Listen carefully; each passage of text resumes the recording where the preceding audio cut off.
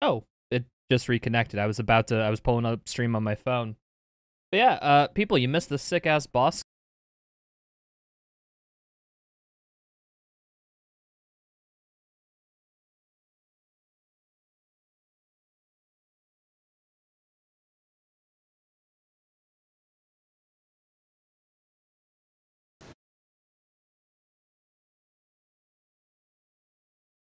Hello? Frickin' hell, what the hell happened there, dude? Connection seems to be going good, but it just, like, disconnected for, like, 2 minutes straight. That is uncanny. That typically doesn't happen. Hi, people, the boss is dead. I fucking killed her.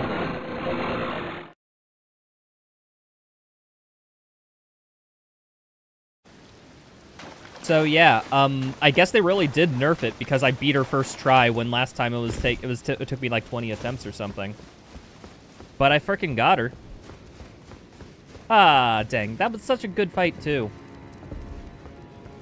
I really liked her. It's just that she did feel easier. I don't necessarily know why, because I know Skidoo is literally just it increases your damage and decreases damage taken. But her problem wasn't like damage necessarily, it was because of her combos.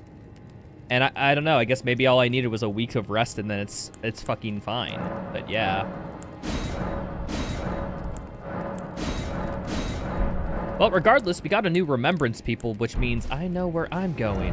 Time to downpatch, do it again. I wish save files worked that way. But yeah, people, we have we need to go to Roundtable Hold because we got to spend this remembrance because she had some cool-ass great swords, and I want one of them, maybe.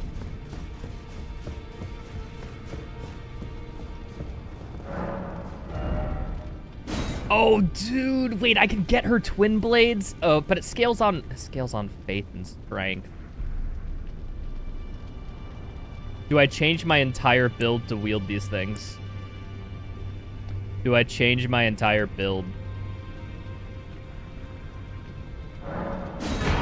Yeah, fuck it, okay, I'm gonna change my build, people. Nobody complain. Nobody complain. We're gonna do this. This is gonna be the warm-up part of the stream. I am going to wield her swords like a fucking maniac. That's the one that I'm equipped. Hold on. Equipment. Sorry, DLC greatsword.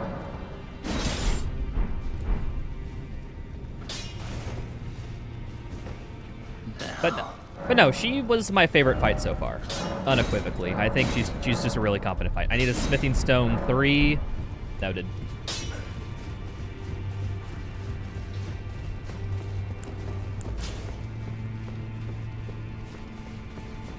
All right. It's fine. Well, how are people doing now that stream issues are resolved, I fucking guess? Sheesh. Purchase. Fallen Burst, Stepping Stone 3. I think that's all we need. Wait, hold on. Can it tell me how much I have in my inventory? Oh yeah, it does say number held. I have 9, 5, 6, 7, 8, 9. Yep. Cool.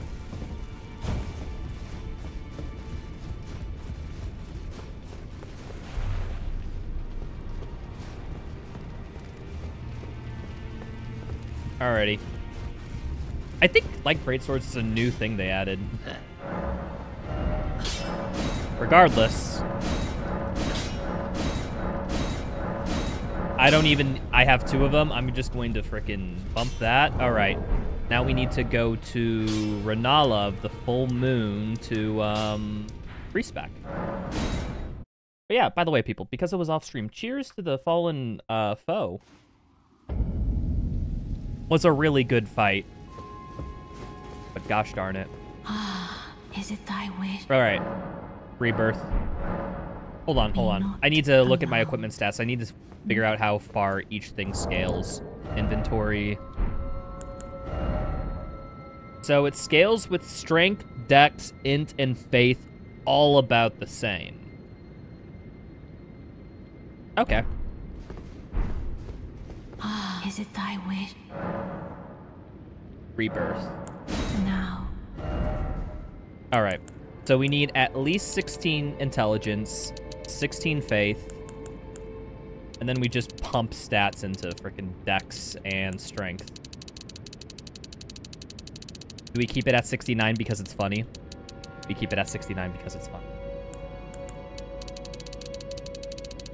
We level up vigor a decent amount, probably like 50 or so, and then we go this up to 40.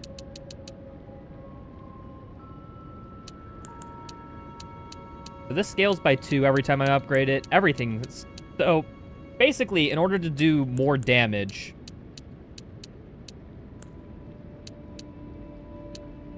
hold on. This reduces by 1, right? Oh my goodness, I need to min-max this. Okay, that's about where it stops scaling. So we go about to 54. Then we start bumping up dex to make sure that I'm getting optimal, because it scales better with when you increase low dexterity rather than high. It makes sense. Hold on.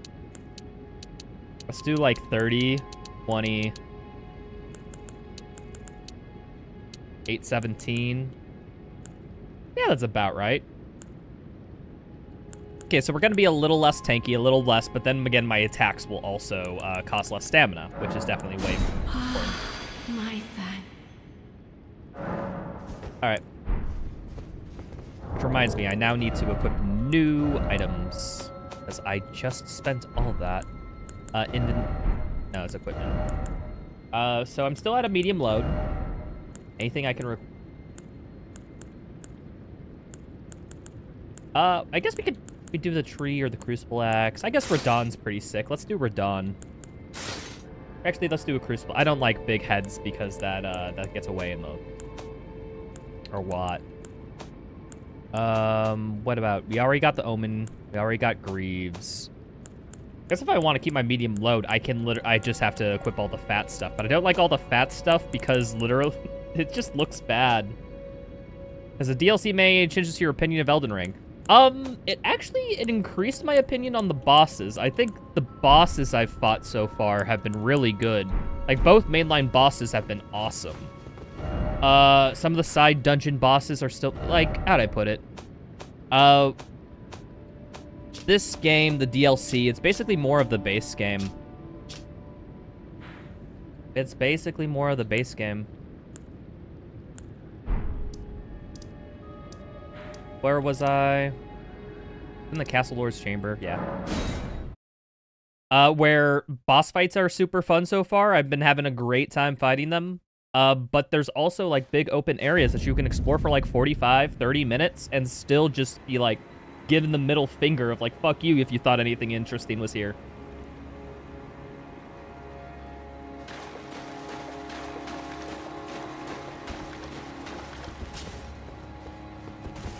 Alright.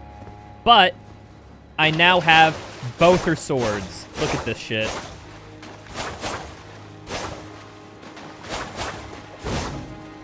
Oh. This moveset is so good. Then that for the stance. That's a ranged attack. And the fire's like a big AoE. Fucking that attack is so cool. Does L1 do anything? No, L1 just cancels. So yeah, ranged attack on the light attack, fire attack on the... That's a big close AoE. Let's see here. Oh, I can fucking do basically her whole combo. Oh, that is great. What does the heavy attack change look like? So heavy attacks are just one. Light attacks are both, but it's a pierce. Also, what's up, Bissell? How's it going, dude? And then L1 is just regular slashes. Okay. Well, these will be weird to get used to, but however, these are my wife's greatswords, so I must keep them.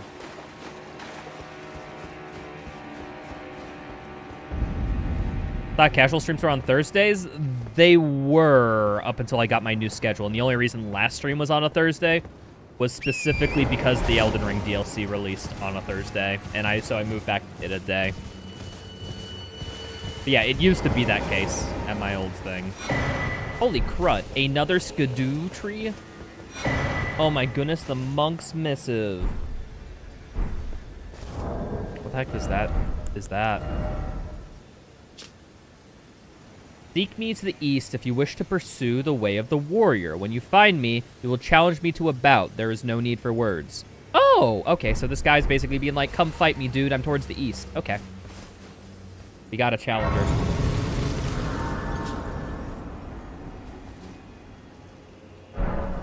But yeah, no, I got the nice ladies great swords. They're fun. They're light great swords. And I wanna try them out. I got enough dragon tokens and whatnot to try out a few new weapons, so I definitely want this one. Hello again. Hello, how you Did you doing? meet my compatriots? Yes. They're quite the congregation, from places as far and wide as you can imagine. Doubtless they'd have all come to blows at first glance, were it not for the charm kindly Mikula put upon us. This is what allows us to serve together, the work of a living god. Wondering about the horn scent, are you? True enough. In any other circumstance, he'd be at our throats. Long ago, Queen Marika commanded Sir Mesmer to purge the Tower folk, a cleansing by fire. It's no wonder the horn scent holds the Erdtree in contempt. That aside, man is by nature a creature of conquest, and in this regard, the Tower folk are no different. They were never saints.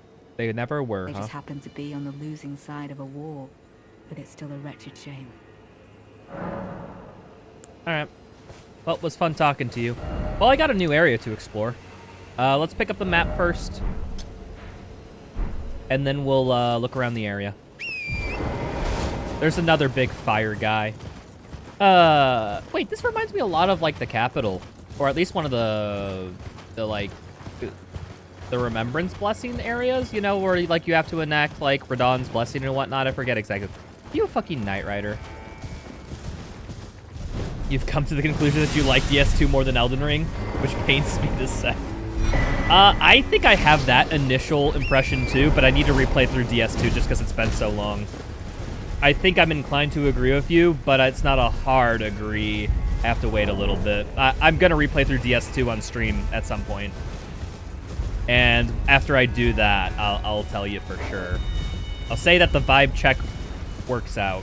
Which reminds me, wait, I have 22,000 souls. I should level up. Don't want to destroy all these now, do we? I abandon here my heart. Dude, Mikula's giving us their heart. Damn. Is your in-game graphics low or is bitrate low? Bitrate's as high as it can. I do have in-game graphics at the lowest because this game's giving stuttering issues. It's a common thing, so I'm lowering graphics so that it stutters like as least often as possible. Or at least that's what I'm trying to do. Like, don't get me wrong, I could probably run this max and be just fine, but you know, I'm much more of a frame rate whore than I am a graphics whore, you know? Okay, so this increases by 1. Faith increases by 1. What about Dex? Dex increases by 2. Strength increases by 1. We upgrade Dex. We get more damage that way. Respect is not an issue. Yeah, no, I get you. Not like I was like, how dare you frickin' mention that it looks a little pixelated. But yeah, I much more care about smooth frame rate than a graphical experience. Okay, so we're in another open world area. So let me ask. I'll forward the question to the chat. Should I explore this empty area for 2 hours and then get mad, or should I speed right to the next boss, or where I think the next boss is? My question is, do you want me to have a good time, chat, or a bad time? That thing looks interesting. That looks like a belfry. I'm gonna check that out first, and then I'll decide what to do. Hi there. FPS is greater than graphics evidence ultrakill. You're not wrong. Oh, I think this is like a... I think I have some leftover keys. Hold on. Yes. Where will this take me? Yes, let's go.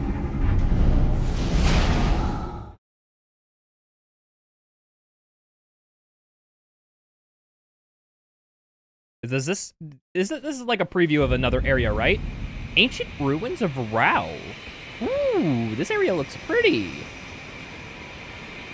Oh, neato. Okay, this was a good decision. Where am I on the map? Oh, I'm only in the next area, not that far away. Okay, so let's see here. There's a big temple up here. There's another finger thing over there. Last finger thing, I didn't find anything, but whatever. So, okay, so this temple is a marker. I'll place a marker here. Also want to go here.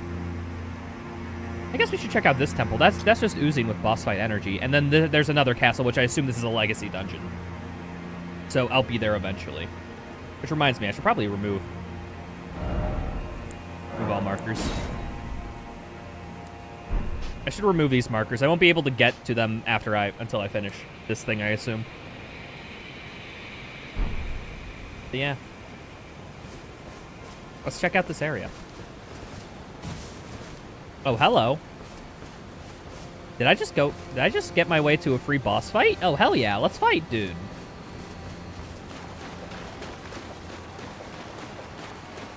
Oh, this isn't a boss. They have a regular health bar. Can I speak to you, or will you just attack me? Oh, frick. You have a ranged attack too? Unfair.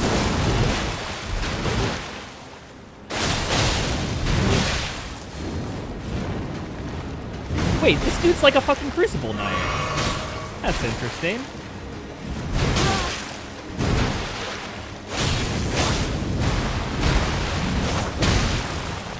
Heal. Fuck, I should have backed up a little.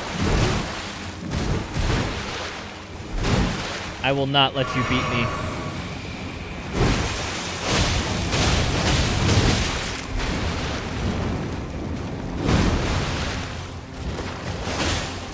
Wait, do I not have a jumping two-sword attack? Let me try that again. Yeah, okay. There's no jumping L1 for this weapon, which is definitely a nerf. Your cursed swords, those are pretty cool, dude. I'll take them. Divine Bird. That was literally a divine bird.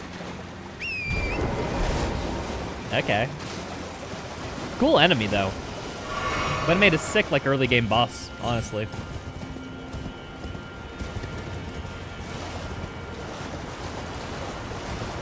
But yeah, those are like Crucible Knights who are like... Crucible Knights are like wood people, so I guess they're bird people here. Is anything? Hello. A Verdigris Discus. What the hell? Raises defenses with higher equipment load. Okay. So in other words, the heavier I am... Dude, this is like a full defense build. Like, I saw a clip on Twitter of somebody who made like... Okay, literally, I'm gonna get every single defensive buff in Elden Ring, and I'm gonna beat bosses by attrition and just face tanking literally every attack. Like, that would be perfect. Imagine how much Raichu would hate this when he was sober. Damn. Hey. I'm still a little bit sober. I'm, like, a little bit into my first drink. I'm not drunk yet. I will be later. Don't get me wrong. But, right now, sober tro is... You know what? I did like those little level preview Ever Jail, like, Belfry things. And this is another one of them. And, you know what? Credit where credit is due. This part of the game is always fun. Where it's like, okay, here's an area you'll be later. A little taste. You'll get this in a few hours, bud.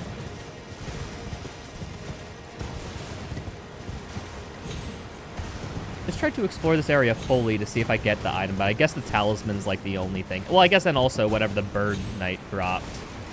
But it never hurts to check. It'll only be a few seconds. Oh, see?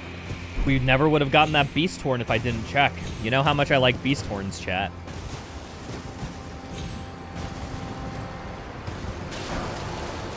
All right. Back to reality. Oh, there goes gravity.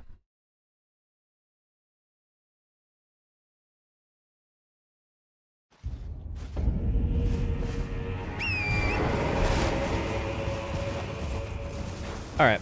I already got that. Let's follow this road and check out this area that maybe looks like a side boss? Question mark. How'd I put it? I don't think I'm going to go fully into speedrun to, like, the next area territory. But I think I'm going to just check out major places where I think something will be fun. And go there. So, like, I'm not necessarily speedrunning bosses, but I'm speedrunning areas, right? I will not waste my moment on a random cavern side area. That's where I draw the line. But I'll gladly check out, like, look, ooh, we're going to even find the Skidoo blessing. Azion, hello. How's it?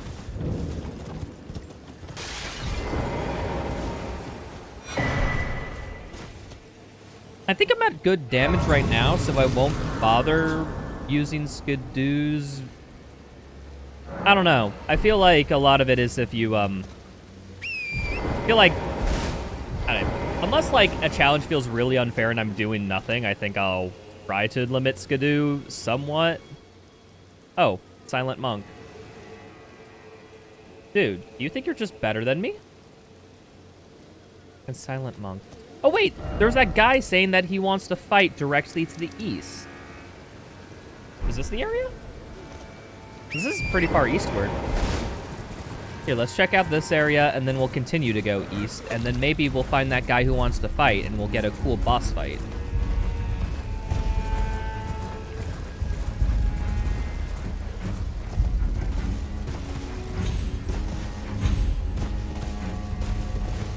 Okay, yeah, that won't help. You started a new build in Elden Ring? Coolio. What weapon you rocking?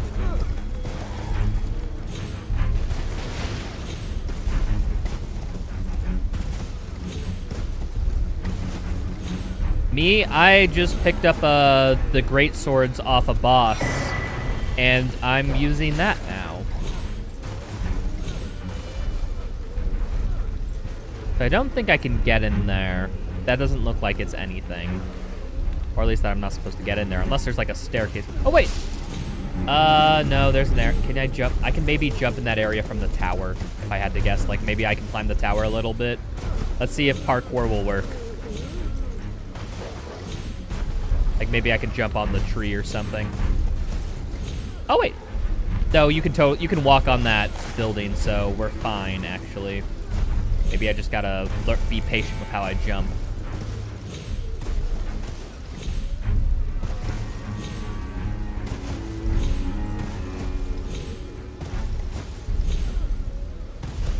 I don't understand the physics here.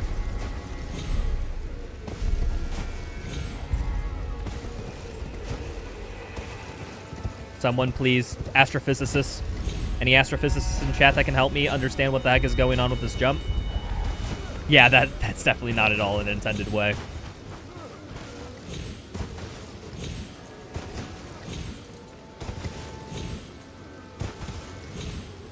You're doing a guts build? Heavy or medium swords? Ooh, so in other words, you're trying to rock the ultra great sword or something? Oh, frick. Well, wait. Well, I guess I found a cavern. Watch Interstellar, maybe you can help. Oh, don't get me started on the whole science and Interstellar debacle. Interstellar claimed to take science and use it logically, and oh, look at how scientifically accurate this movie is when it's not scientifically accurate whatsoever. Like, they had a physicist calculate a few factors for them. That doesn't make it the same as literally of it being accurate, though. Is this a door I can open? But yeah, no, I also hate Interstellar from a story perspective, not just a physics perspective. But, battered... Oh, wait. Raise the potency of kicking and stomping skills. Ooh! Some stomp weapons would be nice with that. Okay, so this is the hole I fell down. Yes. Oh, fuck. A tale as old as time. Cheers. Are you a Nolan fan in general? Some of his movies I like. I think he has some good movies. That being said, I don't like his Batman trilogy too much. Actually, no, wait. Let me rephrase that. I like the Batman trilogy for a lot of reasons. none of which are substantial. They're all, like, surface level, likes, you know? Like, my favorite thing about the Batman movies were just some of the character portrayals. Like, fucking Joker, like, how do I put it? I like the Batman trilogies for reasons that aren't Christopher Nolan. That's how I describe it. Like, I think they just got great actors. They got, a few cool set pieces, which is more on the fight choreographer than it is Nolan. Memento is his best movie? I haven't seen Memento, actually. Have not seen it. Still using Star Sword. Need to get more in strength and dex. Yeah. Great swords are always how I rock this. Like, I'm wielding a dual, like, greatsword build right now because, bosses dropped that, and I wanted to use only, like, DLC weapons in this. And so far, these swords seem very fun. I'm interested to see how these movesets compare in, like, actual fights and boss fights and whatnot. I've only had a few grunts to face. Golden Horn Tender. What? Normally how I always play Dark Souls games are, like, big greatsword builds or something they're similar. Like, in Dark Souls 1, I rocked the Dragon's Bone. Because the Dragon's Bone is just a big-ass club you get in Anor Londo. And I had a fun time just using that and bonking things to death. Oh yeah, that's an instant death pit if I've ever seen one. But yeah, I don't remember all the Christopher Nolan movies I've watched. I'd have to be reminded. I can recognize a lot of the movies he makes, but I can never recall it. Oh, fuck you, dude.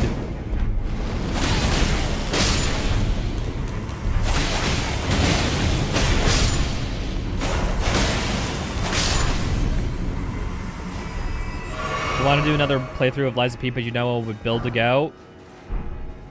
Well, usually with me when I decide that, it's just like, just pick a weapon that you think is fun that you haven't really used for a long time. Like, if I were to do another Lies of P build, I think I would try to get that big-ass greatsword from...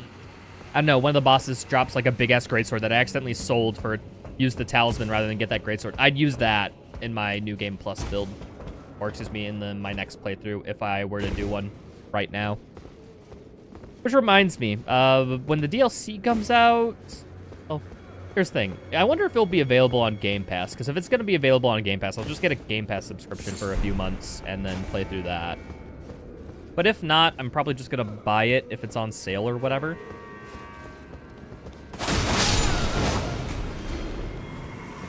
Because that's how I played it through last time, through my Game Pass sponsorship.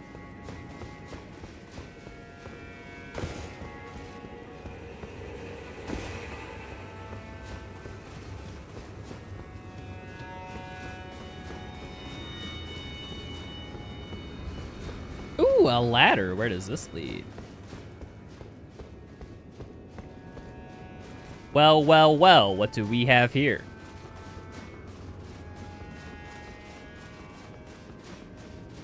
But yeah, I think I swapped around a lot when I played through the first time. I think I settled on the scimitar. I really like playing the scimitar. The dragon flash, like the Chinese, like, what's it called? Those like Chinese swords. I forget the name of them. They're like Chinese curved swords.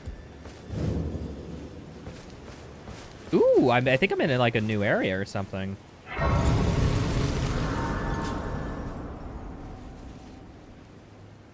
They don't show it at Gamescom in August. It's probably delayed. But what if they show it at QuakeCon? Oh, this is how... so I went down, and then I got to the lower tier area.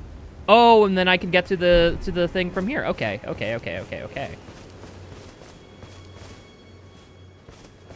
So that's how you get down there. Neato. Bring out your dead. Oh, we have a volunteer.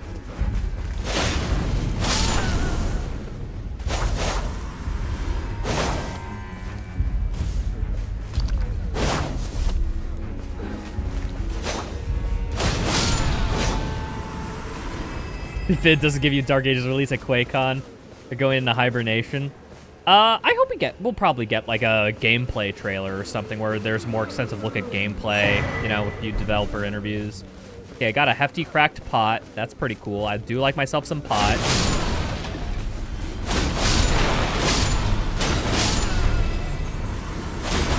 Dude, these swords are so good fodder clear. I don't... Oh, hi there. Normally, the game tells you when there's an NPC thing that spawns in through an invasion, but whatever.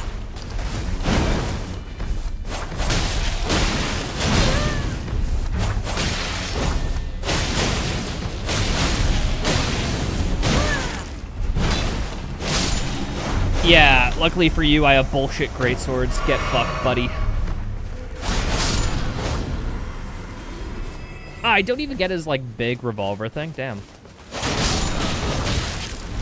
It's not an invader because he's not red? No, I meant like an NPC invader or something. I guess NPC invaders are also red. Never mind.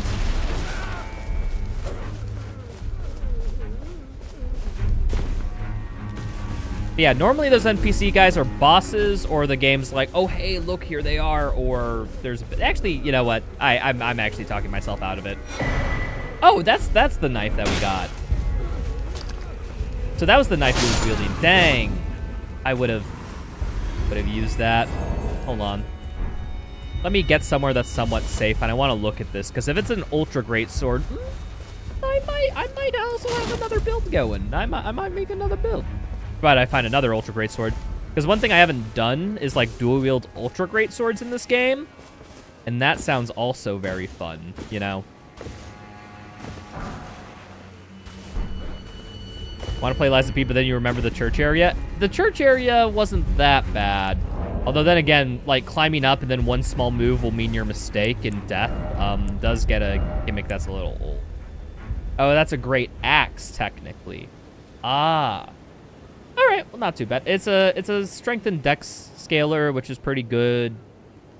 This a twinkling, or is this? I think this is just a regular weapon, which makes it a little weird. Forming a stroking action, sharpened blade, honing is cutting, increasing the amount of HP recovered. Wait, so if you hit enemies, you recover HP with that? That's neat.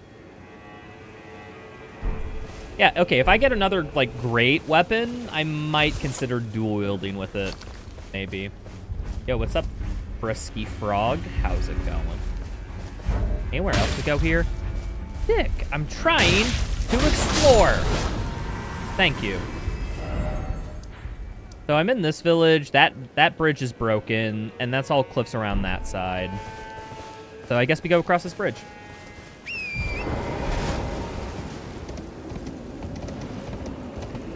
And the bridge breaks, and we fall down, and it's a scripted boss fight.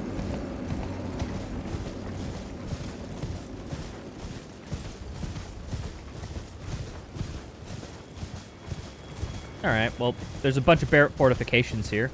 Oh, fucking more of these lobster motherfuckers. Okay, they're scorpions, but you know what I mean.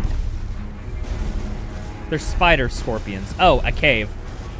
All right, people, let's take bets. Will I have fun in this cave? Will this cave be good? Let's find out. Now, people, that isn't a complaint, technically. That is not a complaint. That's a question.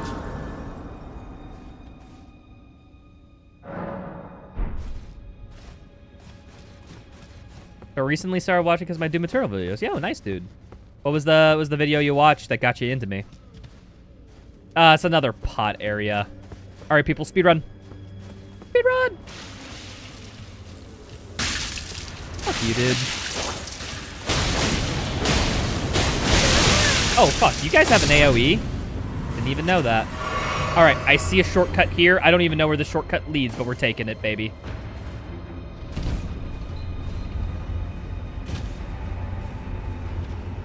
Oh, it lowers down like an... Why would you even have that be the elevator when you take no damage from landing from that height? Don't get it. Bam. But yeah, no, I normally do more FPS/shooty stuff during my regular streams, Frog, but on Wednesdays I always take some time to chill off and play some variety. Oh, fuck you!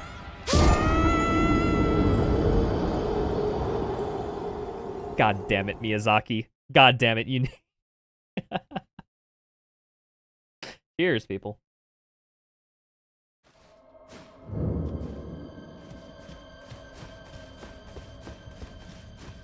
Things that are evil like that, I love. Don't ask me to explain it. I think it's because, like, at the end of the day, it's kind of your fault for falling for that because you didn't check your corners, you know?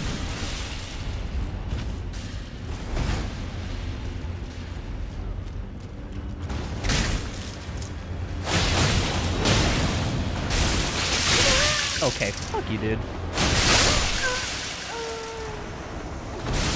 Okay, I feel like, okay, I went through a whole dungeon with these guys, and I never saw that attack. And now I just see it all the time. I think that's an elevator if you want to go back up, but I need to know what happens behind this, well, where this guy spawns. I need to figure it out, Vissel. You don't understand. The No Damage Doom Eternal DLC. Yo, really? Cool. That's like the first video that I actually kind of like from me. Well, by current day standards.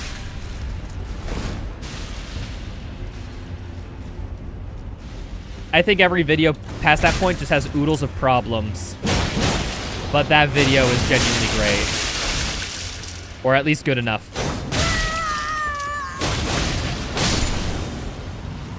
I think your favorite Gotro vote is the Doom 3? I got a comment on that the other day. Well, by the other day, I mean literally. Literally today. That was like, can't believe it. You know, Doom 3 was all about the horror shooter genre. Was supposed to be a horror game. You're missing the insight going towards it. Can't believe you'd slander such a game for this. And it's just like, at the whole time, I'm like, bro, like, if a game requires you to have a specific mindset going in order to enjoy it, the game just might be shit. That's like one step removed from the argument of, how it's called.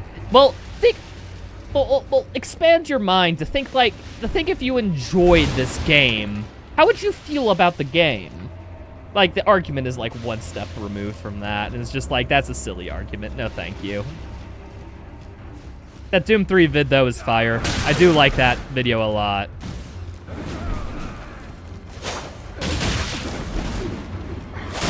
I did, Vissel. I have seen that trailer before.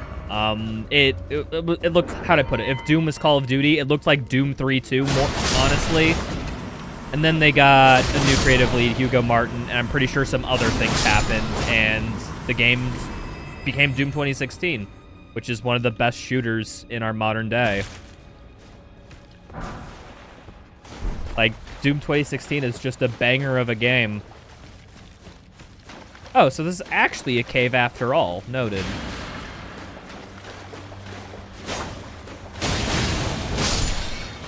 I do love these great swords. These great swords are fucking fantastic.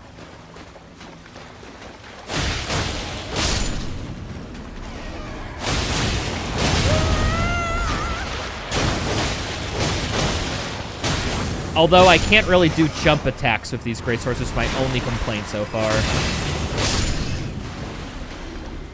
We play 2016 more if there was a fix for imp fireballs and hit scan projectiles. Okay, well, we call it, quote-unquote, a hit scan fireball because it feels like one. It's not actually hit scan. It's just that those imps are very good at tracking you on Nightmare. So you can still avoid them, and it is skillful. Don't get me wrong. It's just a little BS.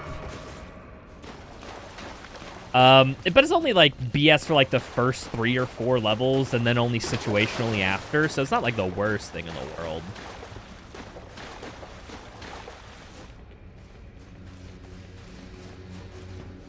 Like I said, Doom 2016 early game is, like, big bull. Wait, you guys can do that? Alright. You're gonna get burned, buddy. Fuck. That did way more damage when Rolana did that move, I'm gonna be real.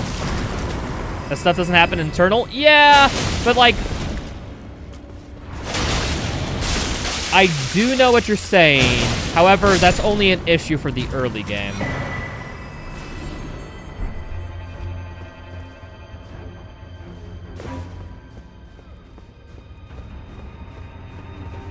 Oh, what the frick is down here? Oh, is this just a way back? I know this room. Yeah, I know this room. Can I open this? there a lever to open this somewhere? But yeah, no, Eternal has a lot of issues besides that. Like, Doom 2016 has, like, one blatant, like, balancing issue, which is imps. But that's kind of, like, it. I think the rest of the game is just very well designed for, the type of game it wants to be.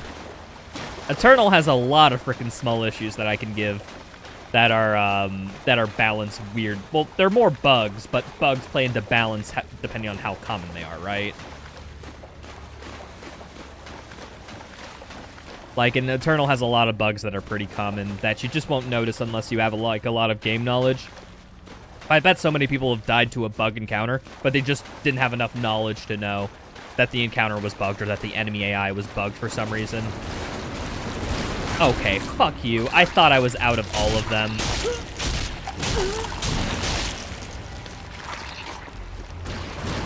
I mean, to be fair, oh wait, actually no wait, in Eternal's case, actually against Eternal, they do have an imp equivalent, the Gargoyle. The Gargoyle is bullshit in Doom Eternal. So actually, I go back on my words. Eternal does have, I think imps are not well too designed with the gameplay systems in place. All right, let's jump down. What's the worst that can happen?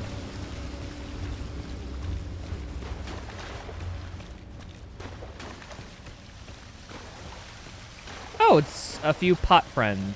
Okay, big pot friends up there. Oh, this is also pot friends, but I can...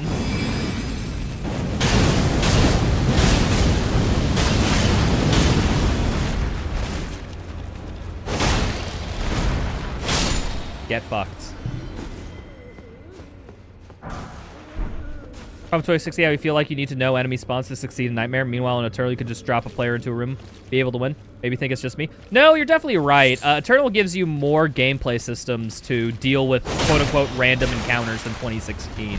That's totally true.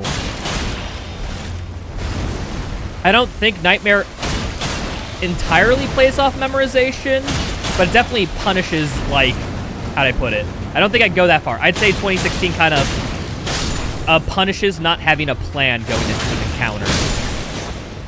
Like when we talk about Ultra Nightmare attempts and things like that. But Eternal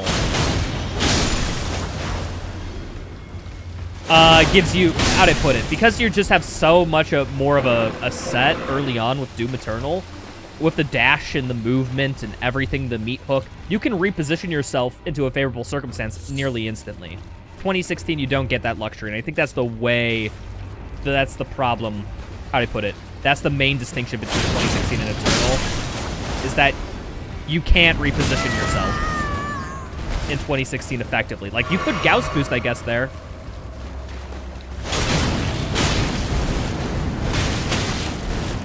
Fucking Beyblade, let it rip. But yeah, that's why Eternal, I think, is much more, like, you could do best in, like, a not knowing random encounter, almost. 2016 is not, like, how'd I put it? Is similar, but the fact that you can't reposition is, like, the biggest thing. And it's mostly because you fucked up. Mm-hmm. Well, Eternal definitely has that a lot. 2016 also has that, I'd say.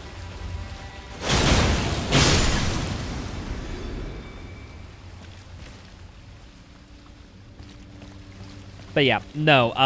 The thing is, when you challenge run / speedrun a game for something, you know for certain when it's something that you did that's fucked you up, or if it's the game that fucked you up. Eternal has a lot of situations where it's just like the game that could fuck you up, and you could not have reasonably avoided it. That's just very common. At least at high tier play. You know, UN attempts, speedruns, stuff there similar.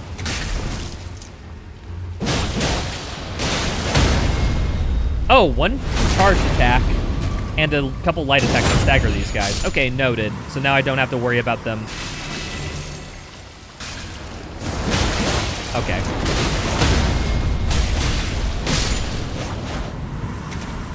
You changed your name? Yeah, it's close enough that I figured. Also, your name updates in the chat logs if you change your name. So your previous messages changed to your new username. There's a little fun thing for you.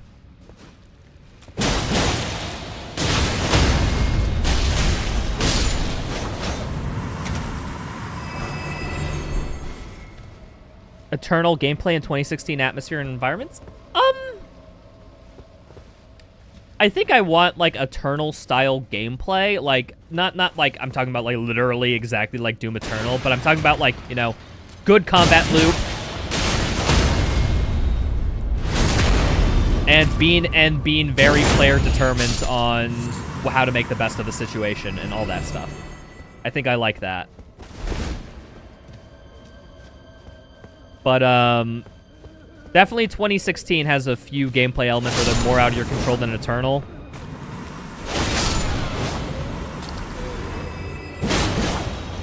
Oh, hi. Fuck you, dude. Why did I guess that was because I was locked onto his friend rather than him.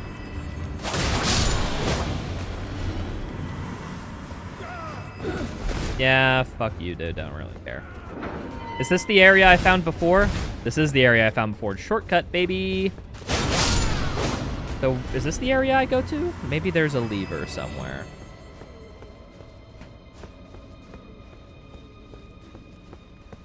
What's up, Zone Potato? Eternal gameplay in 2016 atmosphere would be a better game for explaining what happened between 2016 and Eternal. Yeah, I'm surprised that they didn't, like, flashback or had it like a DLC where they were like, here was Doom Guy's adventure after 2016. I feel like that'd be such an easy win. I feel like that'd be such an easy DLC to make. Like, that'd just be printing money at that point. Why didn't they do that?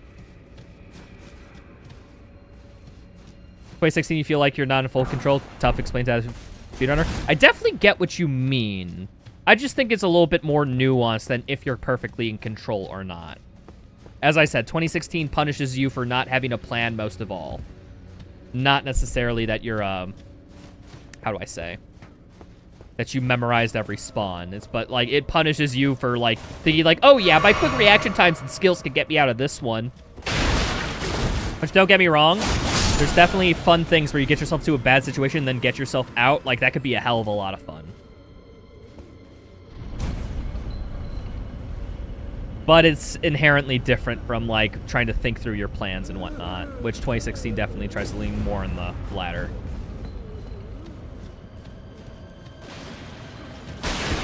Maybe we'll get a Doom the Dark Ages DLC that explains what happens in 2016, people. Think about it. Maybe we'll get that.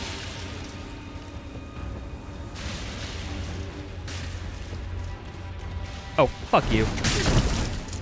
I don't care anymore. Fighting these guys has been lame for a century. Let's go in here and fight this boss. Let's go. First Blade Labyrinth. Oh, fucking the Shadow Monster? Wait, I fought one of you guys before. Where'd you... This guy literally just has, like, a fucking Paladin's ultimate. But he's, like, the first enemy I fought in the game. Like, literally of this DLC.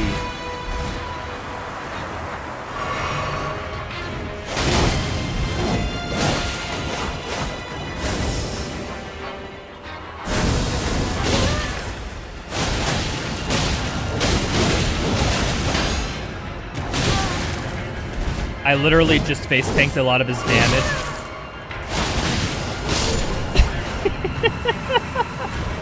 Come on. Like...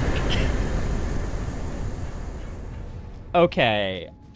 I'm not going to complain, people. We aren't complaining today. Hashtag no complain challenge. But, like... That was literally the first enemy I fought in this DLC was that boss. That's not complaining, that's a fact. Make your own conclusions based on that information.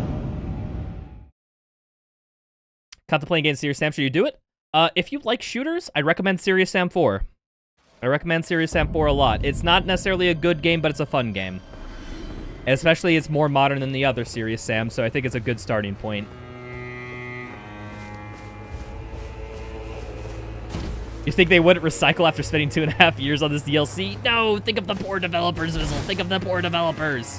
They had to. They had to. It shows how far you come if you fight a boss and kill it instantly. But yeah, Serious Sam 4 and Siberian Mayhem are both fun games. I recommend them. Don't expect quality games. Don't expect good games, but they're fun. They're really fun. People are theorizing about the Dark Ages while it's existing. We only have one trailer, so you're gonna wait more to draw. That's how I feel. I don't like it. I don't like making assumptions or doing all that stuff when we have no information. Like when we get more information, I'll probably I'd be more willing to talk about gameplay, feel, and all that stuff. But we only have like that one small gameplay segment from the reveal trailer. Not one. We have like 3 gameplay segments that show off a variety of things. But you know what I mean. It's like we got only small snippets. I want to see like literally like a full combat section played out, or maybe like a little bit of a level, stuff like that. There's a ravine down here. Where does this ravine leave?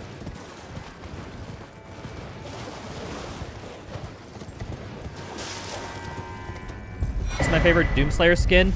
Guess. Oh, your uncle worked on Serious Sam 2? Oh, that's neat, Vizzle. Small worlds, huh? Doomicorn, obviously. There you go. See? Obviously. Doomicorn's the best skin. There's no argument. It's Doom Guy as a unicorn. That's fucking awesome. Oh, sweet. Another bridge. Let's go this way. He said Serious Sam 4 is shit? Really? He has those opinions on it? I don't know. I like Serious Sam 4. I mean, balance is kind of thrown out the window because the minigun's the most overpowered piece of shit in that whole DLC. Excuse me, in that whole game. But I love the minigun. I love the minigun so much. Maybe he holds a grudge? I mean, fair.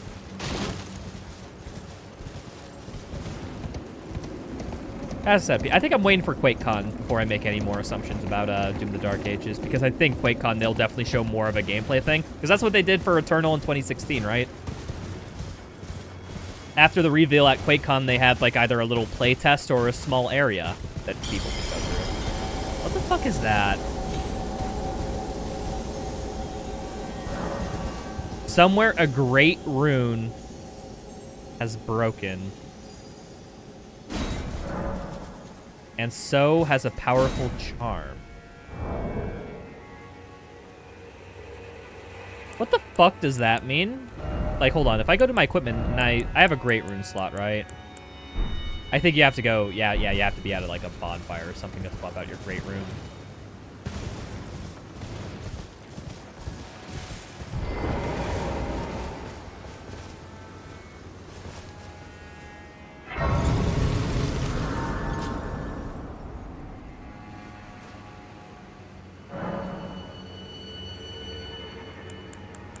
Great runes. I only have 3 of them.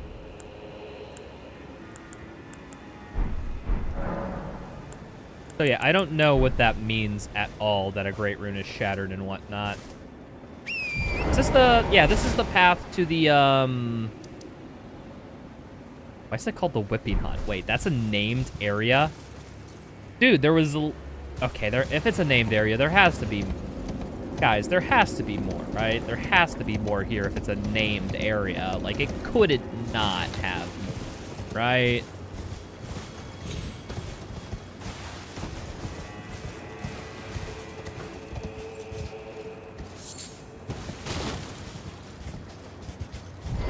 Oh, hello. For pity's sake, you're placed in a jar. Night Saint Hun waits for you. And for chums like you, this is for your lot. Life for this one. Oh! That was a dirty freaking jar putter. Like, they put people in jars. How dare he? What a dick. I think putting people in jars is not a good thing. Just know the stream tag said the longer the icon is on Earth. Yeah. Usually, I don't know what to do with tags because tags are fucking useless on Twitch ever since they made it so that literally every word and thing could be a tag. Like, when it was specific tags, it was great because there was only one possible tag you could put on for if you were a speedrunner, and so people would know where to find speedrun stuff. But now it's like, your tags just don't matter because what if you want to find a speedrunner? What are you gonna do? You're gonna search for the tag speedrun? Are you gonna search for the tag speed running? Are you gonna search for the tag speed space run? Are you gonna, like, it's just like you get into semantics then and you lose people. So unless you have speedrunning, and then like 15 other tags that people could confuse for speedrunning, you won't get that same search prioritization of people looking for speedruns. That's my biggest issue with it. So I stopped taking tags seriously ever since they made that change, and I started just literally just doing jokes. That's it. Because, like, the system, like, Twitch just doesn't know what they're doing, honestly. Oh, that's an owl. I thought that was, like, a monster or something, but no, an owl just got spooked by a wolf. But yeah, no, Twitch has made a lot of questionable decisions. Like, don't get me wrong, I'm totally behind Twitch, you know, having to make website changes to increase monetization, because right now they're bleeding money like a motherfucker, right? I totally get, like, like, okay, we have to increase ads. Nobody likes it, but we gotta. Like, okay, yeah, get your bag. You kind of do need to do that, just to make sure it's not, like, insane. But then they also make decisions that literally are just worse decisions for discovering streamers on the platform. Like, don't you want people to have a bunch of good streamers on the platform to find streams that they're interested in? Why are you removing their ability to find, like, streams that they want? Unless they have data to suggest in the back ends that those tags didn't really help anything. That they wanted to try custom tags, but I doubt it, honestly. Because I found streams that way. And I have a sample size of 1 to reflect my overall belief. Yeah, there's like nothing over here, sheesh. But I stream on YouTube if Twitch wants to stream. I mean, I do stream on YouTube. I haven't streamed on YouTube in a while, mainly just because every time I went to stream, it's lazy. But normally I multi-stream. I just don't multi-stream casual days because I don't think my YouTube audience would really like my casual streams, honestly. Oh, it's another fire guy. I think that a fucking treat.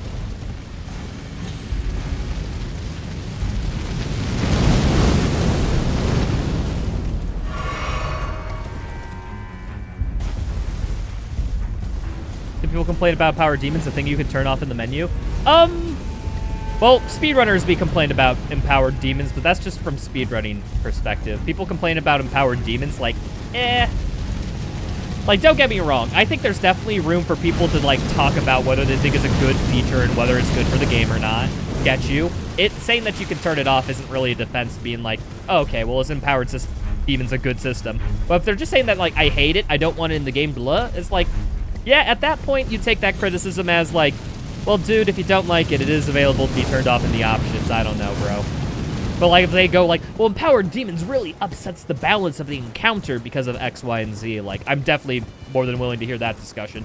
But if it's as simple as I don't like it, I don't think it should be in the game, it's like, bitch, you have an option now. Like, unless you're getting, like, all philosophical and critiquing-wise, like, dude, just turn it off.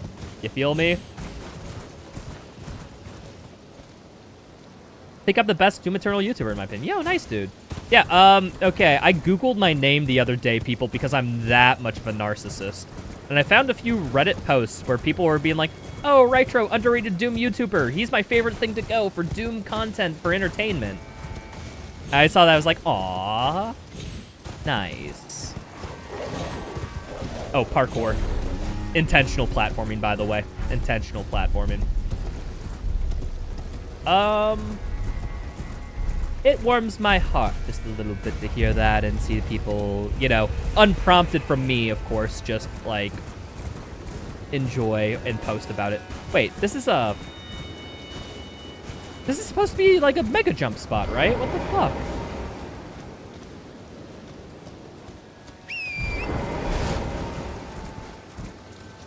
What's the point of empowered demons? Originally, they had it that, like, you can go into other people's campaigns as, like, a demon and fight them. Like, there was supposed to be, like, a whole invasion mechanic. Empowered Demons was kind of like the light version of that before they patched it in, but then they never patched it in. So Empowered Demons is, like, a scrapped version of or, like, the light version of an actual gameplay mechanic they wanted. So that they couldn't have, so they instead did the next best thing and half-assed it.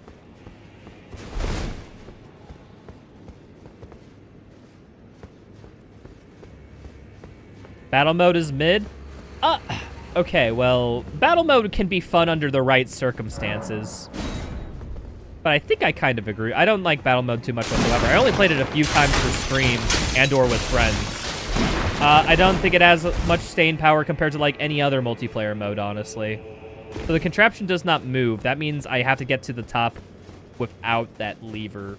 I would think that I just use this double jump area and I go through a window or something. But it seems not to be fucking working.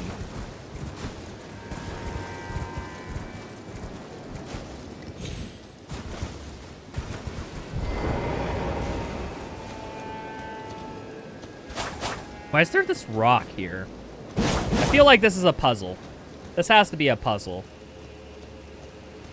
I guess maybe you can parkour up the church, maybe? Try that.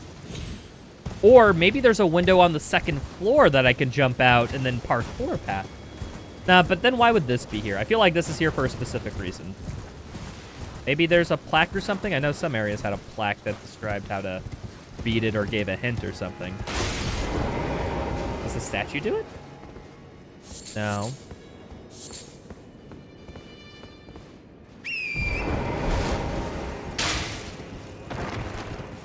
Demon invasion equals good battle mode.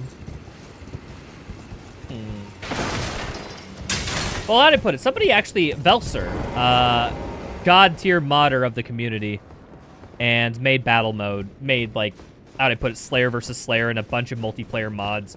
Actually made Slayer. Here it is. Ah, I got it. Illusory wall, bitch. And now can I use this to jump? Or maybe I gotta break this and then I can use the double jump. Let's see what that did. Am I gonna stream tomorrow? No. You can check my schedule in my About panel on Twitch. You'll see every time I stream, typically right there.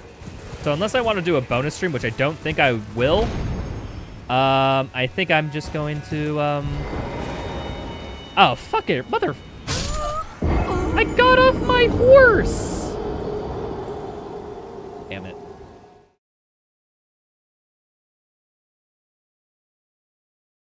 You know those Dark Souls 3 is a forgotten masterpiece videos? I hate this. Dude, yeah, critically acclaimed, nearly Game of the Year contender, Dark Souls 3 is a forgotten masterpiece.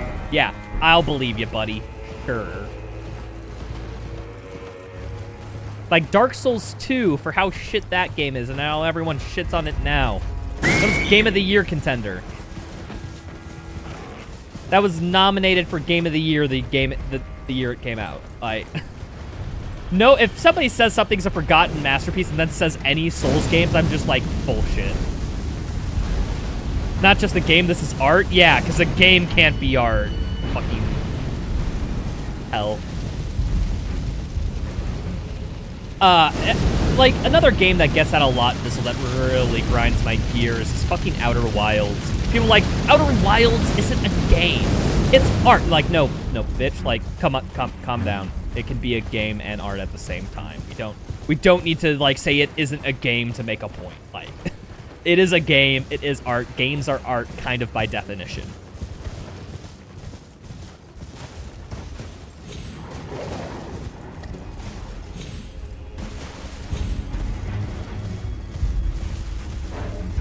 Where the heck?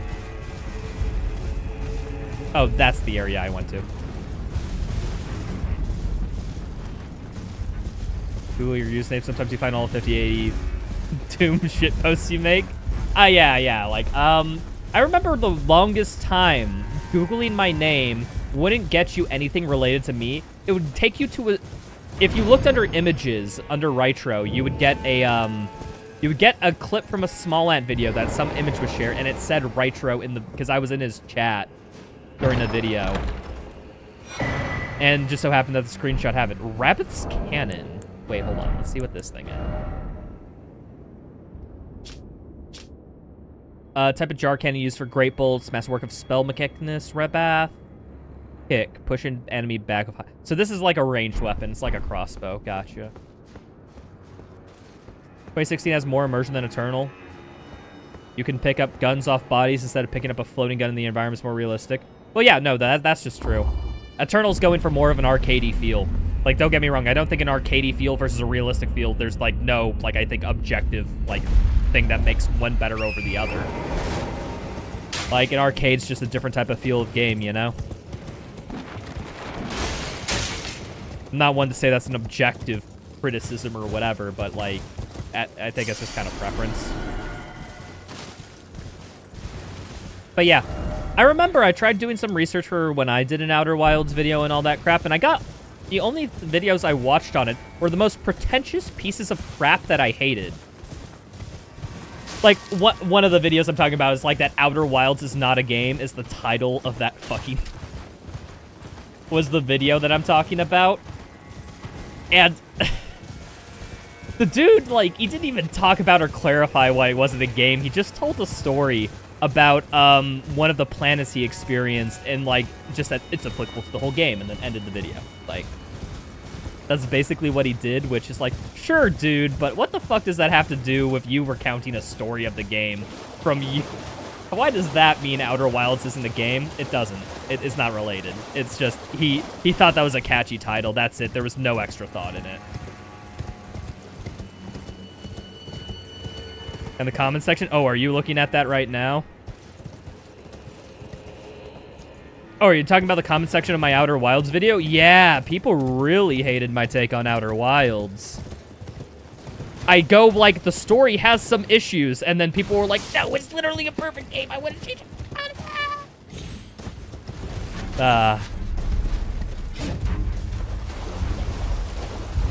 What's up, Val? How you doing, girl? Hope all's been well. Have you been playing more of the Elden Rings recently? Oh, wait. Yeah. How'd I put it? I remember. There was that one stream where I was super high that you were in Caelid. I remember that. Just barely, but I remember it.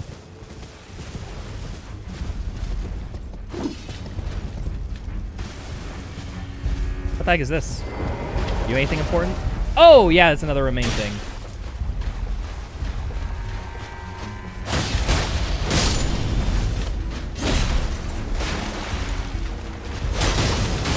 Just beat the gargoyle toots. Oh, so you're in the, that's in the cave, right?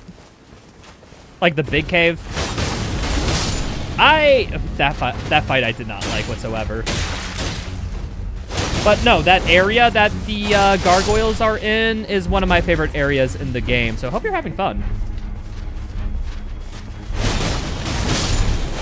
The Starfall hole, yeah. No, the underground section in base game Elden Ring is pretty cool.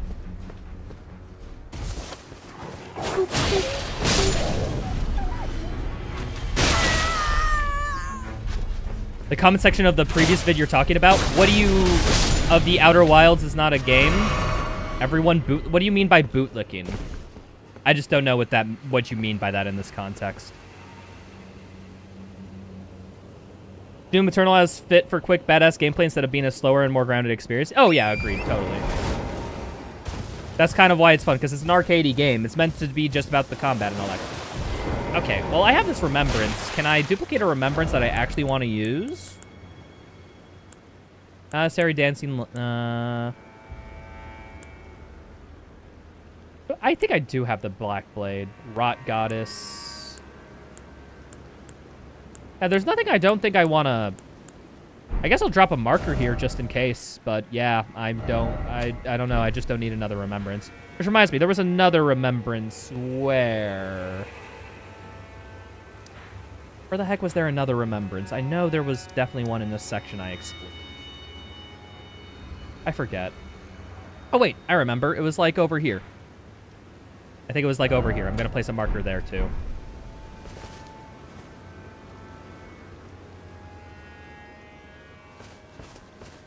Don't know why I have over 100,000 subscribers. Thanks, dude.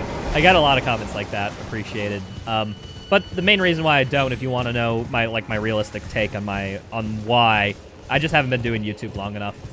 If I keep it up, I might be at a level comparable to that. Is this a boss fight? Cathedral of Manus Mater. Hello? Anyone here?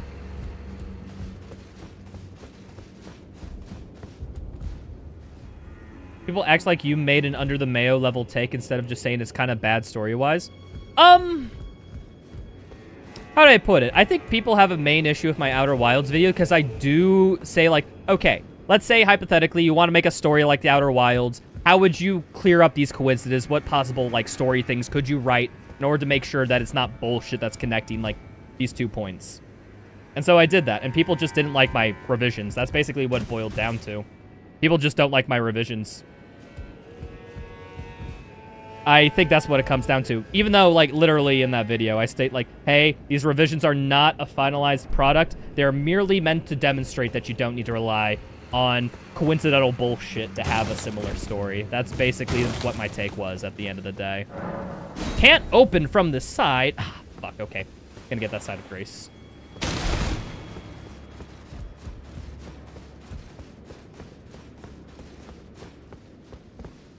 Are you leaving, Froggy? Okay, catch you later, dude. Have a good one.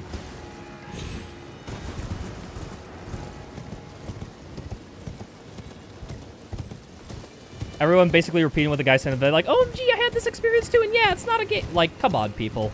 Like, don't... Like, how do I put it? I guess... I'm gonna have to do something weird. I'm gonna have to use a definition. I feel like that people who do that are pretentious. Pretentious not, like, pretentious in the sense that they're attributing more worth to something than what it deserves into what's actually there. That's how I felt about that.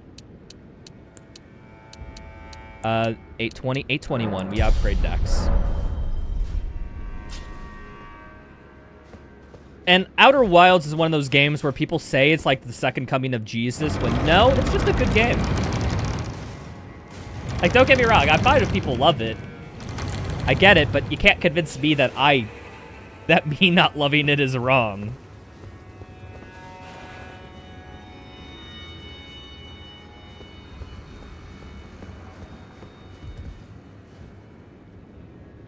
You're playing through tag. How good is the Sentinel Hammer when you get it? Overpowered as shit. Simple.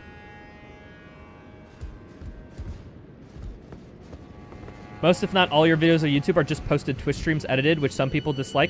No, I never really get that complaint, Stone Potato. I never really get that complaint. Usually it's about something else than it is about it being edited stream content. On my VOD channel, I get that a lot, actually, but I don't get that on my main.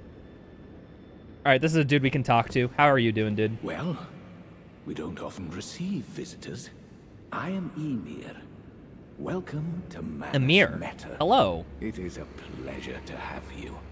In lands so forsaken as these, chance encounters are precious indeed. Ah, yes. Seeing that we have convened here on this day, allow me to mark the occasion with a modest offering. Ooh, a necklace and a map.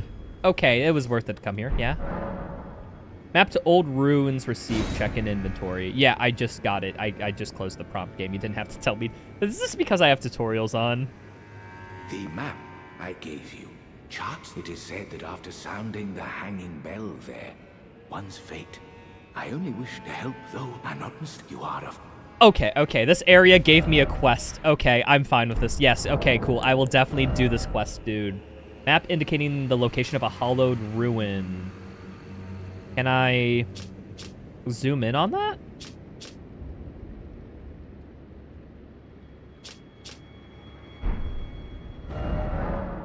I wanna...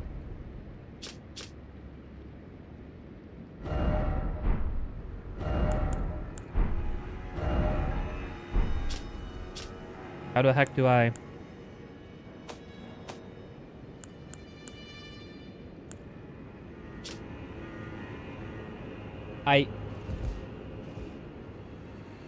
I wish. I just literally can't see because it's too small. Maybe if I... Is it in key items? Maybe if I go to a different area, will it...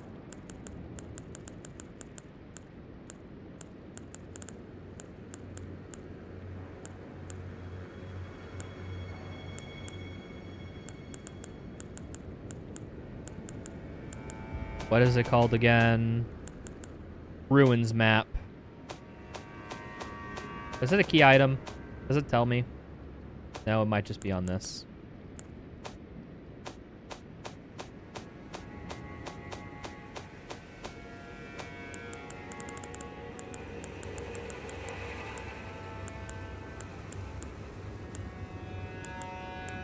These are just maps, not...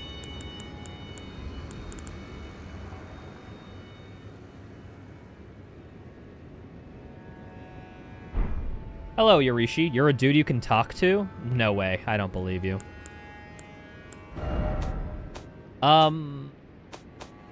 Yeah, I can't. Like, I want to do this, but I just don't know the area. Hold on. Let's just go... Okay, so there's like those 4 buildings you can kind of see. Then like a... Hold on. I think I might know that area. It looks kind of like... No, it's...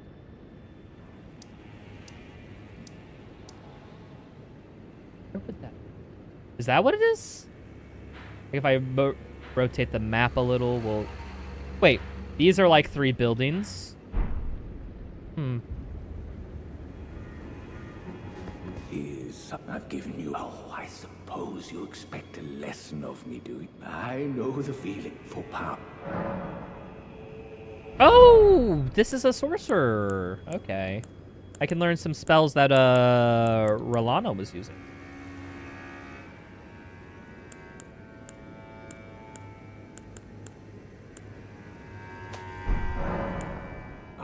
We studied... Are you? Long ago. We too, is that not... And yet... Oh, yes. Do mind your... You wouldn't want... You wouldn't want to hurt the little boy. I'm sorry. What the fuck? So there's a ruin somewhere. Hold on. Let's go back to that map. I want to figure out where this thing is. Indicates the location of a hollow... So...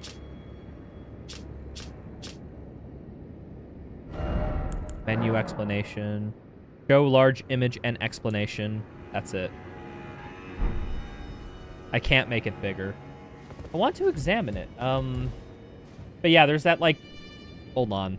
If I get out my mouse, yeah. So there's this little thing. And there's also like sea... Is that like sea and ruins? I guess maybe let's look for a place close to the sea and ruins to the south. Wait, is this it?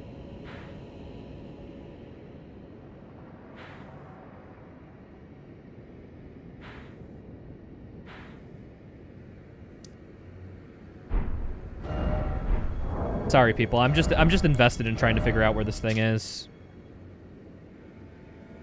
No, that doesn't look like it. That doesn't look like it at all. There appears to be like a river or something that prongs out.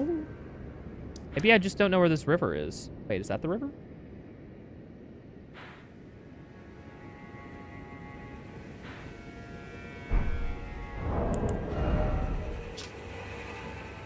So let's see here. Hold on. I'm literally going to take a picture with my phone.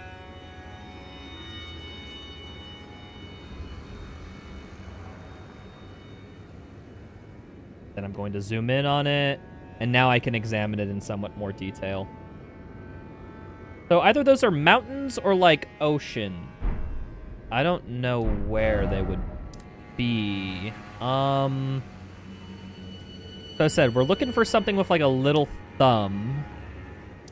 It doesn't look like it's in any area I've unlocked yet. So maybe I have to find it later in a later area. Yeah, that's kind of the impression I'm getting, honestly.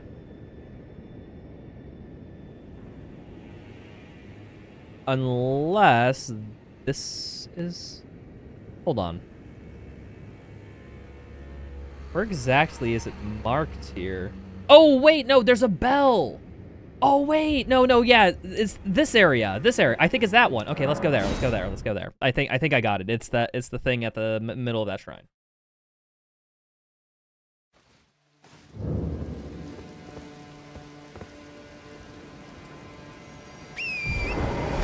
I have no problem who reposts their stuff on YouTube if they're actually doing something like playing a game. But if you put your just chatting section highlight from a stream and upload as a YouTube video, don't like that? I think I'm fine. Okay, how to put it? I think I'm fine with nearly every type of format that you can post on YouTube, people. Literally, I think any type of video I think is fine. I think a lot of the issue is how how videos are marketed and what they're saying as. Like, dude, if you have a video about you just chatting about the new Elden Ring DLC, and it's a rant and not really well structured, and you upload that to YouTube, that's fine. Just label it as, like, Elden Ring rant or something. I think the only part where you get very tricky into it is where if the subject matter is inherently unethical, which is rare, but it happens, or, you mislabel it. What's up, Kev? How's it going? Yeah, we're doing Elden Ring.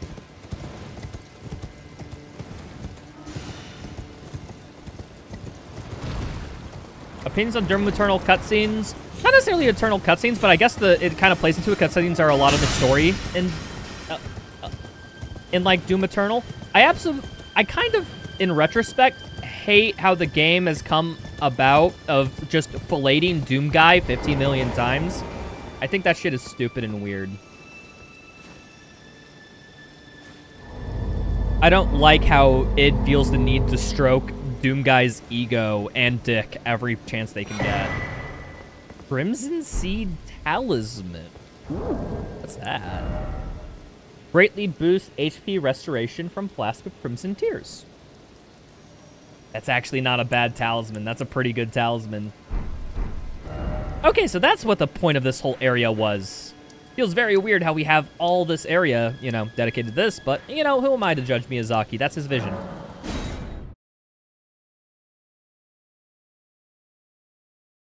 So far, do you think TDA should have cosmetics? In the same way that Doom Eternal has cosmetics, I wouldn't mind it. Have some cosmetics you can equip that you can use during your run. Like, I think that's cool. Like, I want another Doomicorn in the new Doom game. That'd be fun. Oh, there you are. I found your quest. The exalted timbre of the bell has reached these ears of mine. Gracious, the starry sky is wondrous tonight indeed. Only your fate shines brighter. Now, these are for you. Okay, because that map did not seem like it at all pointed that area, but whatever. I got Beloved Stardust. I have made So this guy is basically just being like, hey, here's some ruins. I'm guessing it's all areas like that, right? Like, this is an area I need to go to? Like, here, let me look at this new map and let me test my theory. Does it look like that area? Yeah, it's that area. It is literally... He's just asking me to go here. Okay, sure. Yeah, I'll put a marker here. Let's go.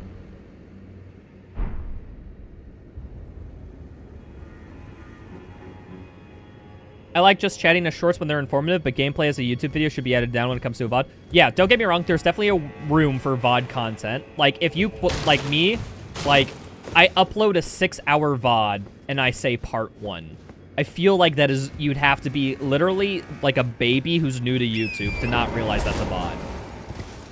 Like, there's definitely a room for people who just want to, like, put someone's Let's Play in on the background while they,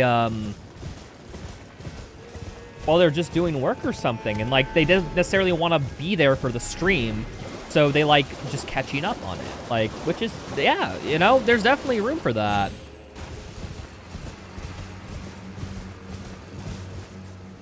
Yeah, I think, like, when you get into a rant or when you have a quick and snappy point that's, like, less than a minute, that's pretty good shorts content. I honestly think a lot of the times of what I chat during, like, Elden Ring streams and whatnot would make good, like, shorts content.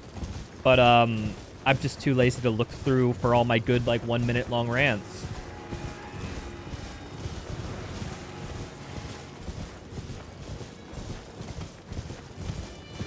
Like, who's the guy? Pirate Software. Pirate Software has great, like, shorts where it's literally, it's just like, here's a 30-second explanation of something, and that's it. That's all it is. Like, good on him, and I like his shorts, too.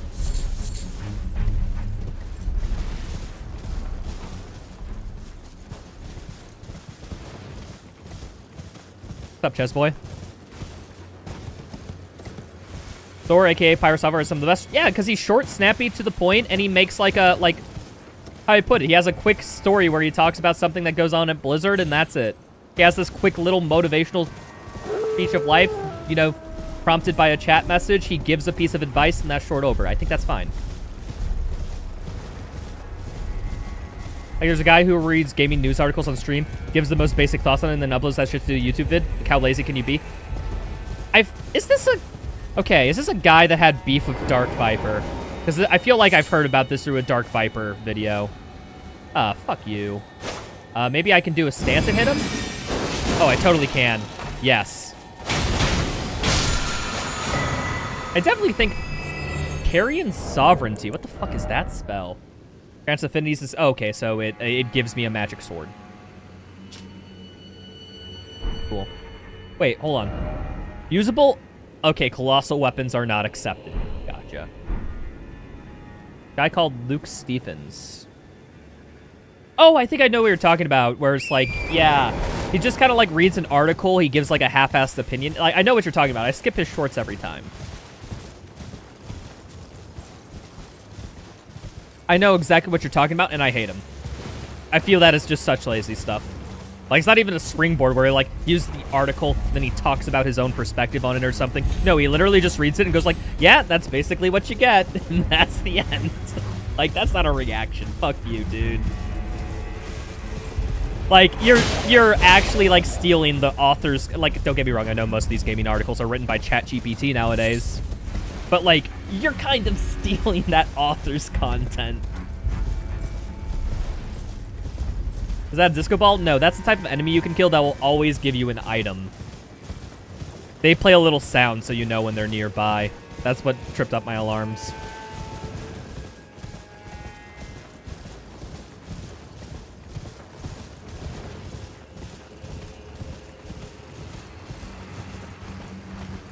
Yeah, Vissel, I'm gonna be real. I've only watched like 1 or 2 of his shorts all the way through before I've just skipped them and we're like, yeah, there's nothing of context here, so I don't know what you're talking about. Most of the videos you watch on YouTube are straight VOD. See, like, Val's a VOD watcher. And, like, sometimes I like watching a good VOD, too. Joseph Anderson, who's a game critic that I follow. I really like his personality. I think he's just a fun dude. He has a VOD channel where he uploads a lot of his, like, stream and Let's Play content. I've literally, unironically, sat through him playing through, like, 6 or 7 games. Just because I like the dude so much, and it was great background content while I was doing something else. That's it. That's all it was.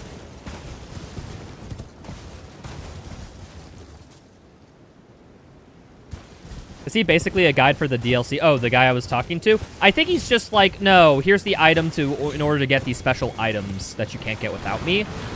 It's just like, okay, a little bit weird how they just content lock that between, like, speaking to that dude, but I don't know, it's Miyazaki's vision.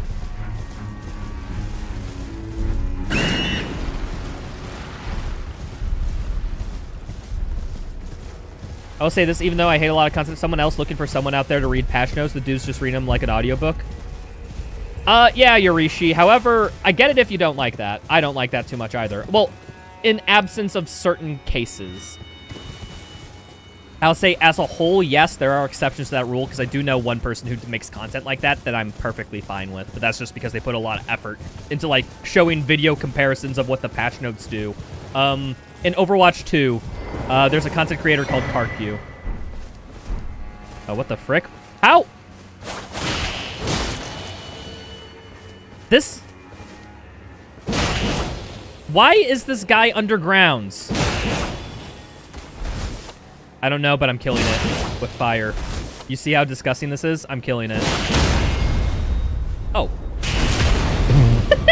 Wait, what? These guys was just laying there? And I just...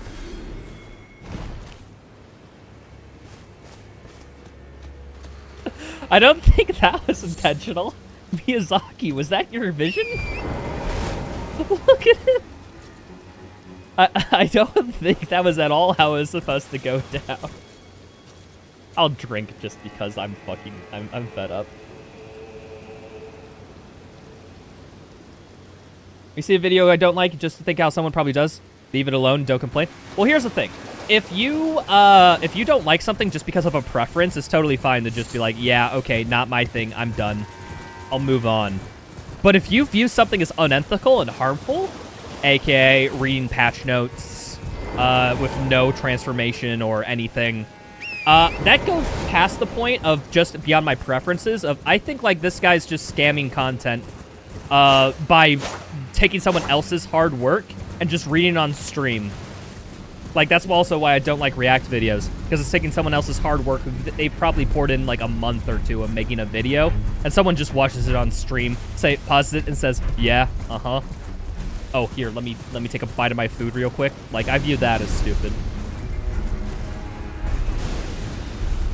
That's not like point of a preference anymore. That's not me complaining like, oh, I don't like it, therefore. No, that's just me being like, yeah, this content is unethical as fuck, and I will not support it. In fact, I'll condemn it at basically every possible stand. But streamer, aren't you reacting to this game? No. Next question. I'm playing this game. That's different. Well, this is so weird. Completely not ominous hallway.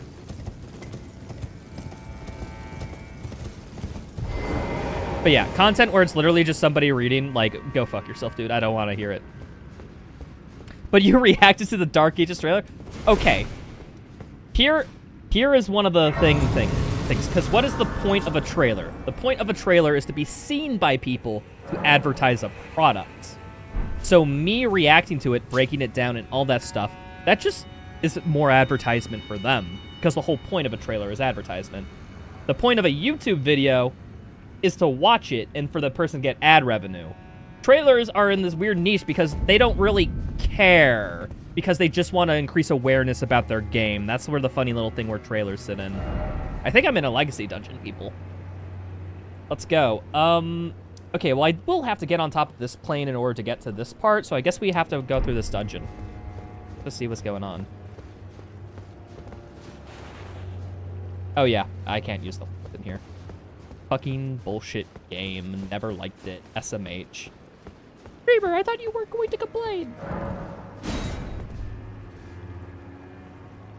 Is that an instant pit? I have to test it. I just had to test it, folks. I had to make sure that that was kill water. And we found out that it is.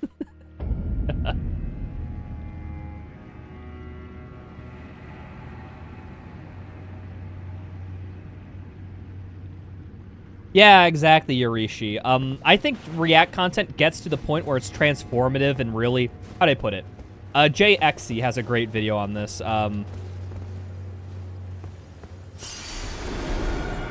I... Oh, guys, I hit the... Take me down. Bullshit game. Fucking awful. What?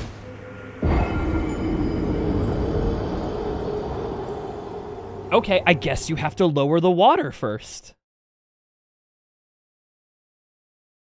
Bro found a speedrun strat. That was actually a strat used in the Erdtree in speedruns, where like you literally with your corpse you hit a button so that you can call an elevator and skip the whole area.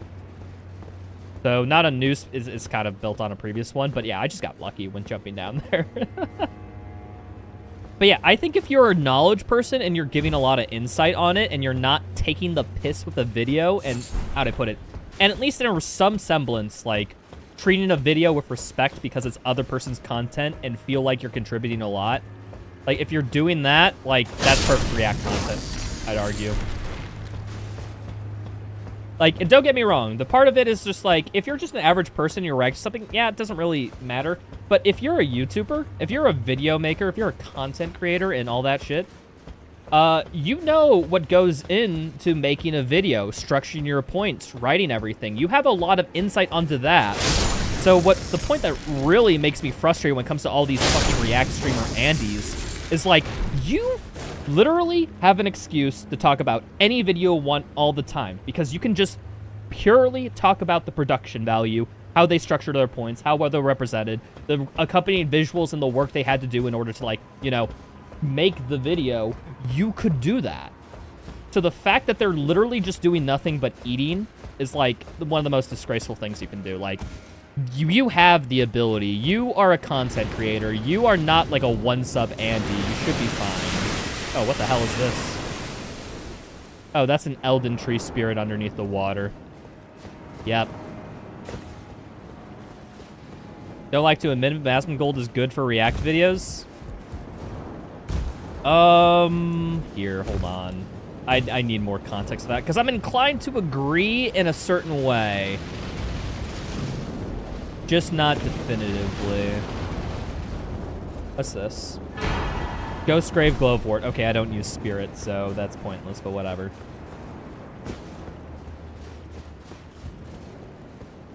But yeah, is that it? Maybe I can't...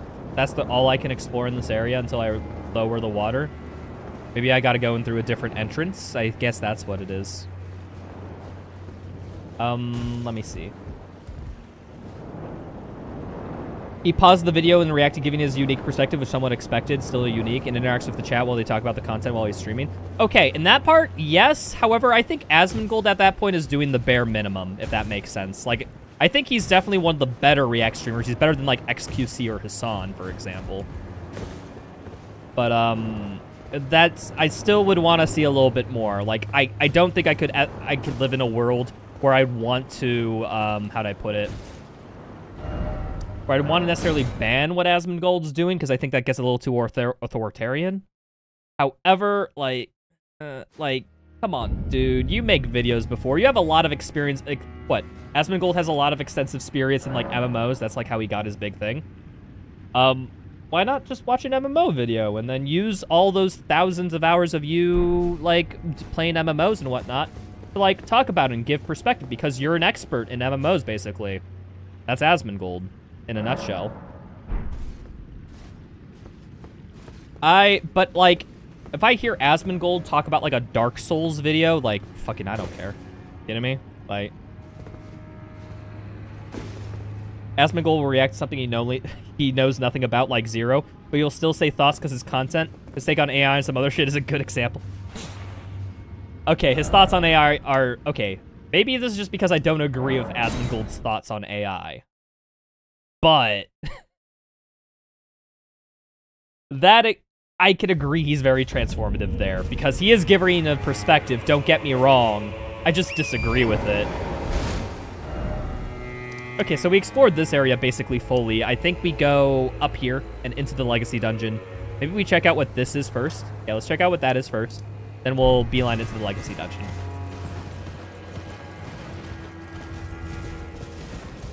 But yeah, Asmongold's... I mean, don't get me wrong. He's a content creator. He knows videos and all that stuff. Like, talk about video production. It's like I'm saying. Like, as any content creator and YouTuber would know, you can talk about video production because that's literally your fucking specialty. But but Asmongold hasn't edited for, like, a day in, like, the last 6 years because he has people who just rips his SPOD content and edits for him. So I'm guessing he's not too knowledgeable in that front anymore. Bro said Liza P is garbage, so I don't care for his soul's opinions. Can't brute force the game with Big Hammer, he quits. I don't know if that's necessarily the case, but if the dude said Liza P is garbage, yeah, okay, I don't agree. The dude has awful takes. Liza P is, goddammit, one of the best games to be released last year. I get it. I get it if it's not your favorite. I get it if it's not #1. But if you played through the whole game... Oh, hell. Oh, fuck you, dude.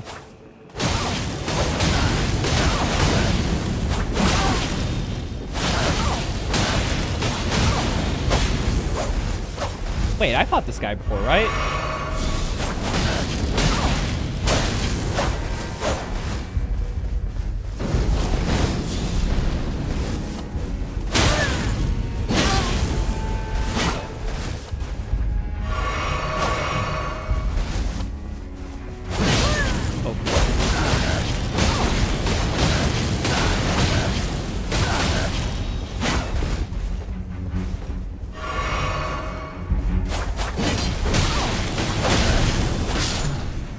Yeah, this weapon is just way... Prayer room key. What the fuck is that to? My grace. Regardless, I think I fought that guy one other time before.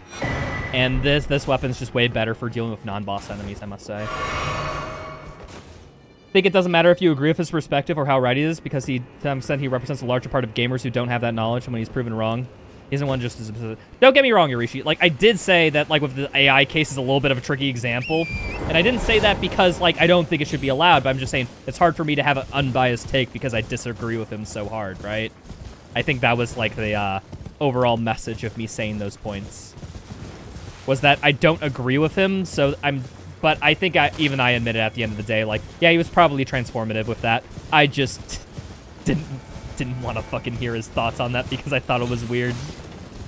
And I do like someone who is acceptable to being proven wrong and all that crap. But then again, Asmongold also uses a dead rat as an alarm clock, so I'm not going to take too much of what he says to heart. Which, don't get me wrong, people. Just because Asmongold uses the smell of a dead rat getting too stinky in the morning to wake up doesn't mean he's wrong about everything. But it makes him fucking funny. I'm just genuinely disgusted by that. So the bosses are bad. He couldn't get past Lexacia. Bro delayed his Manus fight by like 2 weeks. Didn't want to play the game. Said the bosses are bad. Okay, I guess I just need to know, like, bad in what way. Because, like, without any reasoning or substantiation backing up his points, like, it's just a subjective opinion, which, like, nah, get you. Like, don't get me wrong. It's different if you said, here's bad and here's X, Y, and Z reason why. And, like, you're just like, wait, X, Y, and Z reason are actually pretty bad. They're not good in some aspect. I can see what he means there. So without him hearing his reasoning, I don't know. I don't want to, how do I put it? Dismiss him. But if the guy just says it's bad and then, like, does not substantiate, I'm like, okay, dude, whatever. Who fucking cares? Just some washed-up WoW streamer has an opinion on Souls games. Ooh, weird. Is this the... Yeah, that is the area. Is there anything else here to explore? Yeah, this is a big up area. I wonder if there's anything up here. Just think we should take everything from the value that it holds rather than fighting against it. We should take everything for the value it holds. I'm sorry, is this in... I don't know what that's referencing, Yorishi. Is that in specific thing to reaction content?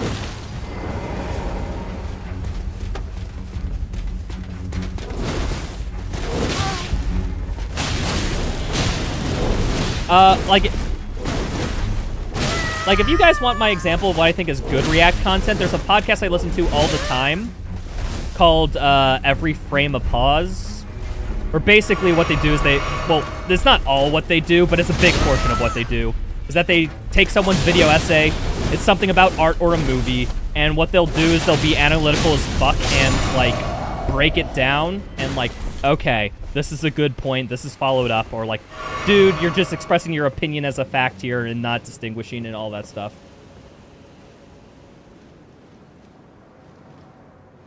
As to this, he's talking from a gamer's perspective where he could be correct. Might not be a popular opinion. Yeah, like you said, I just don't know what you're specifically referring to, Yorishi.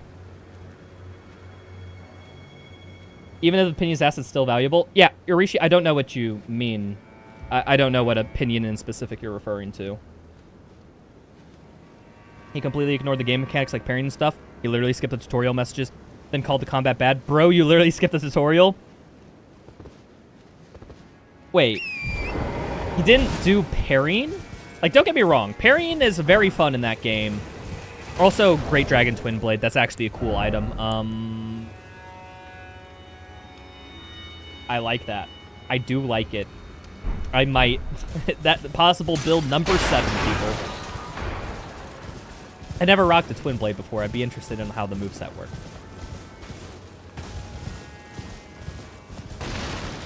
Pop for parrying appears and breaking enemy postures. He skipped it. Doesn't even read.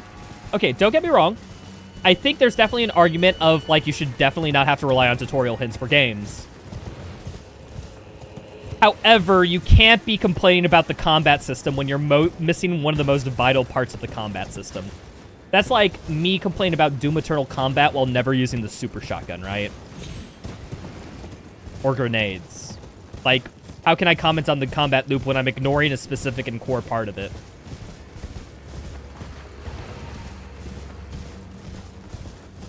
Joseph Anderson had a great take on this.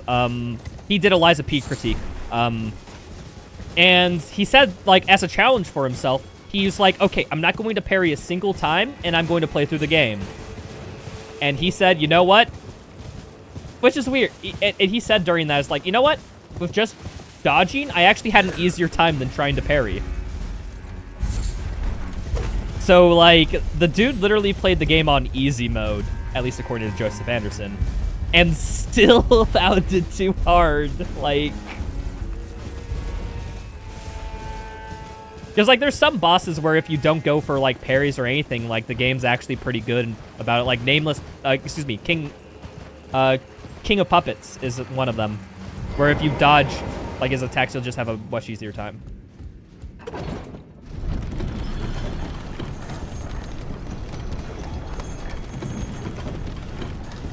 Talking about exactly what it's saying. A good thing to remember is that the game shouldn't have to hold your hand. This complaint show that the core combat loop could be improved on. I don't think his complaints show that the core combat loop can be improved on. I don't think he does. At least with what Vizzle says, I don't think those two terms and what we're talking about are the same thing. Vizzle, no. I don't think I agree with that in general. You can skip, like, I skipped tutorials in Elden Ring, and then I would wonder what a Erdtree blessing was, and I had to check my inventory. But, like, hey, I realized, like, oh, fuck, I skipped a tutorial. Let me go back and try to learn. And if games don't give you an opportunity to go back or look at a log to try to learn, you might have a point of, like, okay, well, it's kind of bullshit how I can't refer to it in the future. Get that. Totally. But that seems like a different point. That he didn't use one and was really emphasized it correctly, and that's where they can be improved. No, I don't think that's an improvement, Yorishi. I think what he's saying is, like, hey, don't get me wrong, there's a difference for Asmongold saying the gameplay is ass. And there's definitely a difference in being like, hey, if you don't parry in this game, you can find complications. It can be difficult. It can make the game not fun. If the latter was his point, nobody would have an issue. But the former point just shows that he's calling it bad because he's ignorant. You didn't make a vid complain about it because you know that you skipped the tutorial, and that's why the skadoo shit is. Asmongold doesn't understand it. Don't get me wrong. I totally think there's a place. Like I think there's no issue, I think, with Asmongold saying I don't like Liza P. Because, and if it's a point where, like, yeah, there's a parry mechanic, but I didn't like it, and so I never used it, and then the game was shit without using it. Like, if he said that, like, nobody would have an issue, I don't think, right? But the thing is he says it's bad despite what he's missing. He doesn't accept that he missed it, and then move on. Or at least that's the impression I'm getting from you all. I don't know. I haven't heard Asmongold talk about Liza P specifically. I really don't care for Asmongold. This looks like a boss fight, people. Yeah, this is boss fight. How many attempts do you think this will take me? I didn't make a vid complain about it. Golden hippopotamus. Oh, hello. Hello, hippo. Let's fucking go, dude.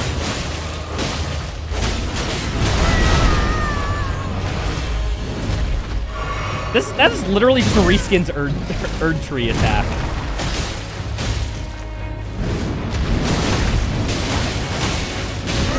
To be fair, with Asmongold, every time a video gets posted, he doesn't make it, an editor makes it.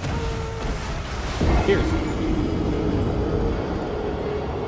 So it's not like Asmongold had intentionally upload it. He was just ranting on stream, and his editor was like, okay, that was a somewhat decent rant, let me upload it. So that wasn't, like, because of him. So it's okay for him to ignore and then wonder why he can't dodge right attacks? Yeah, exactly, Vizzle. Like I said, I think the whole issue is that he labeled it as a generality rather than explain context and give his reasons for it.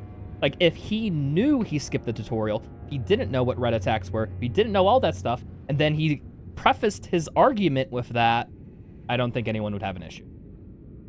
Only people have an issue is when they make assumptions about the game in totality when they're actually just talking about their own specific experience. Like, if you're just talking about your own specific experience, fine, dude. Perfectly cool. Go ahead. I don't think there's anything wrong with that. But to claim in general that the game is bad when you ignored a part, rather than just saying, hey, my experience with the game was bad when I ignored this part, that's the issue, right? There's a distinction there. I think where someone in the game industry versus a gamer really differentiate. For example, FNAF creator made his first game, told his characters were creepy. This was not a FNAF game. Dude made FNAF because of the feedback he got. and he turned that into a positive, looking for a silver lining in the lesson. Yeah, Yorishi, I just don't think that's directly comparable to the Asmongold example. Like, I need to know, like, your logic for why Asmongold is comparable to that. If you feel me. Oh, fuck. I did not see that attack. Like I said, people, it's totally fine to talk about your experiences in something and the game in general, but don't try to mix the two together, right? That is my biggest... That is my tidbit of knowledge. Fucking golden hippo.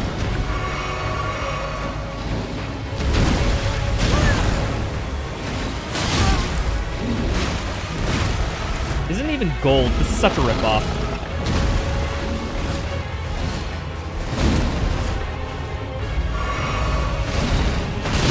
That's a grab.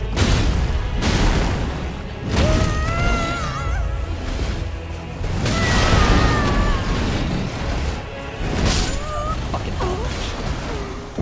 So this guy is a pain to heal for, noted.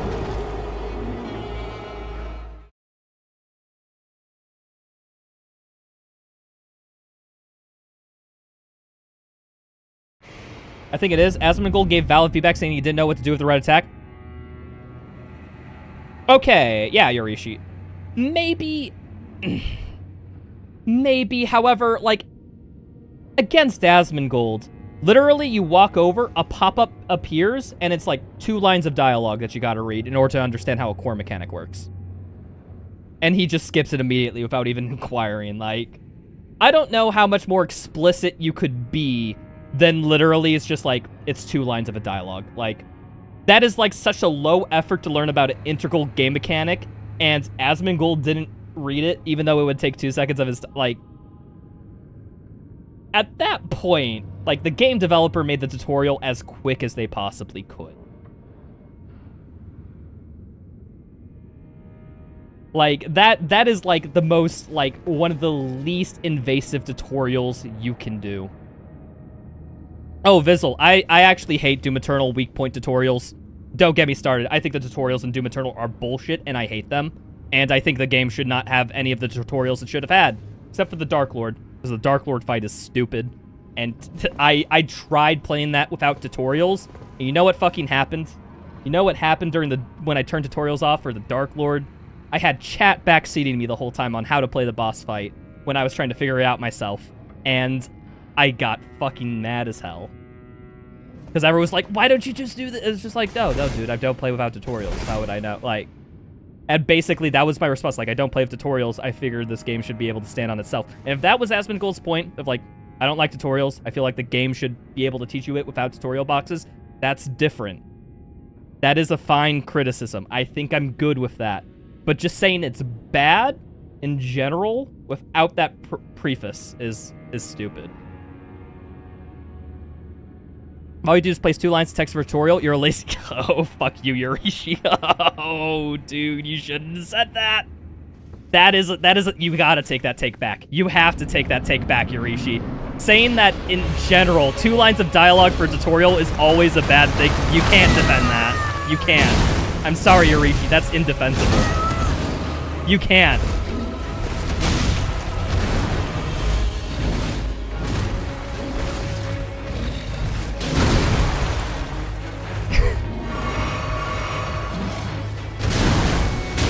Fucking hell. I can't tell this guy. I don't know this guy's tells yet. I'm stupid.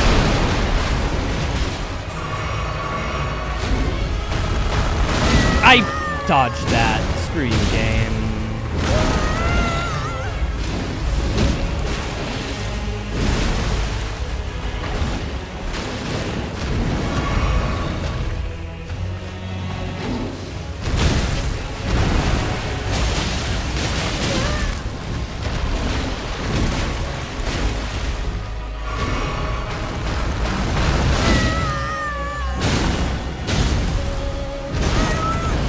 Because people don't understand the purpose of tutorial messages? You're, Vizzle, I think, honestly, you're, how do I put it?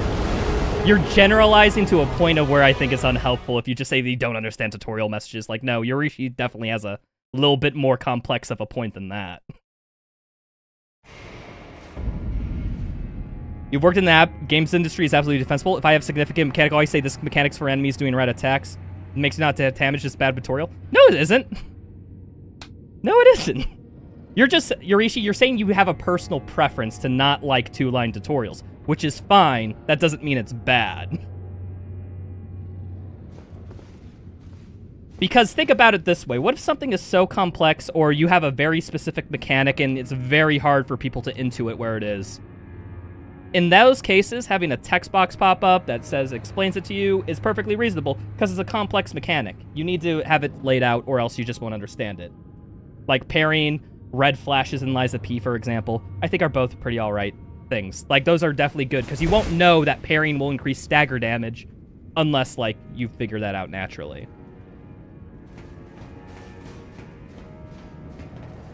But yeah, no, two lines can be great. Don't get me wrong. Like, there's definitely room to have interactive tutorials and have that labeled out and have you as players do that. But that doesn't mean having a text pop up with a 2-sentence explanation is inherently a bad thing. Vizzle, no. Vizzle, I don't know how I could have outlaid this to you more simple. Like I said, I think everything is wrong is how Asmongold phrases his argument. It's not that it's bad in general, it's that he skipped a tutorial, he didn't know about a mechanic, he should have prefaced everything by being like, I didn't use this mechanic, here's how the game is without this mechanic. The dev's choice was to disinclude people. I'm gonna be real, Yorishi. You know what? Fuck the people who don't read. People who can't read, maybe that game isn't for them. I'm gonna say it. I think I'm inclined to agree. It's the modern age. If you can't really read, like, I'm sorry, but like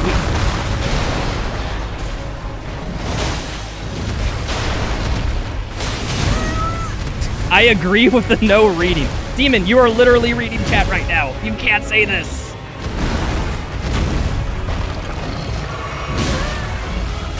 Like, don't get me wrong, if we want to talk about accessibility for terms of deaf people or people who can't read, that's a different argument. Yorishi, I don't think you can conflate Asmongold skipping a tutorial to people who literally can't read because of some, you know, issue. I don't think those two are comparable in the least. Asmongold is not complaining about accessibility, he's complaining about tutorials. That's what he would do.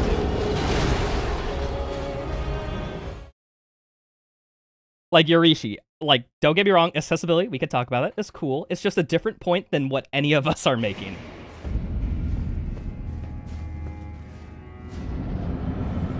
Also, Vizzle, I'm gonna be real, if this conversation has you fuming, you probably should take a break, dude. Because nobody should be this heated over a freaking internet conversation about a fucking streamer. Like, Asmongold is not worth fuming over.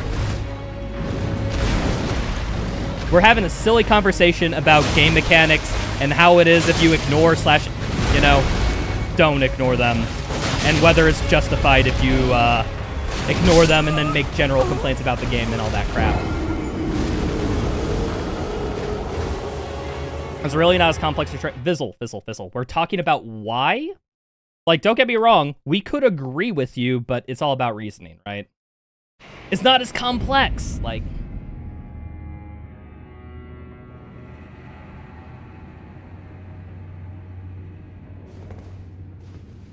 Yeah, Vizzle. So in other words, you're just complaining about Asmongold-like people rather than Asmongold. I think that's a distinction without a difference.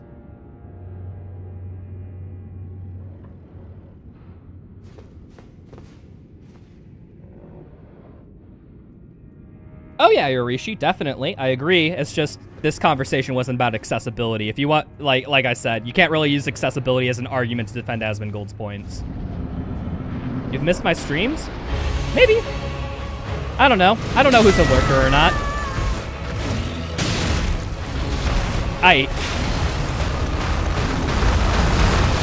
I hate this boss's grab attack. I should have dodged that.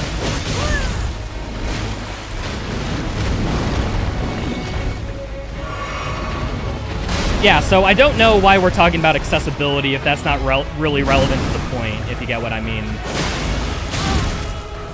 Unless it is relevant, and if you want to explain that, but I don't think our previous messages justify that whatsoever. We're just talking about someone, if it's meant for someone who's completely accessible, who knows what's going on, then they just decide to skip a tutorial. That's not an accessibility issue, that's a player attention issue, more than anything. Because Yorishi doesn't have an argument. Vizzle, I'm gonna be real. Don't say that. We're all people here. Let's speak like adults and just, like, not dismiss people if you don't have an argument. Like, that, you never get anyone on your side by doing that. You never do. Oh, you know, I'm gonna convince somebody that I'm right, I'm going to dismiss their entire point. Like, nobody is ever convinced that way.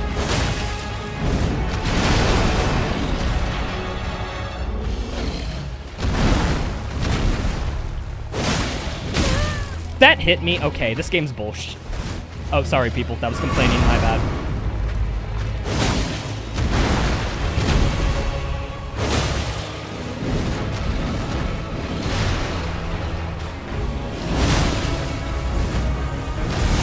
What the fuck is this dude? Okay, this explains the golden beast, why he's golden now. He grows thorns in the second phase. To line a text show up on the screen, I hit advance button before I can read accidentally and not know what's important. How do you know to use that mechanic? Vizzle, I'm guessing for the sake of argument, Yorishi is trying to assume a game in which that isn't an option. I think I'd agree with you, Yorishi. If you can't really access tutorials or stuff in the menu, or if it's not easily Googleable or something like that, I think you have a point. But Liza P, I guess in this specific example that we're talking about, does have it. So the point is mute in regards to this example. Like, if we would just want to talk about it in general, I guess I agree. In the case of Liza P, no.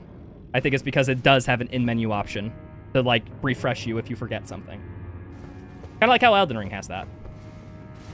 I think I'm going to do a Shadow Realm blessing here. Because I just hate this boss. I don't know. It's just... I mean, don't get me wrong, I'm not in the second phase yet, but I just don't like its core moveset so far. I hate this. That grab and move sucks. I hate it. I hate it.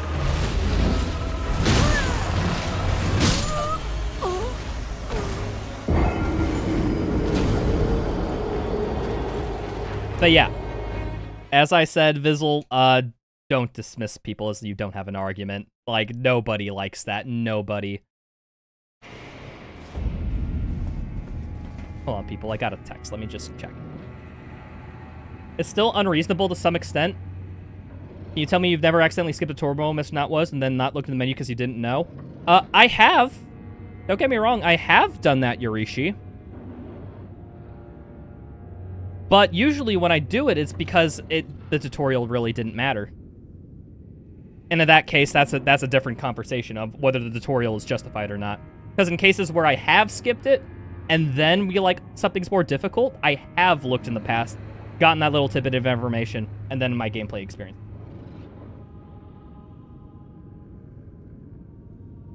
So, how'd I put? I don't know. I feel like I can make that.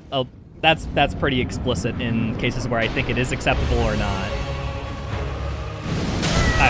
Fucking that attack. You see 2 lines of text is not important? You generally don't think? Okay. But for every person like you, there's also a person who thinks like, oh, I missed a tutorial. Let me go into the menu and read that because I accidentally skipped it, right? Those people definitely exist, right?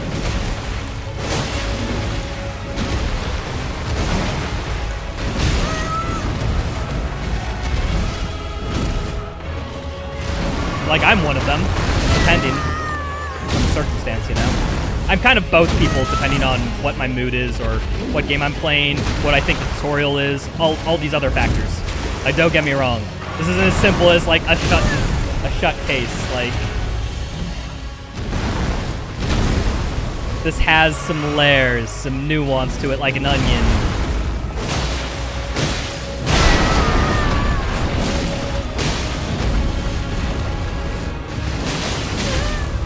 that hit? I guess, yeah, the leg did kind of hit me, but still. I hate this game.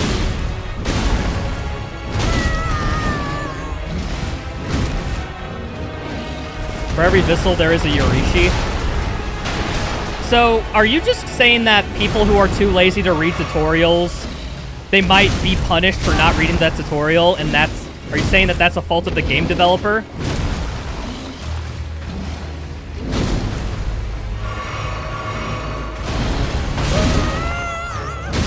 I guess, like, is that your core point that you're sticking to? Because, sorry, I'm just a little confused with where this conversation is taking turns.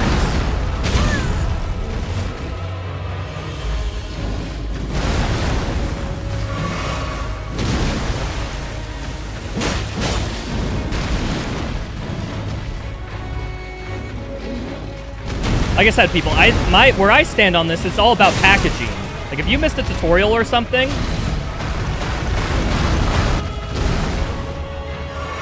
and you were informed about what it did later, and then you talk about what the experience is like if you don't, like, get that tutorial, that's fine.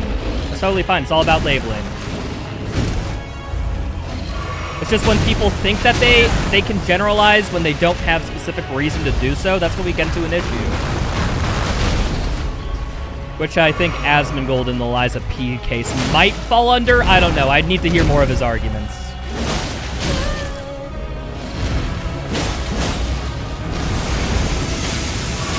I don't know what his arguments are. I've kind of just had my arguments reverberated through Twitch chat, so I don't know how accurate all of them are.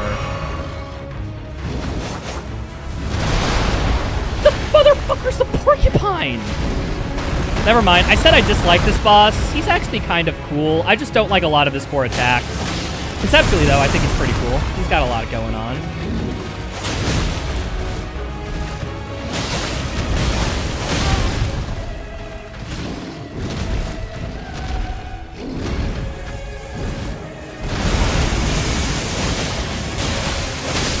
Fucking hell. If I had more health, I would have been fine. Damn. Cheers.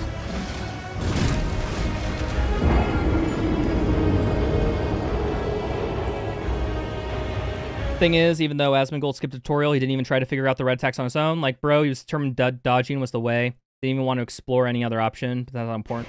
I think that's a different thing of where it's like, if you want the if Asmongold was making the argument, for example, that, hey, I don't like tutorials, I feel like I want to try to learn all the game mechanics in the game, and I missed out on some stuff, like, that's fine. Cool. Not my fault if people are too lazy to read or be bothered to check the menu for a refresh tutorial if you missed it. Yeah, I like, don't get me wrong. If something pops up and it's a paragraph on screen and you skip it, I get it. That's a lot of work. You're just like, oh, fucking bullshit. I would just want to learn this on my own. I want to have fun and dick around. That's fine. Someone doesn't read the tutorial and struggles with the game. The problem lies between the chair and the game. I think it depends. Okay, so Damon, I think I agree with you. But in the case, it depends heavily on what the tutorial is. That's what I'm saying, people. Like, I think we're making two general statements here. We're trying to be so definitive and general and straight when it's actually way more complicated. Like, I think it depends on what the tutorial's purpose is. It depends on where it is on the game. It depends on how it's introduced. If it's a pop-up box that you have to read for 2 seconds before skipping, or if it isn't, or if you can skip it immediately, or all the, like, it depends so much on the circumstance of the tutorial in specific, the player in specific, and all that stuff, that we can't make really these general claims. I think if we boil down to what I think at the end of the day, it depends massively.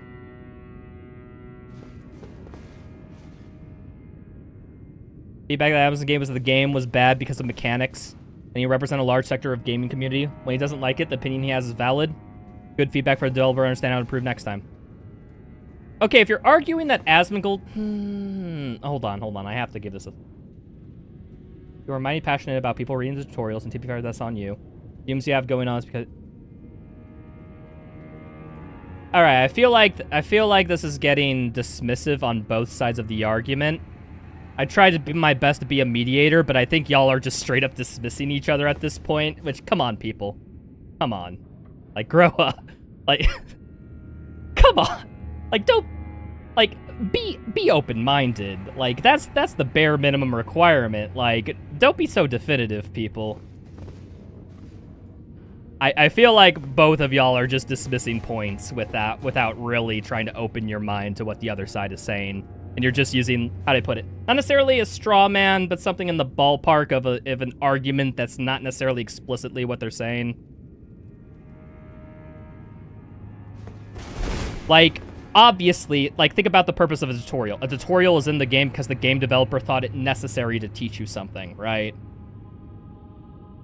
What do you just join into? There's a conversation on if you read tutorials in game or if you skip them, and you think the game is bullshit because you didn't read a tutorial, is that valid?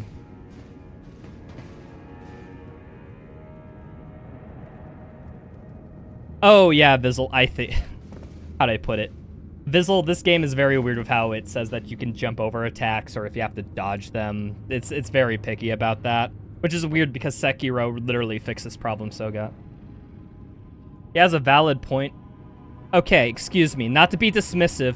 The fumes you have going on are because you don't like his opinion of the game.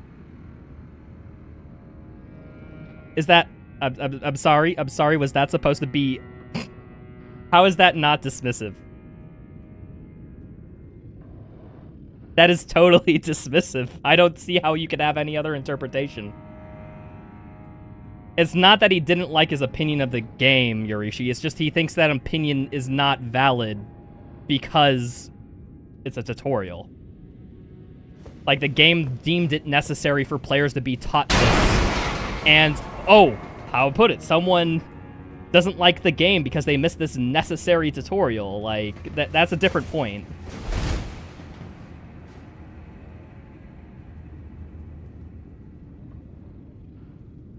For example... Oh, hi, Mercenary. What's going on? I think I said that before. But yeah, no, I hate the jump mechanic and how it can avoid some attacks, but not all of them in Elden Ring. There needs to be a clear indicator if you can jump over an attack in this game. Not at all consistent.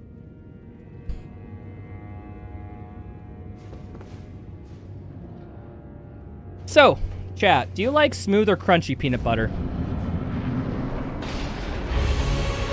I'm personally in camp smooth.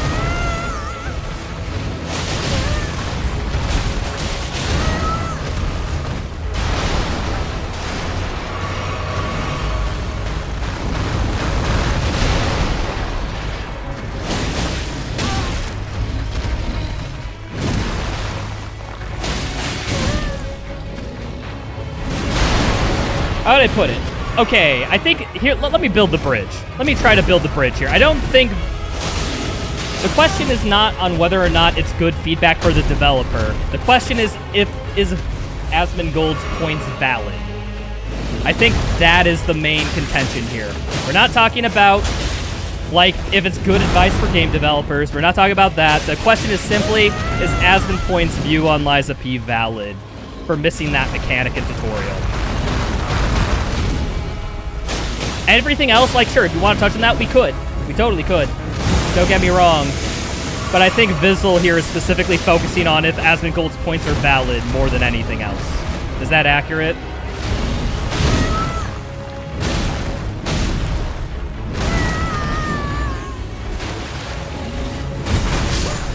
Oh, fuck you and that spiked attack bullshit. Here's people.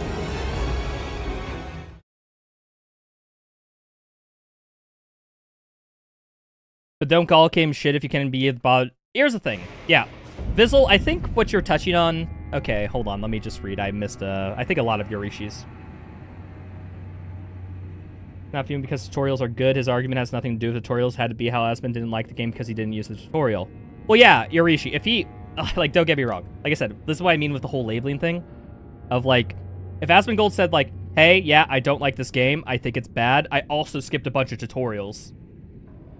I think nobody would have an issue with that because he clearly communicated where the gaps in his knowledge lied.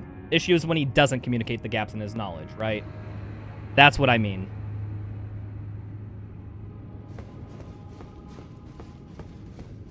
Rasumiki said the DLC was ass. Were those opinions valid? Yorishi, I was playing it up for a joke. I was playing it up for a joke. I'm exaggerating my opinions because I think it's funny. Like, don't get me wrong. Some of the individual points I made were valid.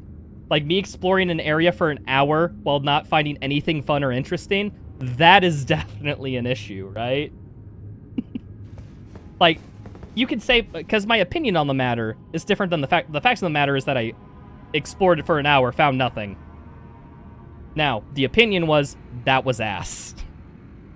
But the fact of the matter is that I did explore for an hour and then find nothing. Is that a fault on me? I don't know. It depends a lot on circumstantial evidence.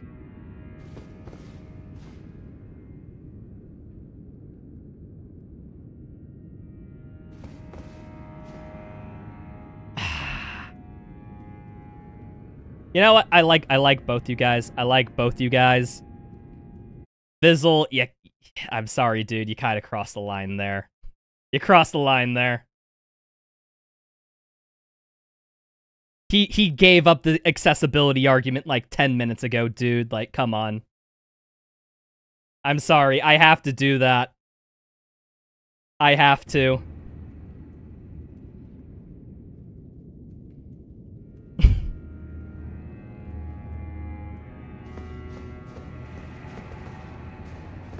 Like, Vizzle, I like you, dude. Don't get me wrong. It's just that attitude's not helpful. Which, okay, or Yorishi, I'm gonna be real. I would have timed you out too, but you're a mod, and I can totally expect that you completely understand what I mean when I'm saying, and that you'll adjust your behavior accordingly. Like, you guys just got a little bit too dismissive, and because, you know, Yorishi's a mod, and I've known him for quite a while, I know that, like, when I say I'll do that. But, like, I feel like you just need a little time. Get that ice cream you were talking about, dude. It's that simple. You said you can see you just have different perspectives? Yeah, Yorishi, I guess the whole point is that you were trying to make a different point than Vissel was making. Vissel was talking about if Asmongold's points were valid, if calling a game bad, you know, based on missing a tutorial is acceptable. But you were arguing from perspective of, is this good feedback for devs? Which I think you guys were just talking around each other at that point, and then you guys just inflated each other's... It's just how it happened. Like, don't get me wrong.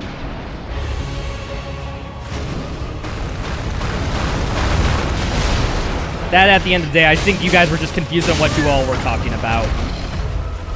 Like, a lot of the context of what you guys said is just, like... Like, if you, like, how to put it, it's very contingent on what the point was made. Anyways, waffles? I don't like waffles. I'm much more of a pancake guy.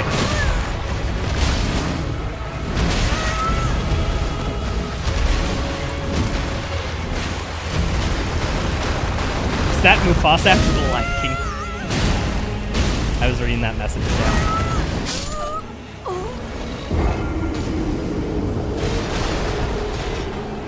But yeah, Yorishi, I guess on your... Okay, go back to the DLC argument. We're going to get into a different conversation, people, on if people's perspective and the quality of something are the same thing. They aren't. Spoiler alert. What people think of something and the quality of it actually is two different things, people. So when I've said this DLC is ass, I was referring to my perspective. Don't get me wrong. People who love this DLC referring to their perspective. Cool. But I've also made claims where it's just like, how do I put it? In an open world game where you're supposed to reward exploration, if you explore an area and don't get rewarded for it, that goes against the thesis of what an open world game is. That is an objective point. That's not me. That's a statement on the game's quality that's not perspective driven. That is just a logical statement at the end of the day, right? And of course, the one exception I'd say that most people would make to that rule is like if exploration is fun. To which my defense would be, yeah, if exploration was fun, it kind of wouldn't be an issue. The whole issue is that it isn't fun, and that's why I'm having an issue. I'm not talking about the exception, I'm talking about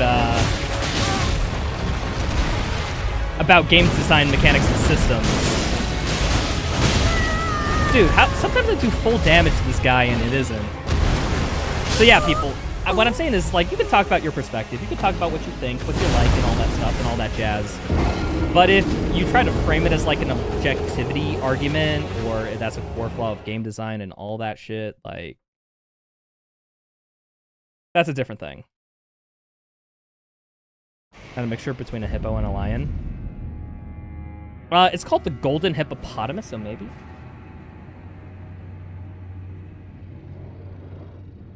I am missing a little bit more drink, people. What time is it? 2-hour 20 mark? I'm gonna give this one more attempt. And then I'm gonna go get another drink.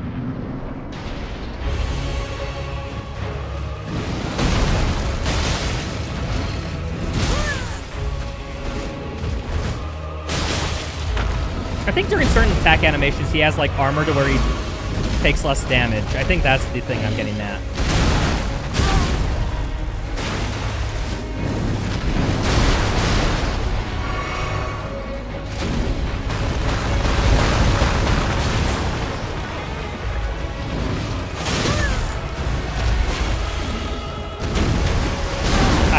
You have to dodge immediately after that attack. I don't know which slam attack you have to dodge versus which one you have to delay. That's the one you have to delay. Maybe it's when he does the bite, I don't delay. But when he does the slam, I do delay. I think that's what it is. I fucking hate that attack. That attack is ass.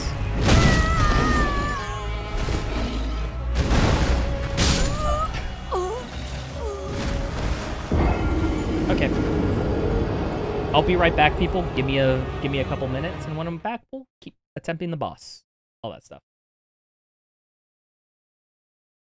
If you do this ideally, you get about as much speed as a ballista boost. The meat hook is probably the most broken thing in this game. It can make it go pretty fast. This game is hard-coded to where your meat hook gives you speed each frame you are on the hook. So, you slow down time with the weapon wheel, perhaps.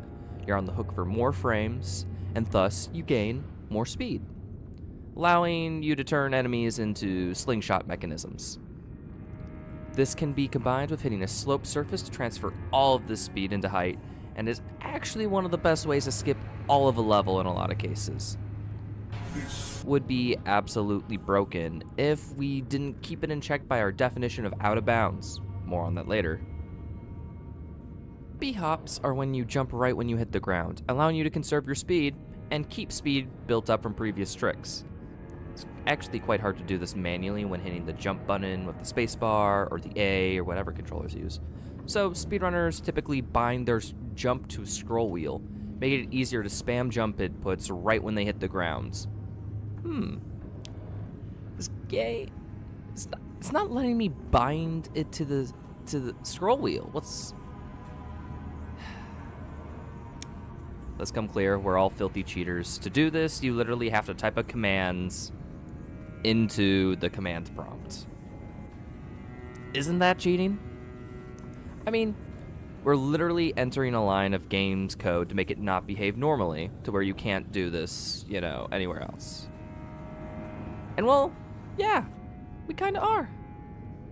However, this is allowed by the community because it literally only changes the binds and nothing else. As well, it just makes the run way more interesting. I mean, what good is all this movement and speed tech and whatnot if we have no way to conserve it? And this is just a very easy way to conserve all our momentum. So, kind of for the sake of a good run, we allow it. Pause boosting is done with the ballista, and we aren't entirely certain how it works, but it works. In order to do it, you have to charge up Arbalest, fire it, immediately pause the game, open the weapon menu, equip the other ballista mod, enter back into the game, pause again, and keep swapping ballista mods in the same fashion. This causes a ballista shot to be fired each time you exit the menu, stacking ballista boosts. So, yeah, this has glitch written all over it. And you are also allowed to gain insane height from it. So why is this allowed in every category? Well, it's cool. And it's also not useful in practice. For perspective, there are 2 spots across of all the base campaign, Tag 1, Tag 2, where this trick is useful. 2. It just so happens that yeet hooking into something or using a dash boost is just always faster and easier to do. And also, you save ballista ammo for ballista boosting. Punch boosting is an exploit of the melee mechanic.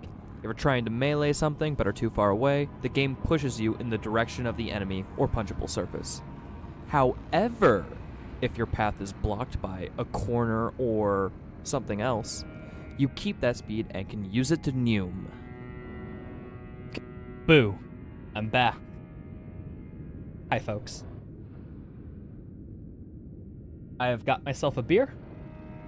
I still owe a couple drinks, though. Got a little bit more of that rum in 7.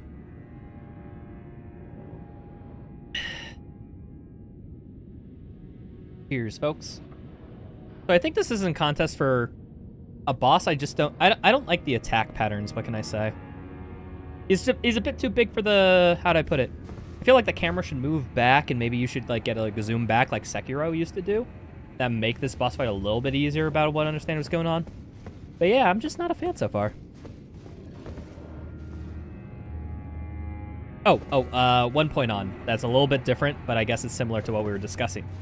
When it comes to whether feedback is like useful or not for devs, like for example, like let's take a theoretical like statistical example of like, hey, 5% of players are skipping the tutorials and then dropping it 30 minutes after. We can prove this with data and whatnot. I definitely think it is worth it while for the game developers to see like that data and then try to like prevent that. Like, okay, how can we make tutorials a little more engaging? How can we get people so that they don't skip tutorials? That's definitely useful.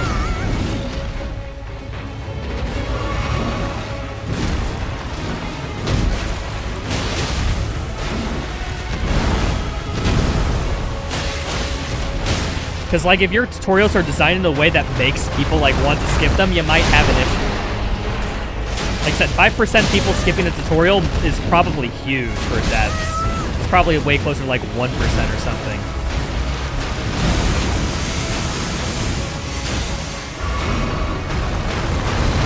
Like, if they show, like, a large, vast majority of the player base is skipping tutorials, and that's why they're having difficulty, for example, like... yeah, that's probably a design issue. But if it's just one person, like, you can't really make the design argument. I guess that's maybe where, like, the crux of this conversation went down. Of where we were comparing what's good... fuck, that spike attack. I hate that spike attack. We were comparing with what makes, good game dev feedback versus what makes an argument or point valid. Get stepped on, nerd. Val, you make it sound like a bad thing, but I'm getting stepped on. Don't regret it. That joke was funny.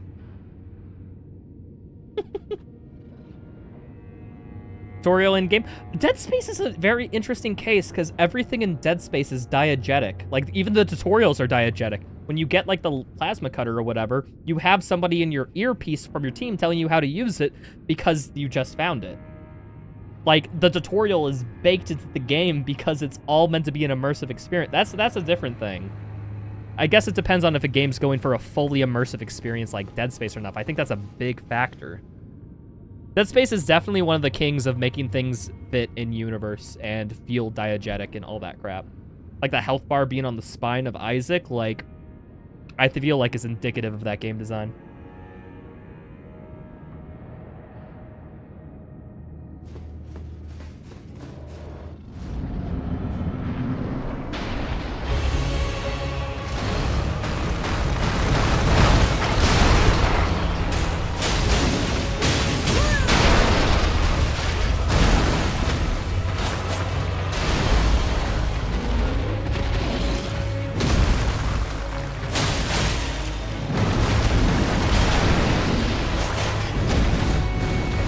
I thought he was gonna do a follow-up attack.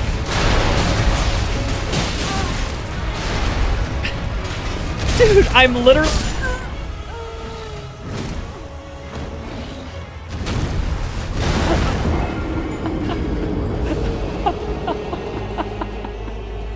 I was literally... I was looking inside that boss more than I was looking at it from the outside that fight attempt. Cheers, nerds.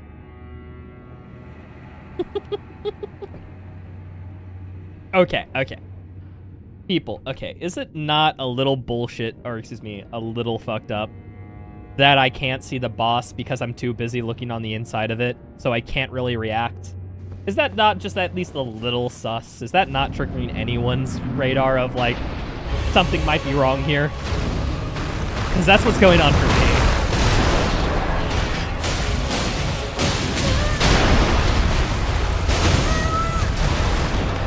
Dude, it's like I don't get hit with any part of him that has momentum. Like, for example, like his head's the attack there, but I touch his leg and he does damage to me. What the fuck was I supposed to do there? I guess I was supposed to delay like half a second. Okay.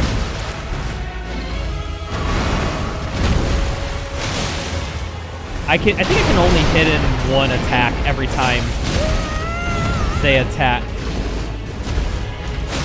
I think that's my issue, so I keep going for multiple attacks.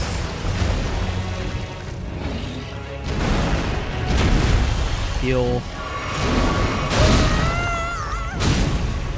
Dude literally just did his attack and I was in his mouth.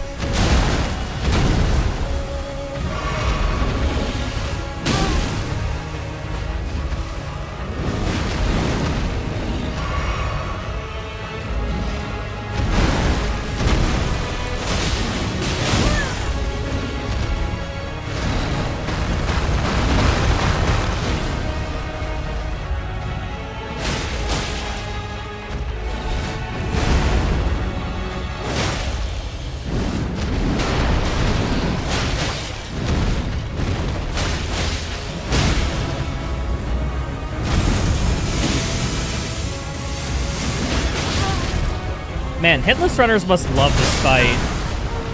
All those spikes coming out, like, sheesh, how are you... There must be a predictable pattern. There must be a method to the madness that I'm missing, you know? Oh, Moomer, I don't think I said earlier. Hi, hello, if you're still here. Sorry. We were in the middle of a big discussion when you showed up, so I don't think I gave proper attention. You're probably gone now. But you know what? It's the intent that matters. Oh, hi, Eris. Gonna hang out there? Are you gonna give me an opportunity to turn on cat cam, or are you gonna go somewhere else? I guess it depends all on what Eris. Okay, after this boss fight, if Eris is still there, I'll turn on cat cam, people, don't worry.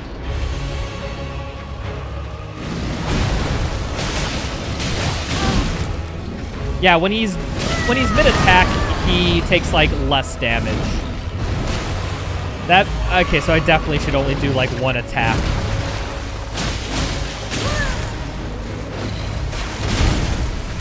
I dodged that.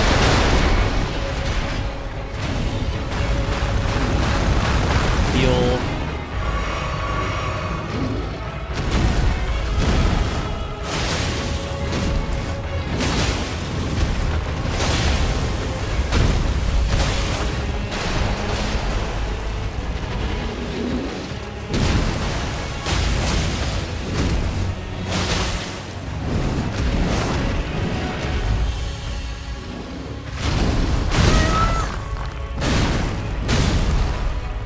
I feel like the only move out of there was literally to get grabbed or whatever.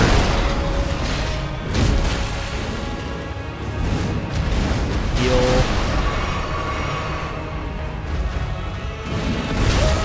Fuck you! This guy.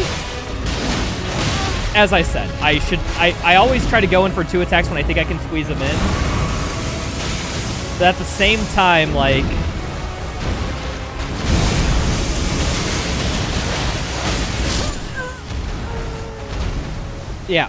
Yeah, okay. Note to self, on this boss, just never go for 2 attacks in a row. I feel like I'd be doing way better if I had a greatsword build, because greatsword builds, or like massive fucking weapon builds, have it to where you can only get 1 attack and then you have to back off. I feel like that's really what this boss is, and like me having like slightly like lighter swords and whatnot, like to where I can get 2 attacks on, and that's kind of the thing, is kind of like a little bit nerfed in this circumstance.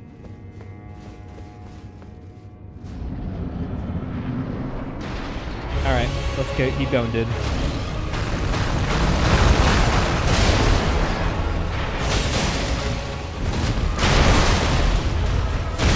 I dodged like a frame too early, damn.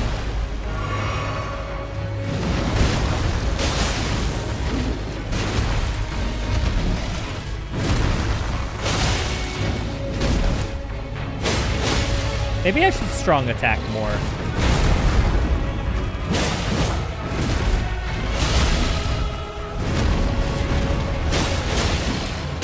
I'm out of stamina, damn.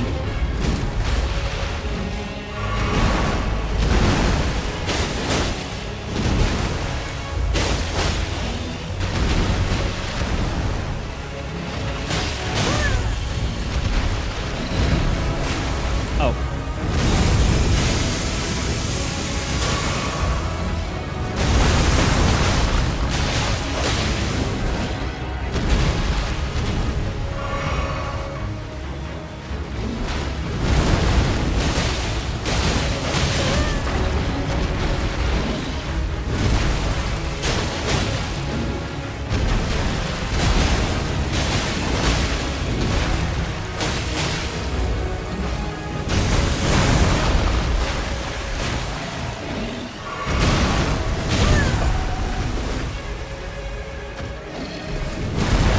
Heal, thank you. Fuck you, that attack was too quick. Should not have gone for a double there.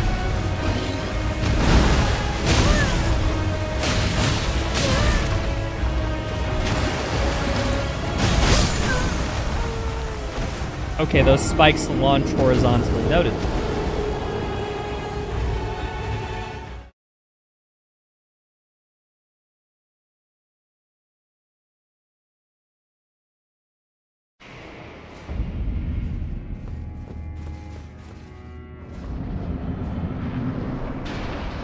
Tried a calzone pizza for the first time? Oh, you tried a calzone. Oh, cool. Well, I mean, a calzone is basically like a pizza sandwich. So if you like pizza, you'll like a calzone. I do very much appreciate a good calzone. Okay, I did not know that the end of his attack lunge would lunge at me. Because I've never been just in a lunge position before. Okay, that's on me. Damn. Here's me.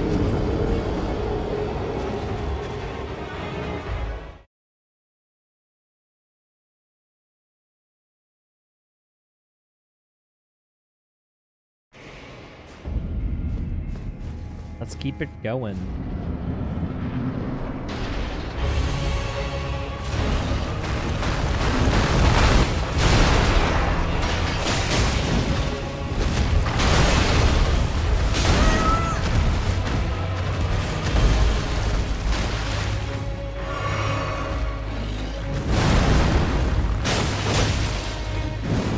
Let's see here. Strong attack does 1026.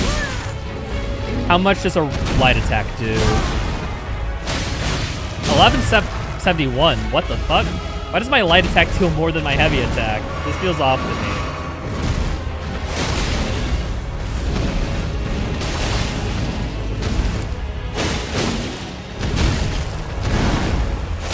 I guess this is how this weapon works, that light attack and strong attack just don't have much difference.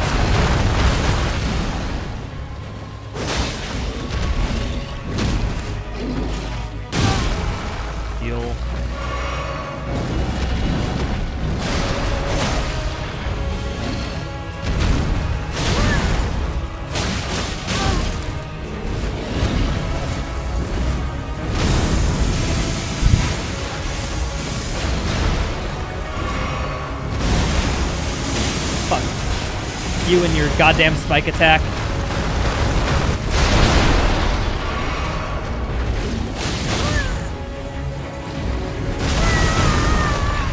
Heal.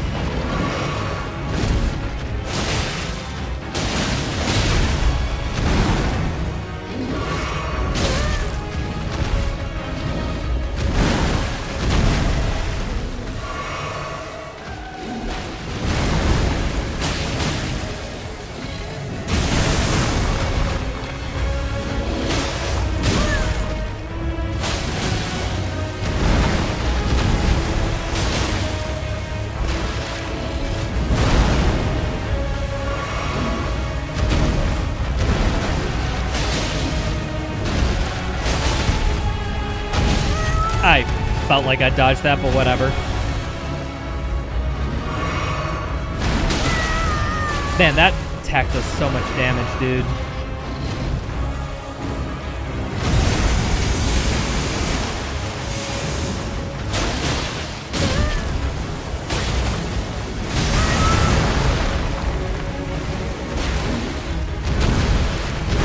Heal. I need to get out of this fucking corner. I'm dead. Yeah, I'm stuck in the corner. I can totally get this boss. I don't know how it works. Just don't do follow-up attacks. But like, sheesh, dude. Situation where you get stuck in the corner fucking ricotta cheese. Ooh, ricotta. I do like ricotta.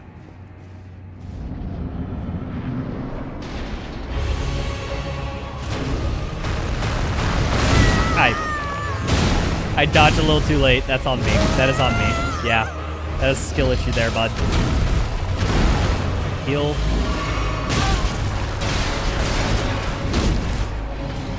I'm dead. Not dead. Fucking fuck, man.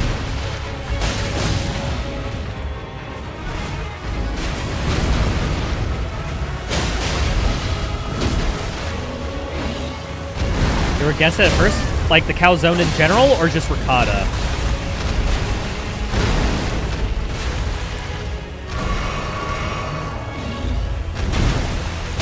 I don't know. I'm gonna be real. I'm not the biggest fan of calzones, but I do like, but calzones are basically, like I said, pizza sandwiches.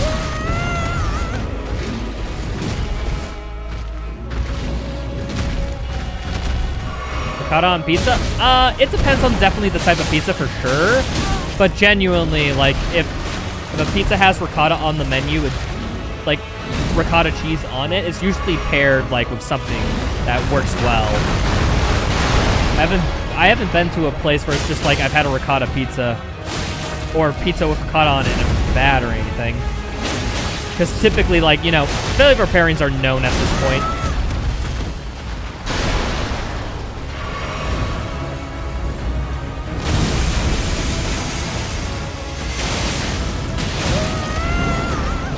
Yeah, seriously, like, even then, like, during an attack where he's, like, stunned for a large part of, like, it's just, like, the follow-up attack just jack shit. I think it's like I said, I think it's because he has some damage resistance while he's doing attacks or something, or maybe he just has strict, like, if I get X attacks in a row, I just straight up don't, like, take less damage. I don't know what it is exactly. Okay, so you can dodge that attack, you just can't dodge backwards. My issue every other time was that I was dodging backwards. I'm still barely alive, right? Heal, heal, heal, heal, thank you.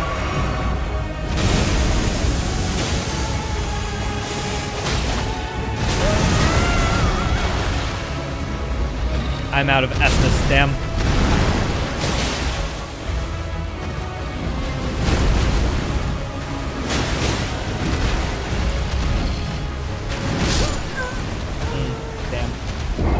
Time that properly.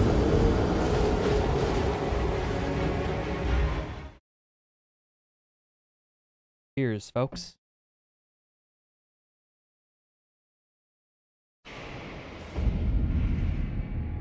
Can confirm ricotta on pizza. Our local pizzerias is like a 3 meat with ricotta and it's super good. Yeah, that's typically it's just like, how'd I put it?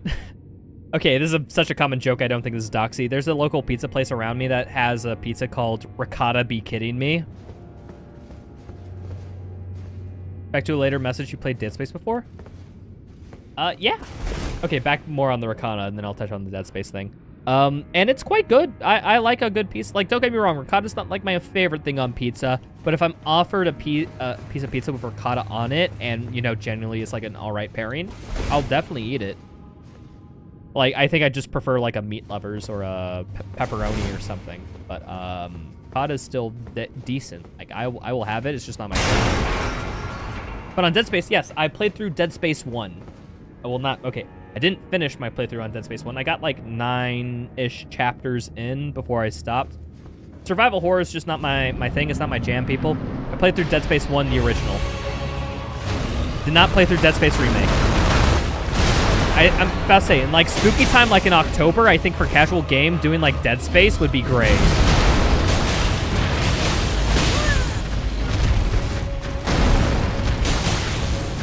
I think Dead Space is a great like October spooky game, like game for me.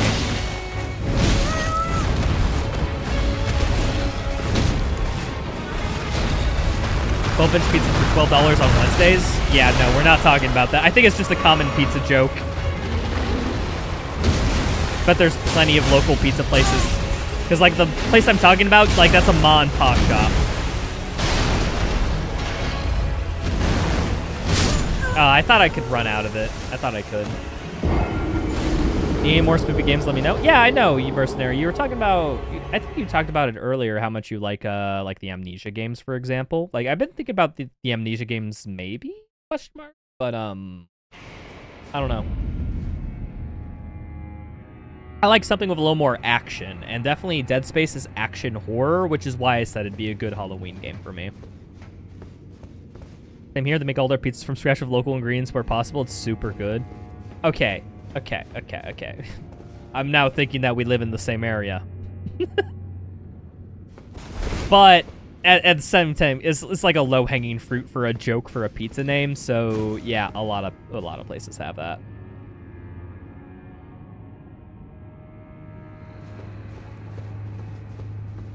But yeah, no, my horror games list is very small, very small. I want to play the RE4 DLC, maybe RE2 or 3, the remakes.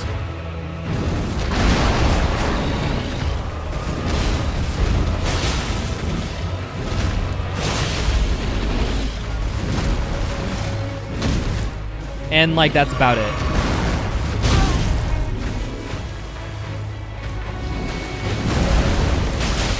Only finished Bummer because of the premise? I don't know the premise of Bunker. I just remember what's the freaking Amnesia game where you play as a pregnant woman who literally pregnancy scares as a mechanic in that game? I know about that one in its initial premise, but I don't know about any of the new ones older than that. I remember, how to put it, a big complaint I've heard about some of the later Amnesia games, specifically that pregnant game one, is that literally they have it built in as a mechanic that every 30 seconds you just get a random jump scare on your screen or something like that. And I remember hearing people rant about it. I think it was a podcast I was listening to where, you know, they're just talking about general thoughts and they just mentioned it as a brief aside. Yeah, having jump scares as just a mechanic just seems super weird to me. Oh, random jump scares every certain amount of seconds rather than building up horror. Just have a random skull flash on the screen and just be like, rah, ooh, scary.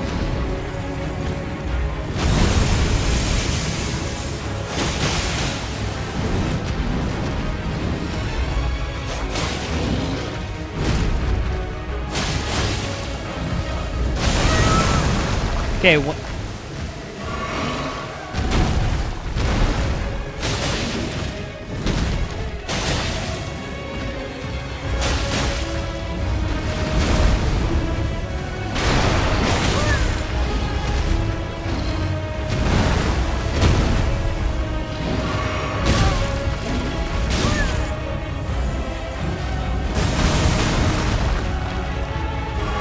Yeah, I did hear about that mercenary. I'm not the biggest on that because I don't really care too much about GOG, honestly.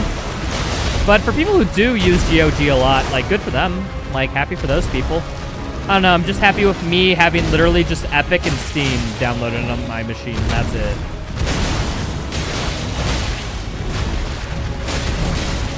I kind of don't want anything more than that, honestly.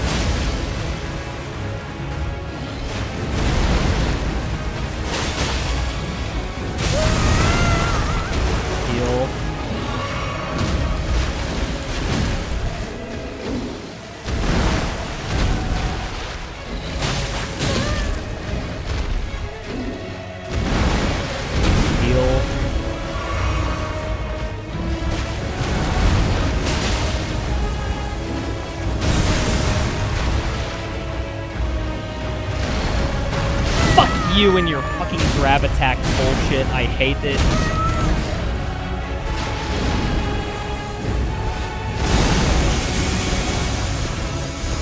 Heal. Heal.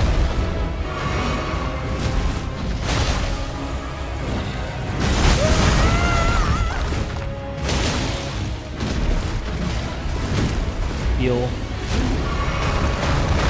Fuck you! I hate this! Damn.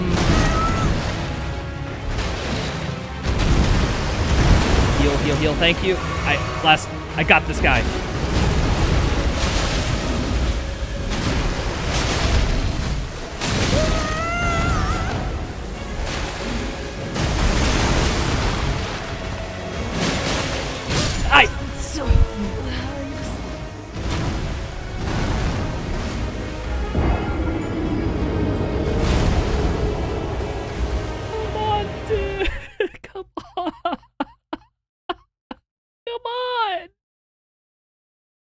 Literally had a pixel of health.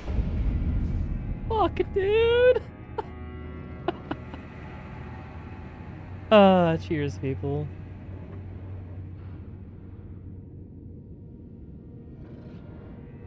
Did you miss anything? That. GOG has no DRM and everything. You don't need a separate download like Epic or Steam. Yeah, I know that's how it works. How GOG basically is like every game you download here, you just get the files, you can keep it, and there's no online functionality. You can play it just by the files we give you, which is definitely commendable. It's just, I don't find that too valuable. If you get what I mean. Like, I definitely know there's a place for it, then I definitely want games to only run if I, like, have files on their computers, like when I'm offline and something. But, like, I'm always online, so in practicality, it never works out for me. For people who want to, like, keep their games and, like, restore them and, like, keep them up, like, I know that's a very valuable resource, good to them. I just don't think I will use it too much. Yeah, but let's get this dude. I got him to 1 health, I can get him to 1 health again, that's all I'm saying.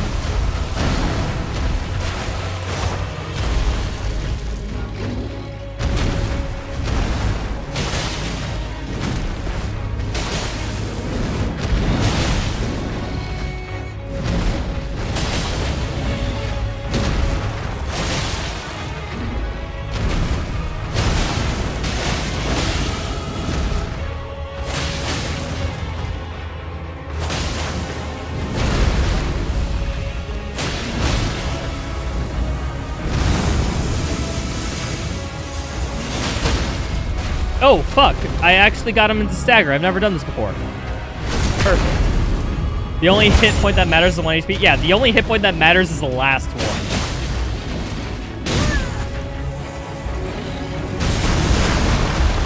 Heal.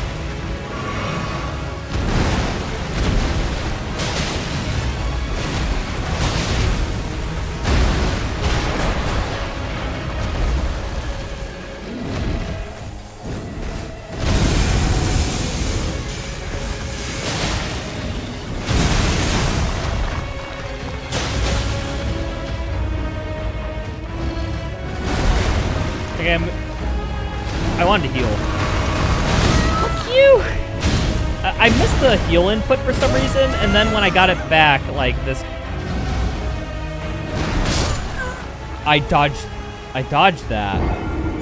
How do you avoid... Okay, I'm guessing what the attack wants is when you do that, you're supposed to, like, run straight forward under him, so he, like, does that attack over you? I think that's what it is. So me running to the side really didn't do anything there. I think maybe it was that. Here's people. Gonna open up the beer now, because that's getting low, and I need something to chase that. Oh, that's a good beer. Really good, actually. I like that a lot. But yeah, no, I'm the god gamer, but super cringe. I will beat him. All this game is pattern recognition. That's all it is when you think about it. You beer? Yeah, I get people who don't like beer, don't get me wrong. It's just like a taste thing. But I love a cold beer. I cannot explain to you how much I like a beer on like a day where I got nothing going on or whatever. Like, there's just this hidden desire in me for beer. Maybe I've been indoctrinated at this point. My parents were avid beer drinkers ever since I was young. So what they would do is, like, they'd visit, like, a brewery or something, have me try it when I was younger. And then when I became of age / an adult, they would always have me try stuff. Take me on breweries and whatnot, and I grew to really like it.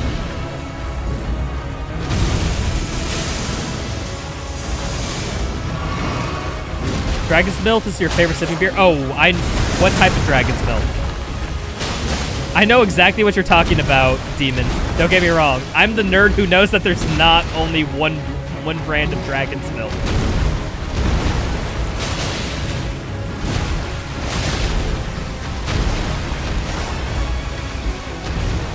Because Dragon's Milk is one of my father's favorites, so I know a bit about it.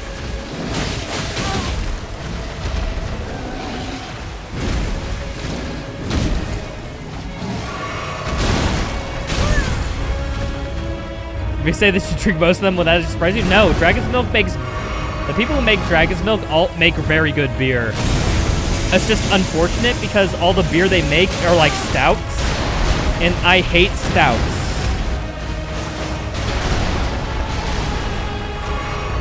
I definitely know there are people who love stouts, don't get me wrong. It's poggies that you all like them. It's just stouts aren't for me. I'm much more of an IPA drinker.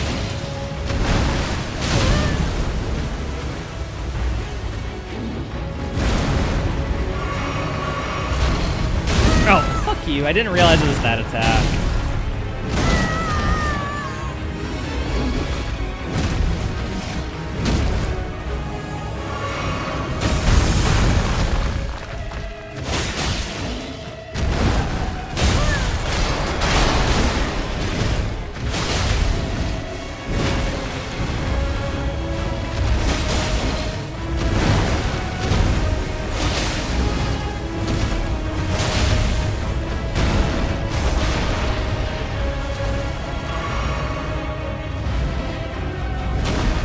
Yeah, you definitely have to move towards him to dodge that. Noted.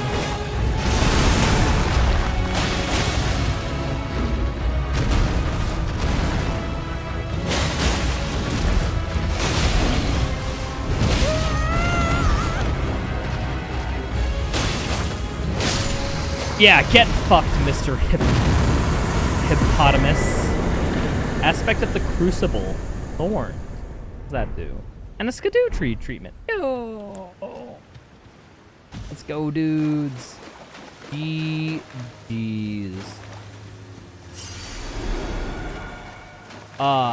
Okay, I think I lessened up on that boss after a while. I think it's overall an okay boss. It's just you just have to figure out that you can't really attack him more than once afterwards, and that was the main thing. Because I feel like a lot of the boss was dodged by, like, just dodge forward, just dodge into him, just dodge into him, hit him, wait for his next attack, dodge into him. That's basically all the boss was. Supplies, swear. This is not another Doom Eternal reference. This is not. I will not allow this. I will not allow this. This upgrades my damage by 2. I guess we'll take that. Yeah, keep... Wait, strength upgraded by 2. There. Oh, I thought it was dex. Whatever. To the fallen foe, to the golden hippopotamus people. I finished the glass for him. He better be fucking happy. I need a chaser. Tales of Gold, which is a bourbon barrel and aged golden ale. Yeah, I have had that before, Damon. In fact, I know the exact beer you're talking about. I can recognize that it's good, but it's just not in my flavor palette. Like I said, I just don't like bourbon barrels. Don't like it. I like bourbon. I don't like bourbon barrels. I don't like it. When a beer tastes bourbony, it's not my thing.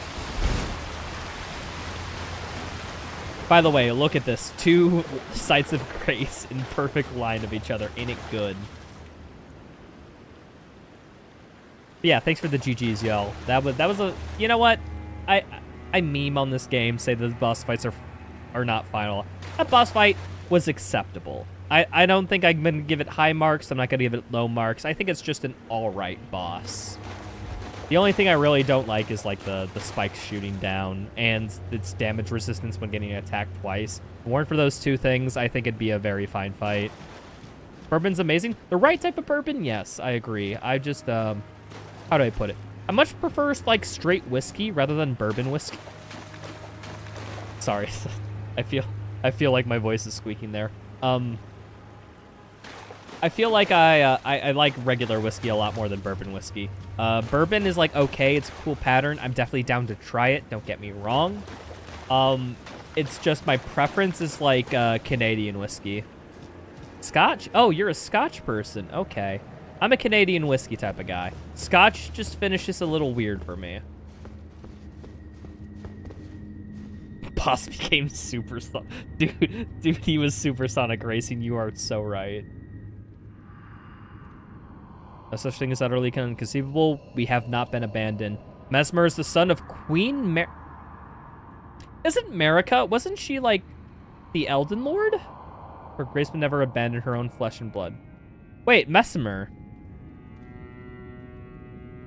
Wait, Mesmer I think is like, I think that's the name of like the guy this DLC is centered around. So he's the son of Queen Marika. But Queen Marika is also, you can't forget, this is Elden Ring lore, people. Lore update.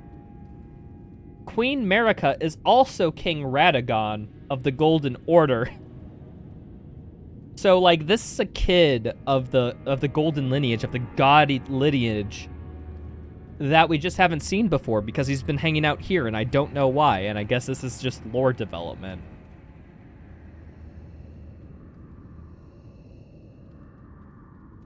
So yeah, I guess the question is, this is the abandoned son? That's the story that this game is going for? That the son here is shit, and Queen Marika literally sent her off to her own realm. Got a 10-year aged Scotch for Father's Day. Can't remember which one because I left it at my dad's house to drink with him. Yeah, I think when it comes to bourbon, I'm definitely like, my dad's the bourbon drinker. He loves bourbon. So I really only drink it with him and when he has one, and that's kind of like a father-son bonding moment, you know? You only drink Scotch once a year now if your dad on B-Day. That's a family tradition. He hates it. So wait, he drinks Scotch despite hating it? Damn. What a Chad. Oh, hello. Oh, fuck you. I thought you were NPCs, but I'll kill you regardless. Yeah, what's up, dude?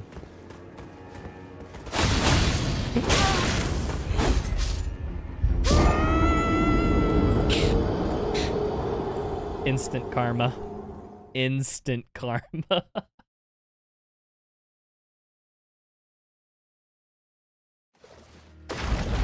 Only do Irish whiskey stuff. Canadian ain't bad, though.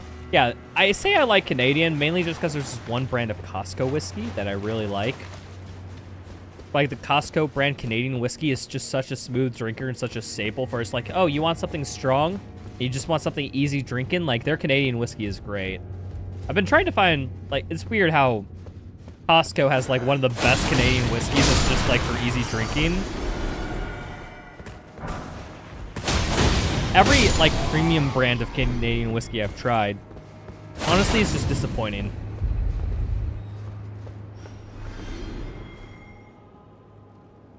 He drinks it because your granddad liked it, and it was a tradition for them to drink it on granddad's birthday. Oh, interesting. Gibson, 18-year-old age is good. Is that a Canadian whiskey? I might write it down, because, like, I do like... Because in terms of easy drink Canadian whiskey, hell yeah, every day. Wait, were they overlooking this? Hold on. Let me drop down here. What the fuck is this? What are you all doing here? Talisman of Lord's Bestowal. What the fuck is this shit? Increases poise. Oh, so if you heal, you won't get staggered. That's basically what it does. A blessed bone shard. Okay, crafting. Gotcha.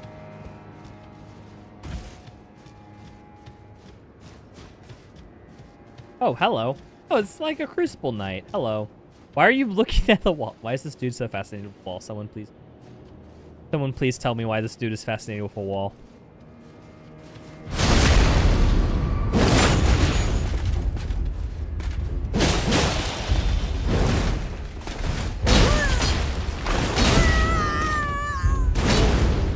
Dude, the dude does so much damage with only his shield. How can I compete?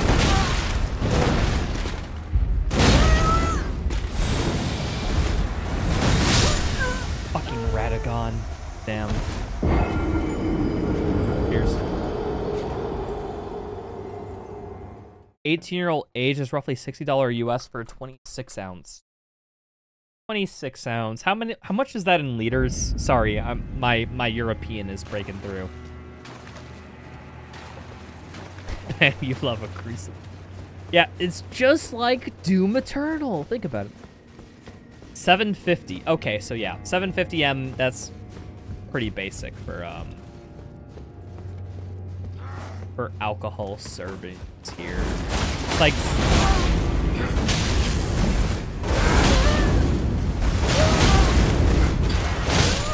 Fuck.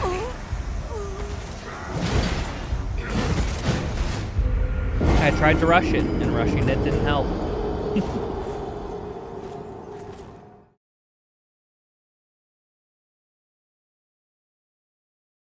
26 out of 26 shots in the bottle. I mean, no, I know 1 ounce is a shot, but I don't have how many shots are in 750 milliliters, like, memorized. I'm not that much of an alcoholic yet.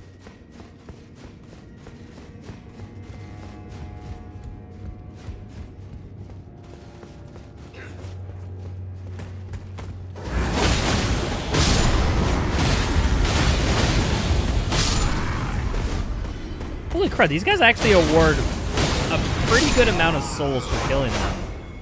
They don't feel that difficult.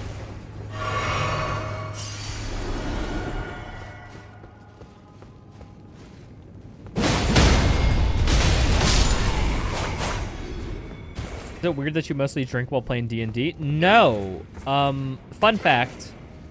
I used to... Every time I dungeon master, I typically... Okay. Fuck. Yeah, every time I DM, I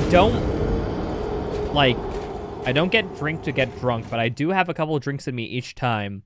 Mainly just because I feel like alcohol, like, because it lowers your senses a little bit, makes me more accepting for whatever bullshit plan the players do.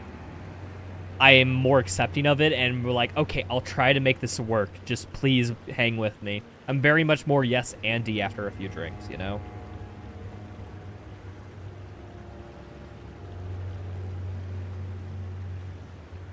But yeah, I completely get it. We displayed it in ML, but we use terms of ounce to talk about the bottles. Like, we just say 26 or not 26 ounce. See, here's the thing. It's a weird thing in America when it comes to liquor and all that stuff. It's all measured in milliliters and liters and whatnot. So that's kind of the default I go to measure alcohol by now. Now, definitely ounces for shots is something I completely get.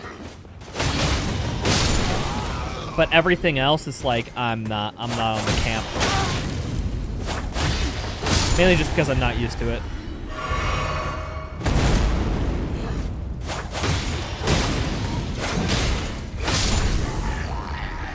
Your first campaign as DM? Oh, cool. What's your campaign about, dude? Are you doing like a pre-written? Or are you doing like a homebrew? Like, what's the deal? Tell me about it.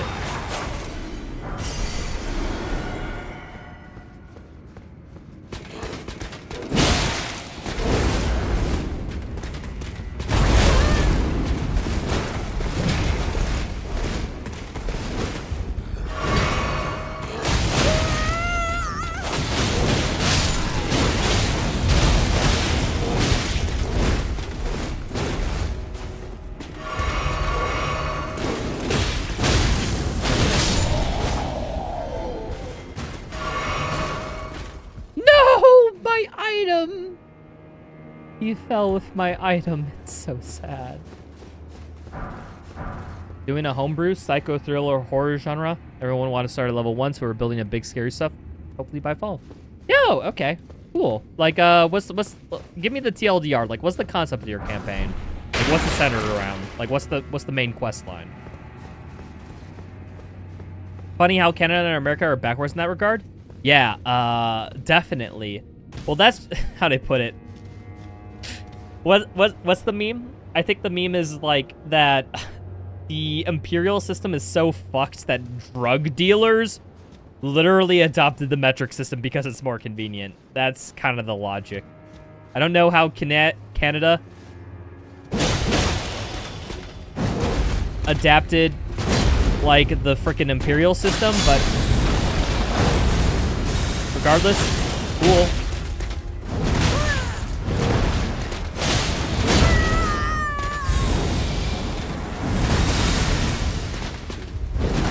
Heal. Dude, his shield does more damage than his hammer. How the fuck am I supposed to deal with this?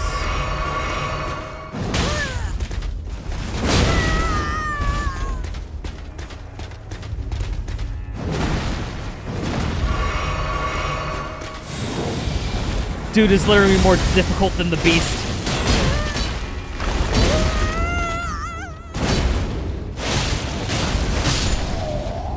But there. Got a worshiping group of Shar that is trying to attract the favor of their goddess by releasing more and more vicious creatures in the world, hoping the slaughter of the innocents will bring them back into favor with her. Oh, is Shar like a god of evil or something? I'm sorry, Shar is just not a... Is that like a canon from D&D or something? Because I just don't think I've ever been exposed to that. I've been wanting to get back into D&D for a long while. I'm playing in a campaign weekly with a few people, but I'm a player character, not as a DM. And I think I way more enjoy being the DM than I do being the character, if you know what I mean.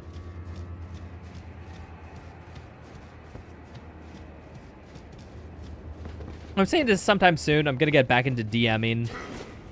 And I think I'm going to really enjoy it.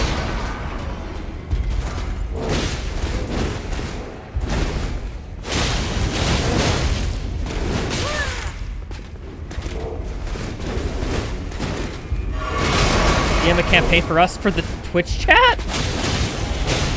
The world's first campaign where a streamer does DMing and the chat decides what happens next.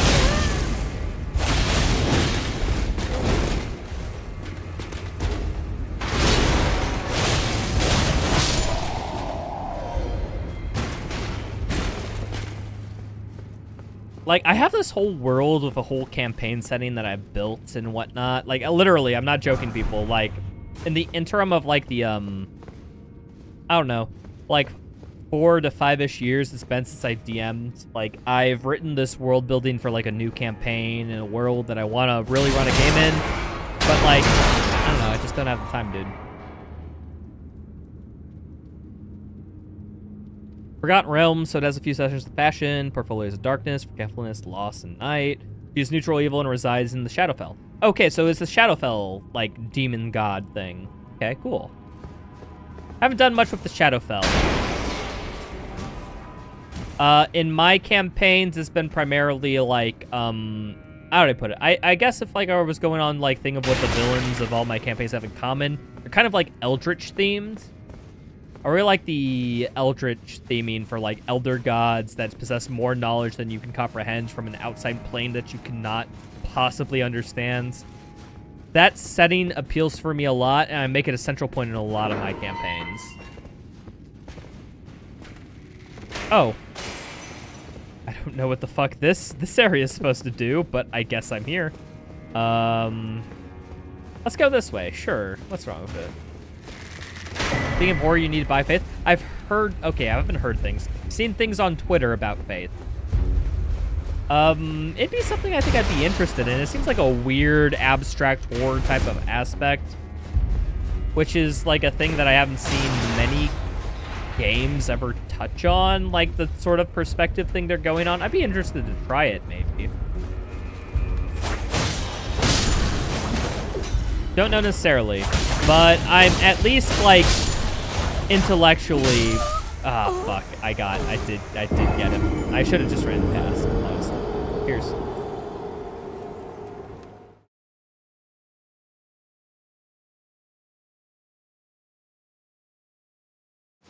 But yeah, my world that I got, I have no problem telling you guys this because, like, we're all cool here. We're all chill. My campaign, the whole world, I don't know if anyone's heard of Atropus, but in old D&D old school canon, like 2nd, 3rd edition, I was reading some lore books of, and there was this idea of Atropus, which I just genuinely loved so much that I lifted nearly the whole idea and created a world/campaign around it. But Atropus is basically a world in Dungeons & Dragons. It's nicknamed the World Born Dead, for obvious reasons. Basically, it's a planet that feeds on dying, death/living things not being living anymore. And it's attracted to worlds, like, it's like an interstellar planet sort of entity, to where when a lot of death is sensed, like, for example, a big war, a genocide, or whatever horrific event you can imagine. Like, Atropus is basically, like, attracted to that shit and be like, can't get enough. And then it goes to that world, and it slowly infects it with an undead plague until it turns up 0 and extracts all life from that world. And then it moves on to the next one. Like, it's an eldritch deity of a world that does that for, like, things. Like, it's like a moon that shows up in a world that orbits it and slowly infects it until it gets every penny of life energy it can, you know? And that's what my world is built around, and the whole mainline quest of the D&D campaign that I want to do is basically... God damn it. It's an exploration of, okay, hey, this world is being attacked by Atropus. You are the player characters, and you gotta find a way to solve it. And of course, why Atropus is there, the factions in the campaign, strife, all these people built around it. It's like, it's all integrated. So, like, yeah, what I'm saying is, like, I have a story that with a lot of causal ties into it. So Atropus showed it there, and a major question or something while characters play the campaign is like, oh, well, why is Atropus here? What frickin' happened that caused this? How does society play into the fact that they're here? How does society react to a frickin' eldritch god slowly infecting them with undeath play out? How would they go about solving this issue and all that stuff? It plays into the plot. I have, like, a whole document, like, planned out with all this stuff with the world building. And it's a world in which I want to run a campaign someday. And, yeah, I just haven't, I'm a bit too busy to really run that right now, but I would love to run it in the future. I have a few, like, small, like, you know, like, 1 to 2 shot sessions with people where they explore something in this world. I have a draft of a full campaign in terms of how it flows. Document. It's something I really want to do at some point. Mainly just because I think it's fun. So it's Dead Space. There's no markers. There is no markers. There is no markers in my fucking campaign. I'll just tell you that straight out. Retro needs to play all of Dead Space. I played half of, like, Dead Space 1 and, like, half of Dead Space 2. I wasn't really necessarily advanced with those games. I didn't make it far. I think I would like to play them at some point. Like I said, Dead Space 1 is a horror game for, like, October on me. Like, when I do October casual streams, having a horror month, like, Dead Space is, like, on the top of the list. Like, I think Dead Space is a perfect choice for me. How do I put it? Every time I tried playing them in the past, I've gotten bored. I don't know necessarily if that's a fault on me or the games. Maybe I just didn't have the right motivation to play through it. I was spamming dodge hell.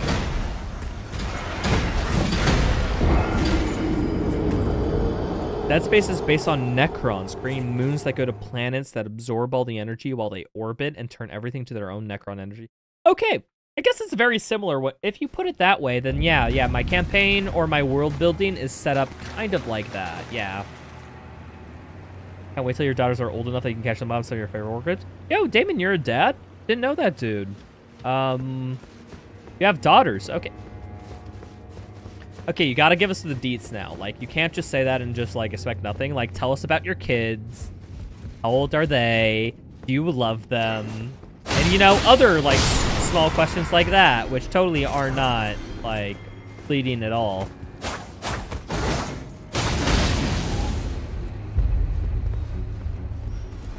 We see Rytro. I just really don't like my kids. I just want them. 2 daughters, 5 on 3, love them so much. Yo, okay, that's cool. And you're sitting, enjoying your spare time watching an Elden Ring streamer. Oh, dude, that name a more sad thing, am I right? Just fucking with you, dude. Oh, it's glad to hear. My sister just had her first kid. I'm not joking, like 2 weeks ago. And my other sister, she's pregnant, going to have a kid in like about a little over a month. So I can respect that. I'm about to be an uncle soon. Like, Rytro, when are you having a kid? The answer is never. Probably not. But like, I can experience having a kid through my sisters and brothers, right? Well, my sisters. I don't have any brothers. I only have 2 sisters.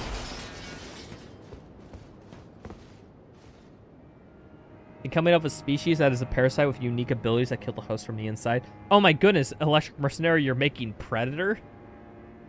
No shit, dude. Last playthrough of Doom was on Hurt Me Plenty, and you mapped all the weapon swaps to a controller and handed it to her? Oh! What did they think of it? What do your kids think of playing Doom? I know, Bazooka Joey, who's, an old-time Doomer / multiplayer legend, all that stuff. Literally had streams where he let his daughter play like Doom battle mode. That they got a bunch of mutuals who would just basically let the daughter have fun. They'd basically just only act as obstacles to like basically have the daughter have fun. And like I remember that distinctly because that was so endearing. Oh,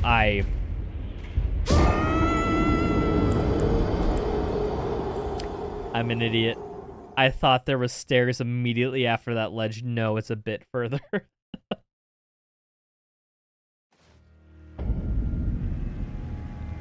When you roll into the abyss. I fucking know. Kids went to bed a bit ago. Wanted to cuddle with a wife, so I'm left with nothing doing for a few hours. Oh. So what you're saying is that my stream is better than cuddling with your wife and kids. I'll take that fucking stunning recommendation.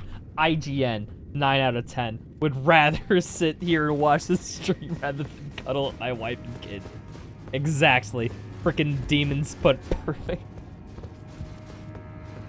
Alright, I'm tired of this. Let's run. Haven't watched the Predator movies? Give you the lore? Okay, so Predator 1 is basically that there's this military troop conducting a military operation like Vietnam or whatever the fuck. To where they found out that... where they find out that their target has been killed and they don't know why, and they discover the Predator during which is still a freaking kick-ass movie. Predator 1, banger. Predator 2, still good. I don't think I like it as much as the first one. And then there's Predator vs. Alien, which is such a shit movie that it's great. And then there's Predator vs. Alien 2, Dawn of the Predalien, which is even fucking better. It's not good, but my goodness, this is the most fun fucking time you'll ever have watching a movie. God, I love Predator vs. Alien 2. It's like my favorite thing in the whole Predator vs. Alien series. It's not a good movie. It's not good whatsoever. But my goodness, is that movie wacky as fuck. I love it. I love it so much. I don't know if the movie makers knew they were making such a shit film, and that's honestly what makes it so enjoyable for me.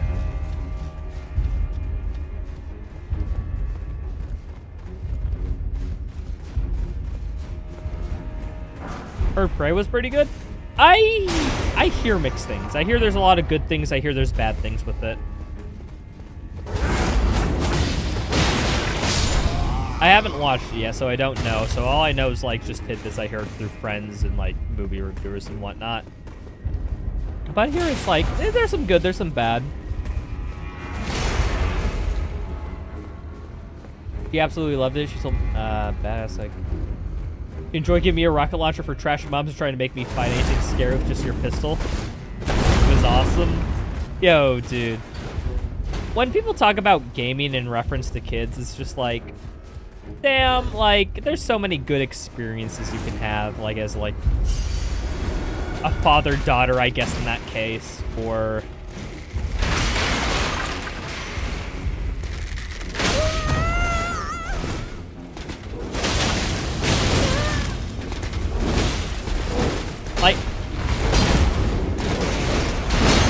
Like, I don't think I'll ever have kids, people. I'm gonna be real. Oh, fucking hell. Damn. Cheers. There's so many, like, experiences you can have just, like, raising a kid and playing games with them that I just feel like it would be so enjoyable. I just don't want to go through the thing of having kids, if you get what I mean.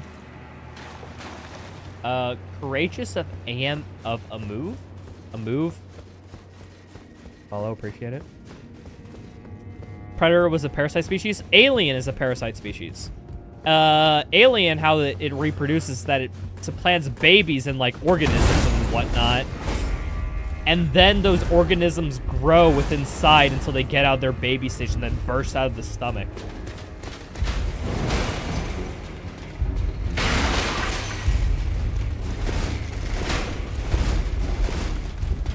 Alien, Predator, they're just a bunch of aliens who hunt for sport. That's basically their world building. They hunt for sport.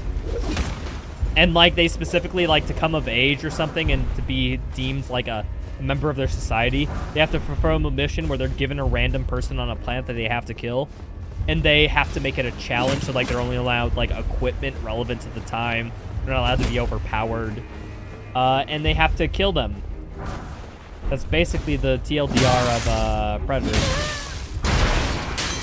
And then all Predator stories basically take place where their target is someone on Earth. And they just have to kill them. And sometimes the person kills the alien, which surprises everybody. I think... Oh, what the fuck are you, dude? You seem fun. Let's fight. You only saw Alien because you saw the first one? Have you seen the sequel, Aliens? I'm not gonna lie, the sequel, Aliens, is unironically better.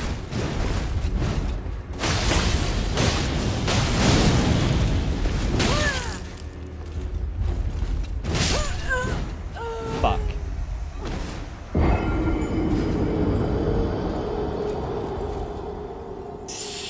Oh, really, Damon? Oh, that sounds so cute. If I ever have kids, or if I ever play around with my nieces and nephews like that, I want to be the cool uncle who play games with them, have experiences like that, you know?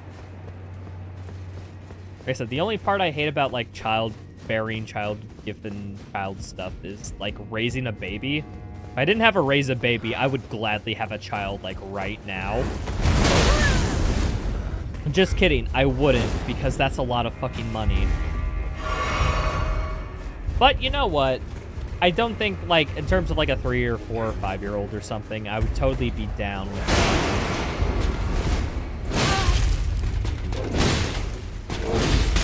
You can't touch me. I'm too high.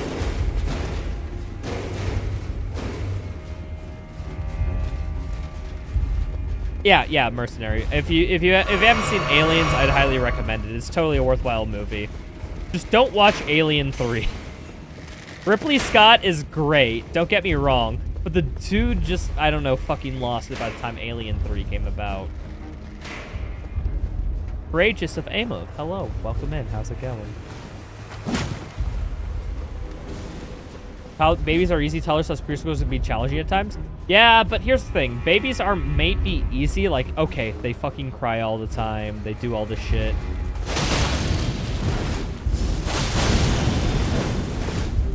I just don't want to deal with the crying and like the baby care, if that makes sense.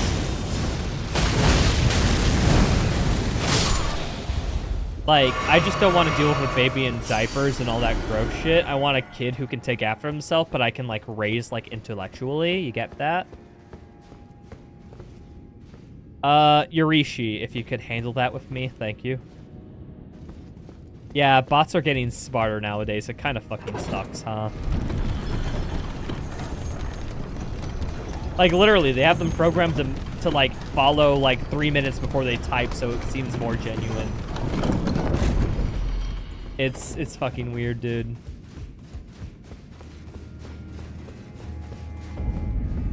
Having a child was the easy part. The raging hormones my wife had for the first year was the hard part. Still loved her, but the hell was a roller coaster. All love intended might not come off in text. Yeah, like my sister, she's like 9 months pregnant right now. And she's going through some hormones. She tells me stories about her, like, literally her pregnancy rage, and I'm just like, would not want to deal with that.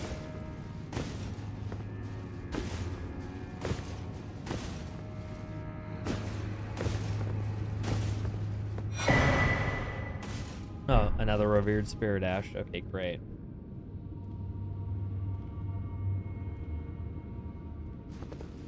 That was unexpected. Yeah, that's been like the third one I've got, Yurishi. It happened. Bots are getting communicative, or how to put it, getting better all the time. You're just your wife, absolutely amazing woman. Wouldn't trade her for anything. Yeah, no, totally. I get you. I just, how do I put it? I would not want to deal with that, nor would I want... How do I put it? I like the idea of training a kid or like teaching them things and all that crap. You know, the wonderful facts of life. I don't want to,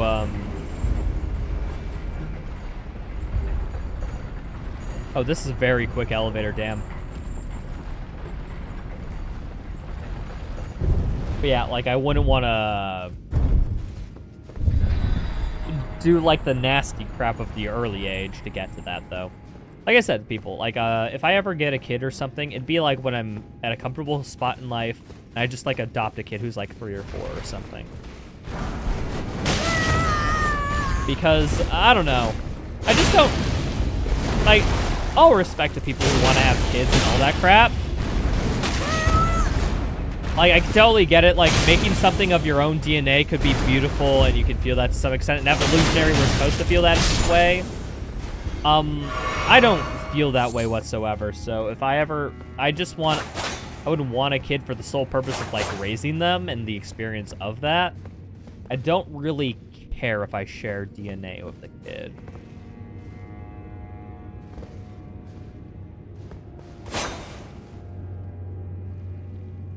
You must be drinking. You said, I totally don't want an ad kicked in for Mountain Dew.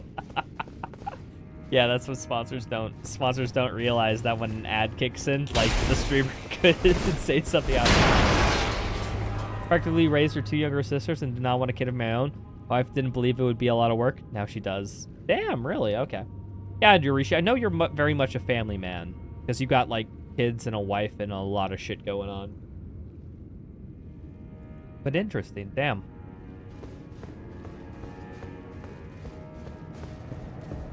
But yeah.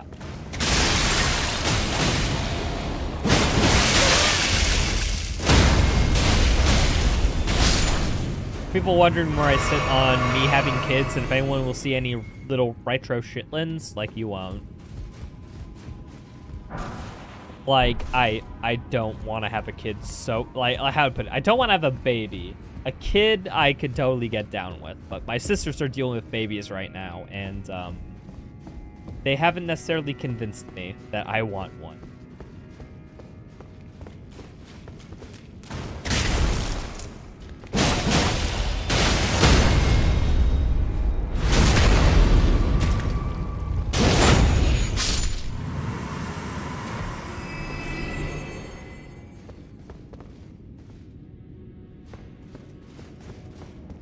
Yeah, I didn't have to raise any kids, people.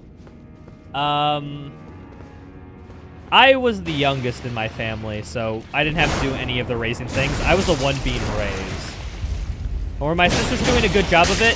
No, they were not. Like, me as the youngest sibling, I did not get a good older sibling treatment.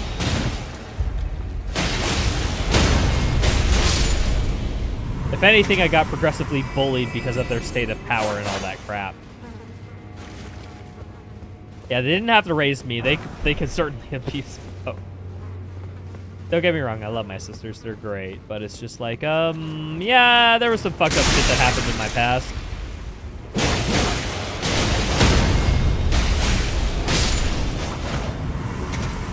The hell is that? That's a pot person without the pot. Next question. Learning to help with a 5-year-old's ADHD is very involved. Yeah, totally agree. Like, my sisters both had ADHD growing up. I probably have ADHD. Mainly just because, like, both my sisters have it, and I exhibit a lot of the same characteristic traits and all, you know, a bunch of boring shit like that.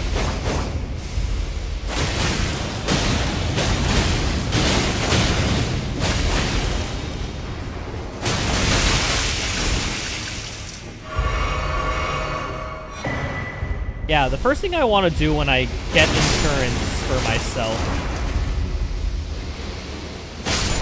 because I recently just got to the age where, like, my parents' insurance plan can't cover me anymore, so I'm uninsured for like a 6-month period. But when my global state, like, healthcare kicks in the enrollment period, like, I want to go to a doctor and basically just be like, hey doc, I think I got ADHD, give me some fucking meds, yo. Because in my adult life of me doing this whole YouTube and, like, you know, fueled by myself and all that stuff, I feel so distracted when it comes to attention sometimes.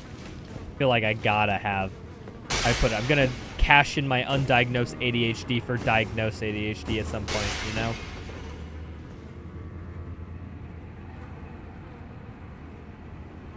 Now you get to be cool uncle, though. Just give the kids a tambourine, a marker, and a Red Bull as bait. My sisters will hate me for doing that, but I'm definitely going to be the cool uncle. I'm going to be the great Uncle Sam that everyone else needed. Not this patriot, you know. Wanted to live life solitude, now you had a wife and a kid and live with father-in-law. Will also help with stuff like cooking. Oh, okay. Yorishi has been educated and then grows up to more lifestyles than they grew up with. That's a thing.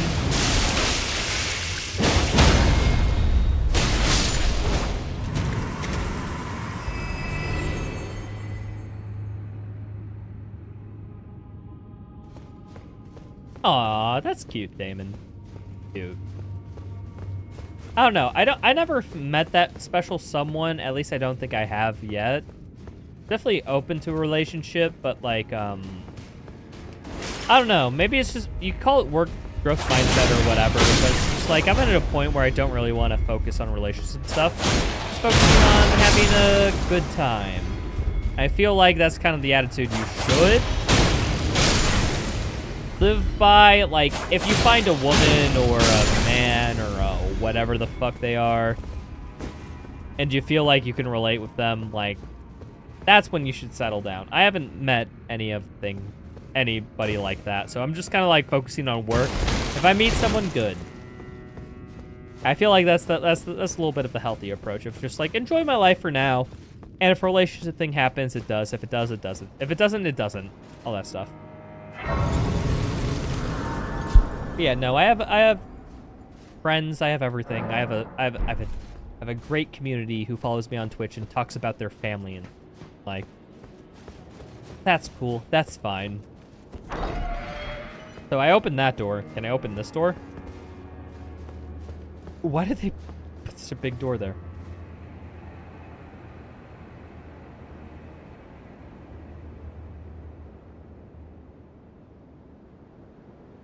Oh, really, Yorishi? Yeah, I remember you talked about how your wife has a lot of, like, mental issues with regards to BPD and ADHD and that stuff. So, how do I put it? I guess the question is, like, do you want to be dependent on that person? Because with someone with like, those type of abilities, like, you got to be, like, a rock for them to hold on to so they can get through that stuff. I don't know necessarily if that's for me. I guess I'll only know when I find that person or whatnot. But if you're able to put up with it, man, and you're fine with it, like, good on you. Like, hope that's been at least, I put it. I hope that helping your wife has been a little bit, enlightening, whatever you do. You chose this, you love your wife, and would never choose anyone else to be in your life. Yeah, no, I get you. It's just like, you like helping her out. You know she has some issues. I bet you have some issues, too, that you aren't mentioning. But, you know, that's kind of like the whole thing of a relationship. You got to be fine with dealing with somebody's weaknesses, their illnesses, their whatever. And you got to love them for who they are despite them. And if your wife does have those issues and you still love her despite her, I think that just is a testament for how much you love her. It's not a bad thing. It's not a... But I think it shows, like, how to put it, how much she means to you that you're willing to put up through that, which definitely means a lot for a lot of people. You're a narcissist, undiagnosed, because nobody will believe. Guys, believe me, I'm so cool. You just gotta not look at anything I do or believe. Had friends who drugged me out to help them celebrate. One of them asked me how you hit on a woman outside of their league.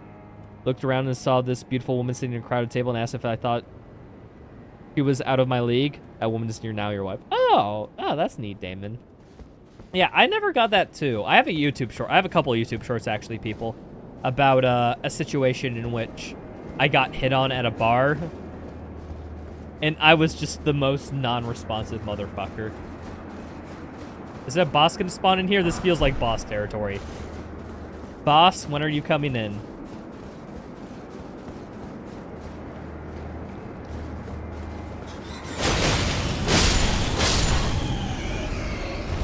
Is it just gonna be a fucking bunch of bats here? Please, I want a fucking Capra Demon. We're just giving you Demon Souls? If it's giving me Dark Souls 1 flashbacks to, yeah, like I said, the Capra Demon.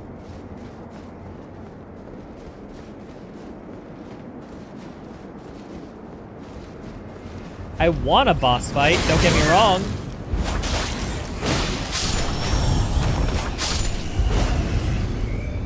But I don't think the game's gonna give it to me.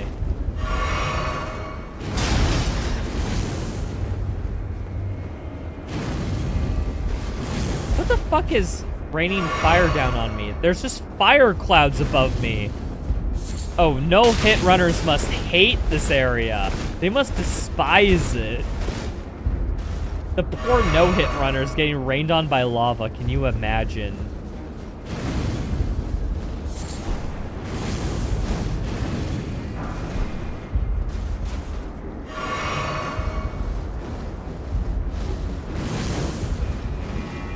Come on, let's fucking fight, dude.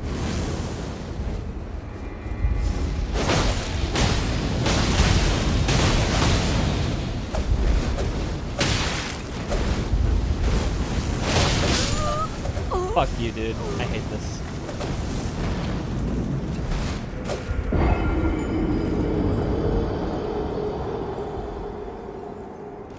If you think you're cool, you're right. Yurishi, I think you're a fine individual. You have some wacky views on how the world is run, but I think that just adds to your charm.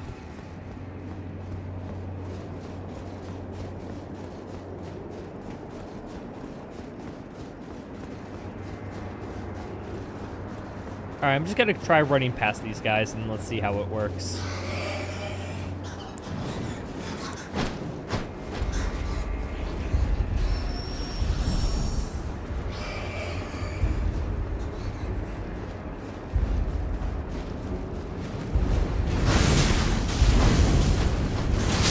Yeah, seriously, I don't think... Is it possible for no-hit runners to literally do this section?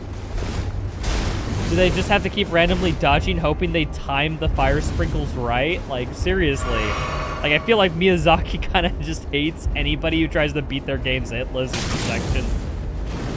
Damn.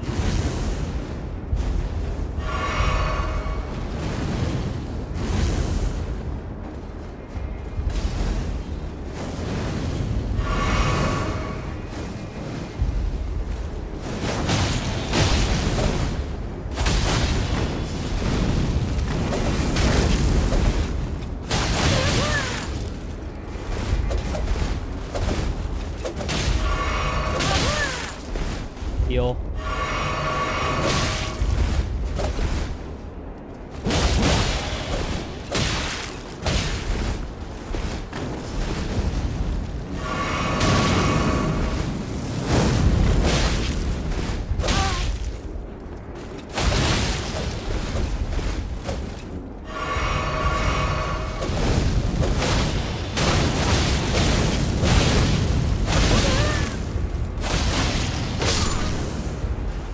One health. Fucking knew I could take it. Rain of Fire. I got the spell. What will do? You don't care who judges me. You're a piece of who I am. Yeah, no. Don't get me wrong. That's healthy in another way. Like, being accepting of who you are, like, is probably the best thing you can do. It's like, well, how'd I put it? What's it called? Maslow's need of triangles. Was that it? If you're at self-acceptance, like, you're doing pretty good, you know, dude? That's basically the overall theme. Oh, we can go up. Let's go. But yeah, I don't know. I feel like I know who I am. If people judge me, it's like, I can either accept their criticism as like, yeah, that's valid. I accept it. It's cool. Or I can just immediately look at it and be like, yeah, that's kind of complete and utter bullshit. And it's not valid because of X, Y, Z reasons. Blah, blah, blah, blah, blah, blah. Wait, I didn't realize that this freaking section took me all the way here. God damn. I didn't realize I was this far off from a grace. Alright, well, let's see what's over here. Ancient Ruins of Raw. Okay, this is the area I got a preview of earlier.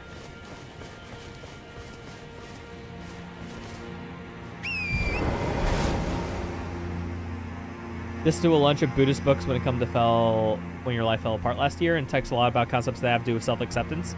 Yeah, I kind of, I feel like that's a lot of, the fundamentals of therapy, too, and all that crap.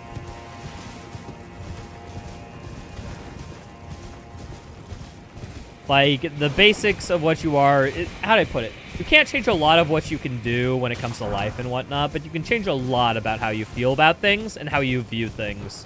And a lot about that perception and how you view things actually dictates a lot about your life and all that crap. Well, you know your issues and want to be a better person, you should be fine. I guess it depends on what you mean by your definition of better person and know your issues. Like, what those two things are matter a lot for your freaking statement, for your freaking self-acceptance and whatnot. You feel me?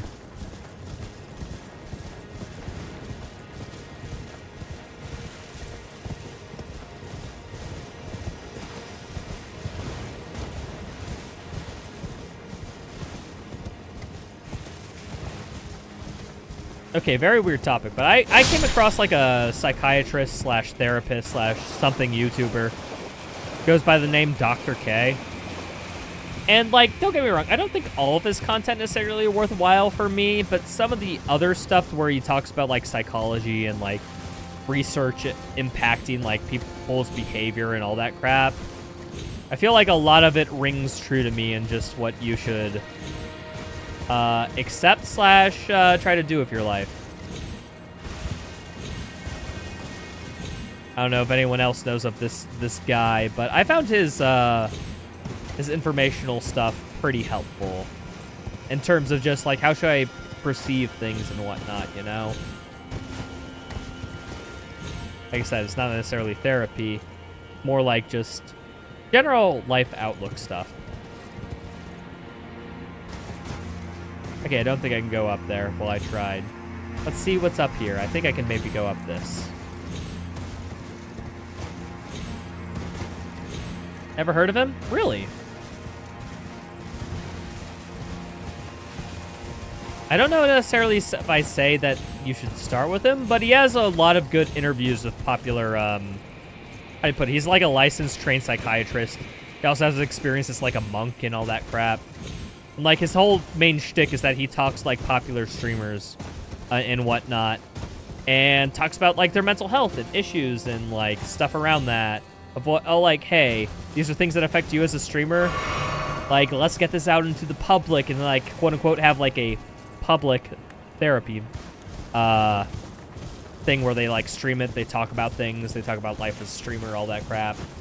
and overall just have a good discussion. Like, how do I put it? It feels a lot like a therapy session, but it's the streamer who's the subject, you know? And then he also does like a bunch of lectures and stuff on research he's read in terms of how to improve ADHD. He has like videos on the links between ADHD and obesity, all this other crap. Like, how do I put it? He's a little bit diverse when it comes to like the whole therapist sort of talking about mental health and all that crap stuff. He's useful. I found a lot of his statements very helpful, honestly. Should you take his word as sacrilege? No. But I think he has a unique perspective that if you listen to and, like, you know, hear him out, he has some insightful things about how you should view life and all that crap.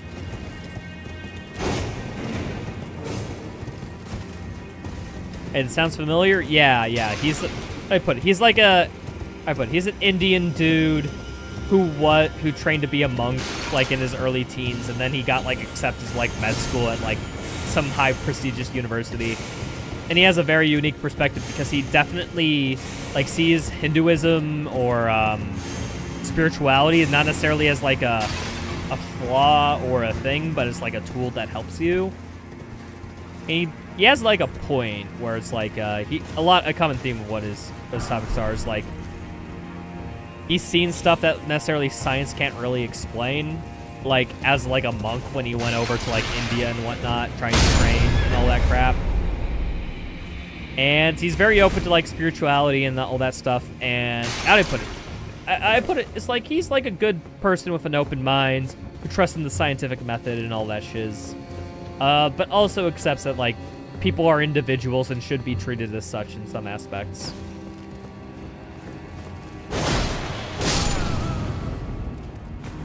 Haven't watched it, but your wife has. She watches more than me, generally sick of audiobooks. Yeah, I'm not really into audiobooks yet. I'm more into YouTube and stuff.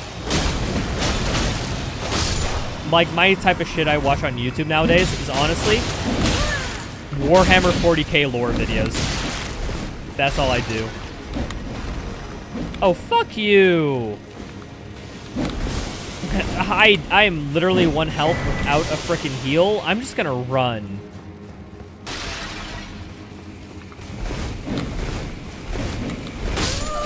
I got killed by a tiny scorpion. Fuck, dude.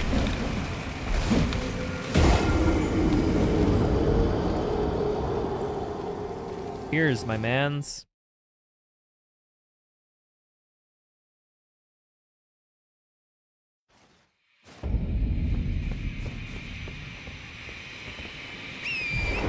Alright, well now we're just running.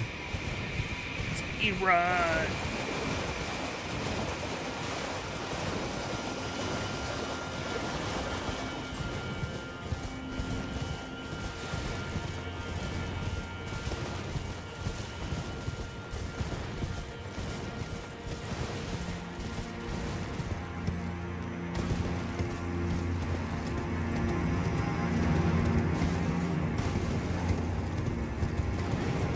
Mainly watch video essays.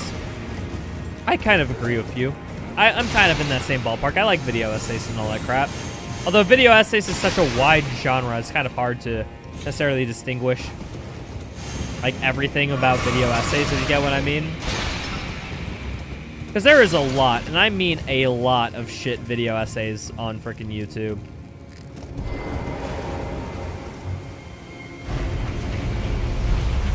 I didn't realize I missed the store.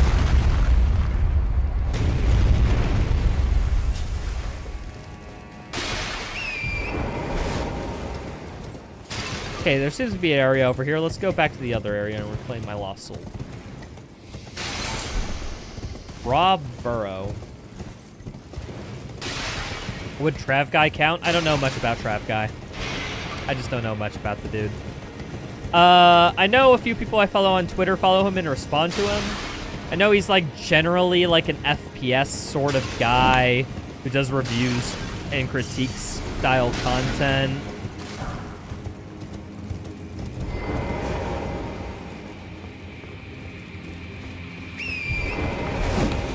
I don't know much more beyond that, honestly. I don't really know about Trav Guy.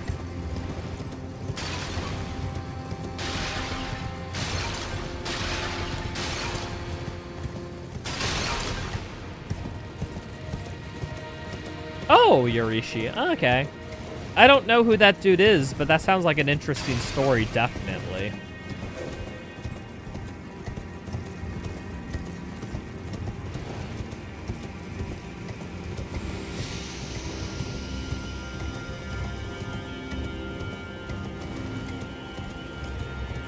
Yeah, I'm just like... Alright, can I drop down? Let's try this. Oh yeah, because it's the stone thing, that means I can drop down without any worry. Yeah, I forget that this is mechanic. They don't explicitly teach you that. He's cool, you should give him a launch? Maybe, maybe. I don't know. I guess I would need a few suggestions of this content to where it's like, this is where I should start and whatnot before I like would try to. It just seems like he's just a general like dude who wants to talk about games. Like I know he has a video on Doom 3. I know he has a video on the modern Dooms 2. Am I really too interested? I don't know really. Dude, I just in the last 2 minutes I really have to go to the bathroom. Fuck, I gotta find a site of praise soon. I really gotta take a pee break. Come on. Is that a scorpion dude? No, it's not a scorpion dude, but like it's a good dude I fought before, I think. Yeah, literally the first enemy in the game.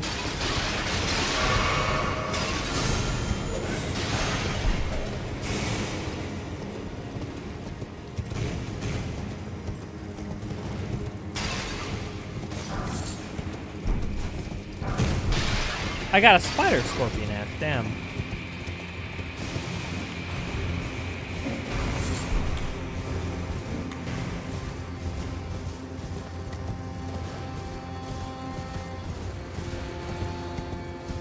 Don't realize how late it was, soon bedtime, sheesh. Oh yeah, you are like an hour ahead of me, I forget. This is perfectly fine for me. I typically spend way later, you know, up, all that crap. Is there an area that I can please sit down and, like, relax to? Chill, lo-fi, sites of grace that you can chill and relax to? Waiting for it?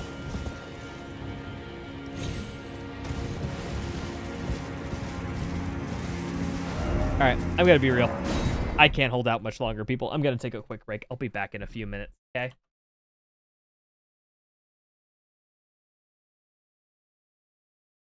Yeah, burp. Quite a lot of parkour puzzles in this game. You unlock the double jump in the second level, and the mod expects you to use it all the time to traverse the area. Now, double jump is jank, because I think it adds speed rather than reset your speed, so you kinda have to spam it soon after your regular jump for the most height possible, which is pretty unintuitive thanks to all the years of Mario teaching me the opposite. But at the end of the second level, this game throws something I was not expecting. A boss fight. It has cutscene. Unlike an actual Pinky, this guy is just a bullet sponge. No weak points, no baiting him to attack him from behind, just shoot at him. Luckily, I've been to a high round on Call of Duty Zombies, so I know what to do. And after all that, we moved into the Foundry. The Foundry in Doom 2016 was a very open level. It let you tackle objectives in any order you wanted to. I, among many others, got freaking lost as hell in that level, and that was kind of the fun of it. There's a version of it in this mod that captures that feeling brilliantly. 2,000 years later. Collectibles. I'm not gonna like hunt them down necessarily. Oh. So, we move through the level and gain access to a lot more of our kit. The Gauss Cannon, Plasma Rifle, and also the BFG 9000. And we get introduced to more enemies, Archviles, Duding Revenants, and at this point, I'm finding out that I'm actually having a lot of fun. Okay, the arenas actually feel kind of good in this. I don't know how, I don't know why, but this is like way too high quality. Sure, I'm taking damage all the time, but also I'm able to restack with chainsaw usage. I'm able to prioritize targets to make life easier, and like, damn, like, this is a way better core gameplay loop than some of the AAA shooters coming out nowadays. And it's a mod in Minecraft. After fighting off the last encounter, we arrive at the source of the demonic invasion, the Hell Portal.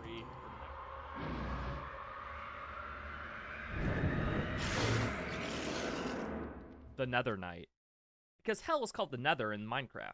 Come to mention at this point, I like to point out that most of these demons are just retextured Minecraft enemies. Nether Knight is a village guardian, Archvile is a witch, zombies and imps are zombies, kinda makes sense, Cacos are ghasts, and Pinkies I think are these piglin guys. I assume all of these are just edits of the AI or something, and you know what? The illusion works. And welp, after shooting the Nether Knight for 4 minutes, the bullet sponginess ends and we enter the portal for the last level. Welcome to Hell! This is the climax of the game that requires us to fight in big arenas, do a lot of parkour with the jank double jump, and even more gameplay mechanics are introduced. So we get access to the Crucible from Doom Eternal, which can one-shot melee enemies. And here's where the mod gets, well, I'd say tough, but in reality, it's a little unfair, at least with how I like playing these types of games. When I played Doom 2016 or Eternal casually, I prefer to not use any super weapons. Super weapons in this case being the BFG, Crucible, and any similar mechanic to where you can instantly kill things. They're a very easy option of winning a fight, and I think it's way more mechanically demanding, and thus fun for me, to use the rest of my resources, rather than just left-click on an enemy so that they instantly die. This mod does not let me play my way here. The mod fully expects you to use these super weapons to take down encounters. I was literally running out of resources from the level, not able to complete a fight for like half an hour because my stubbornness would not let me back down from my rule set. Like, I could survive.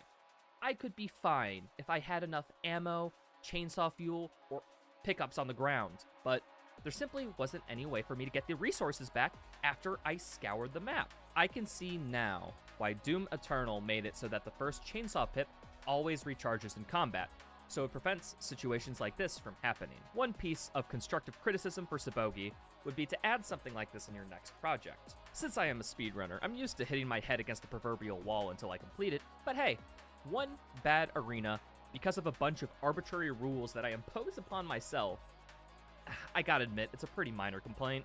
And after that hellhole, we reach the demonic lord that serves as the final boss fight. So this final boss fight, is this the Icon of Sin? Are we facing the Icon of Sin now? They actually make the Icon of Sin in this game somehow.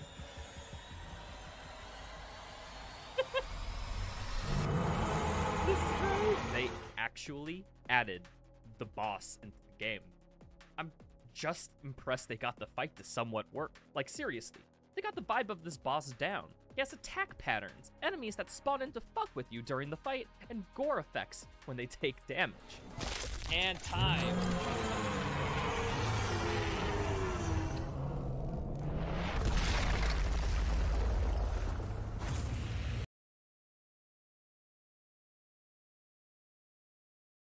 Oh, no, Mike. Boo. Alright, let's get back to this. So I was just exploring this area before I cut it quit because I had to run to the bathroom. I don't know. Wait, there's a map over there. Hold on, is that on a lower plane? Hold on, like if I go to...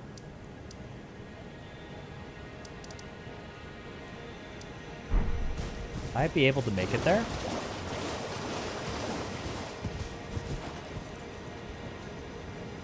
Maybe. Maybe I will. Regardless, I gotta just move around. So here, let's go back to that catacombs and stuff. Let's try to get to a lower floor, all that crap. It'll be easy. We can speedrun this shit.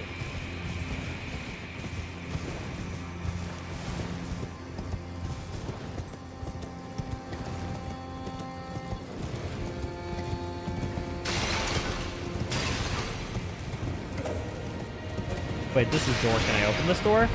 Guess I never checked. Oh, I can open this door. Nice. Joke's on you, AI. I have iframes during door opening animations.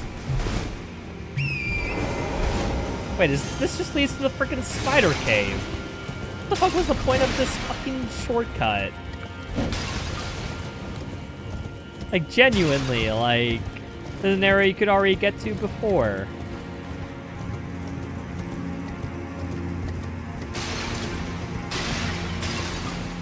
I was being a wizard. I was a wizard? Dude, I just went to the bathroom for, like, it's nothing more than that.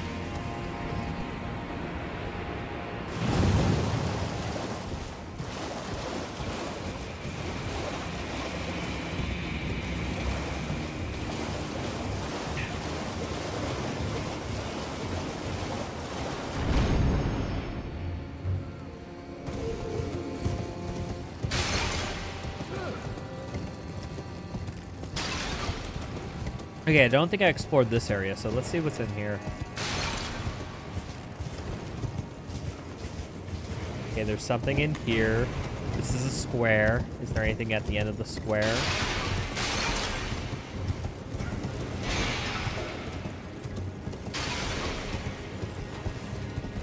Wait, this is a fucking area I've been before. Is this a shortcut? There's an area, yeah, okay, so in other words, walk through the square, you can get to this area before, okay. So I've just been doing a bunch of fucking busy work. If you excuse me, Mr. Spider Scorpions, I need to grab this, thank you. Summer Smithing Stone 6? Yeah, worth it, I guess.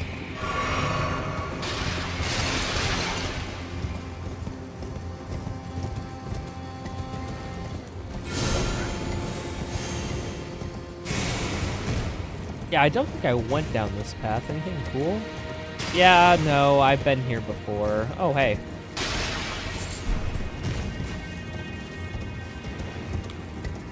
Yeah, I don't really care, Mr. Spider Scorpion.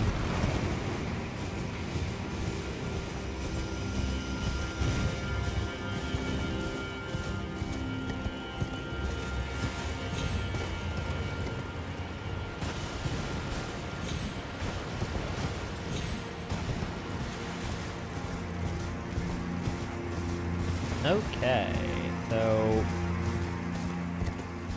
I've dealt with that guy before. He didn't really offer anything interesting. I guess we just explore this area? Oh, I did not mean to drink that, but whatever.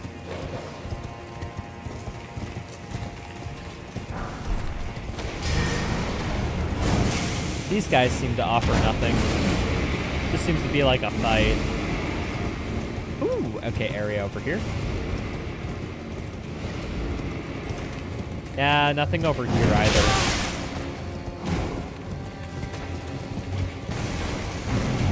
See ya, suckers.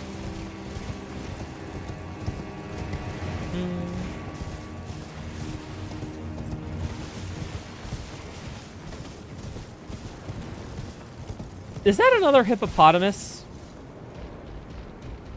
Yeah, that's another hippopotamus. Okay, great. The game fucking hates me.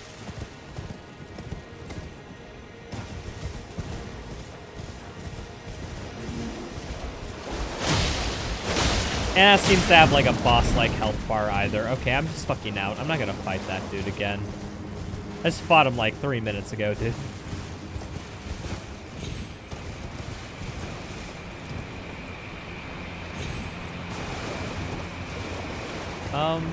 Okay. Waterfall.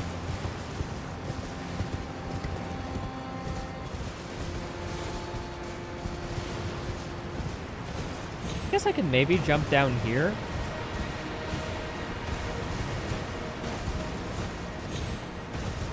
But let's see what's over here.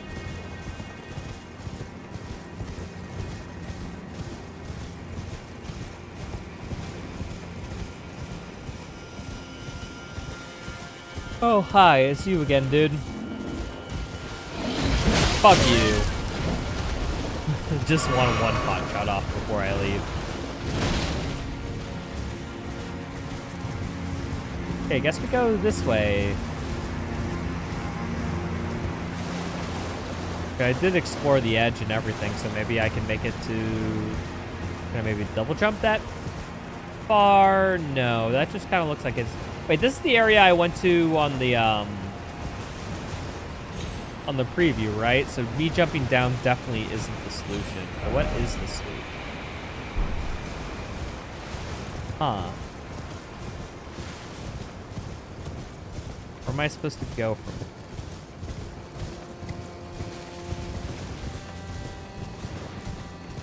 Maybe I'm supposed to go back into the dungeons in some place kind of like where I just was and like open the door? Question mark? Or like, is there another path somewhere around here? Let me look at the walls a little more carefully.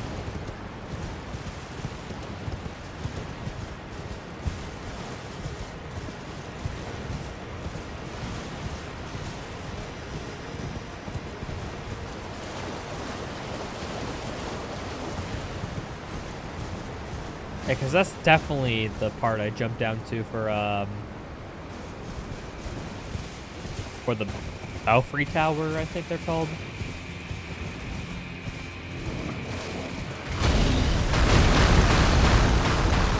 You know what? Fuck it, I'll fight you. I can prove that I learned my lesson.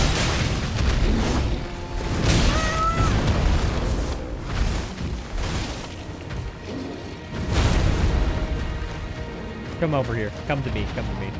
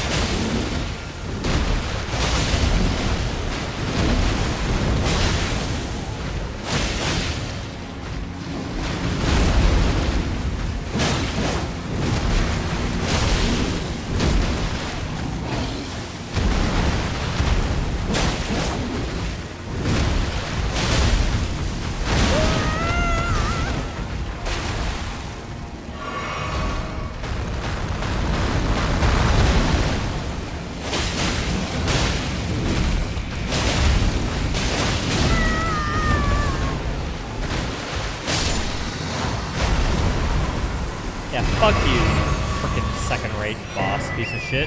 Wait, you get a Erdtree fragment from killing that thing? Okay, that was just the boss without the second phase. Whatever.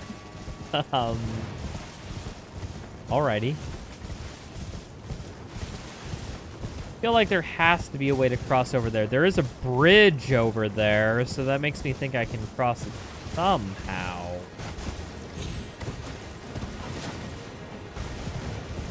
Maybe I gotta parkour my way up on some of these. Nah, these are too high. Maybe I gotta drop down from a place up there onto a place down there.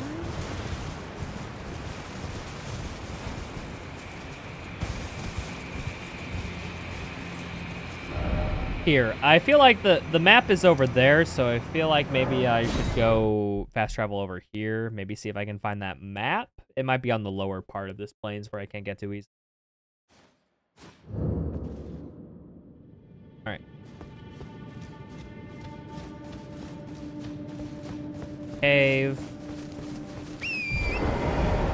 What is it? It's the 3 marker, so head towards the 3.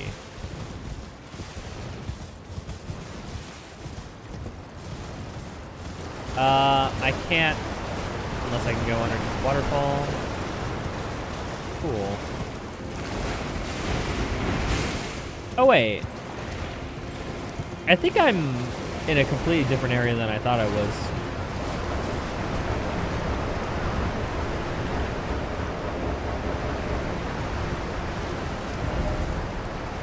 Yeah, I'm totally in a way different area than I thought I was.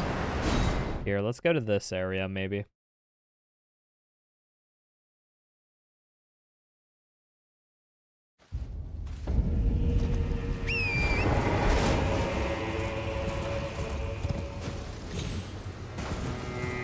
All right, let's go through this path and see if I can find an area that's a little more,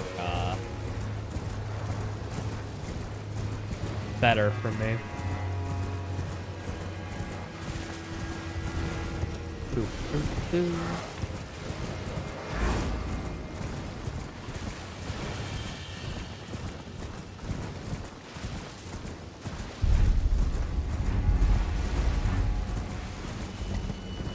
Oh, god damn it. There's a fucking...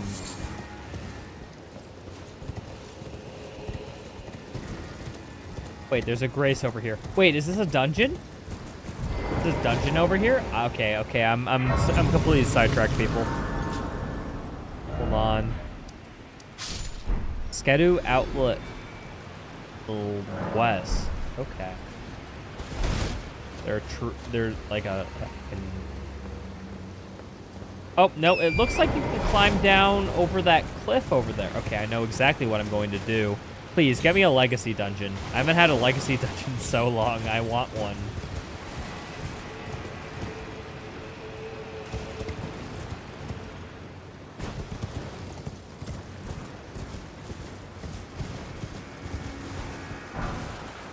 Okay, Grave Bogwart. Wait, is this just... Motherfucker, I'm down here again.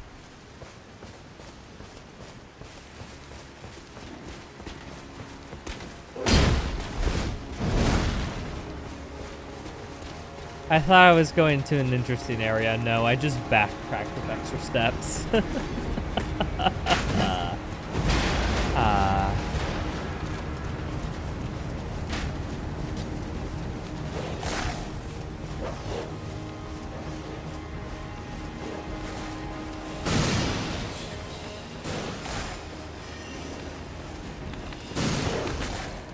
Alright, come on, I just need to get to a bonfire. I don't fucking care, doggy. I don't care. Back in the fucking area again? Honestly, yeah, that's how it feels. Like, I thought I was, like, finding some creative way to get to another area, and then it's like, nope, I'm actually here. Okay, whatever. Well, I know there's a frickin' bonfire over here, so I can get back somewhat quick.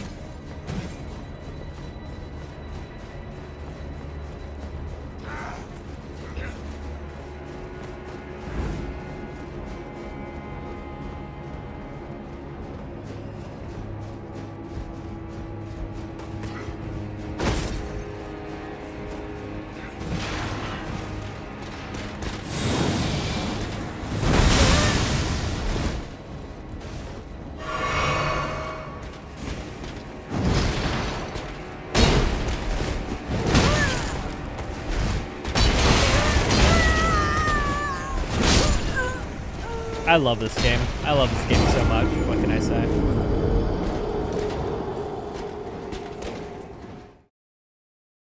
Cheers, people.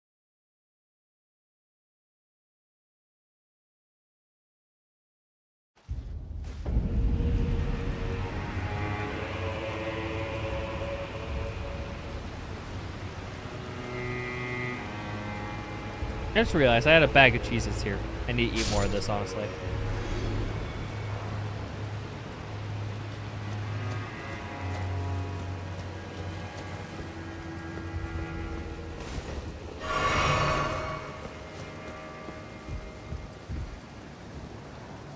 I wish I had a rope. And I could, like, you know, like, tie it around this knot and then, like, just zip line down. You get me?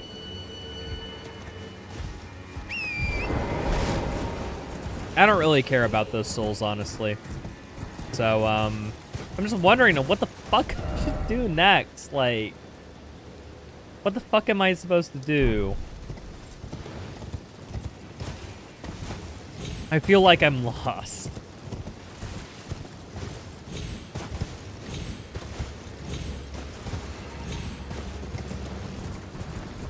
If anyone has any suggestions in chat what I should do, I'm just saying I'm totally willing to be backseat at this point. Like, if you guys want us to be like, oh, no, you go to this side of Grace, and then you fast travel, and then you explore the area, and then you get to the next area, like, oh, okay, I'll gladly accept that, but, like, gonna be real.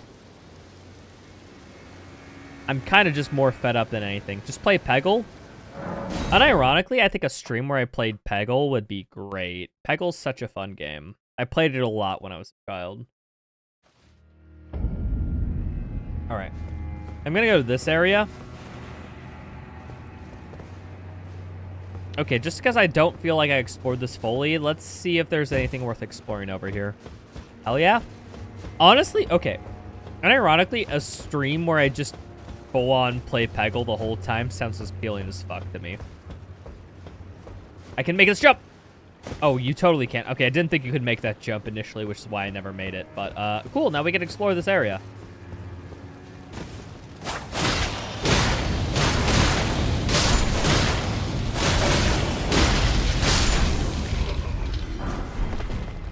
Yeah, I'd be totally down for a Peggle stream, at least some. You know, kind of in the same way where I used to do Bloons Tower Defense streams, you know? I feel like... Fuck, I didn't see that there wasn't a... I should have tilted the camera angle somewhat upward.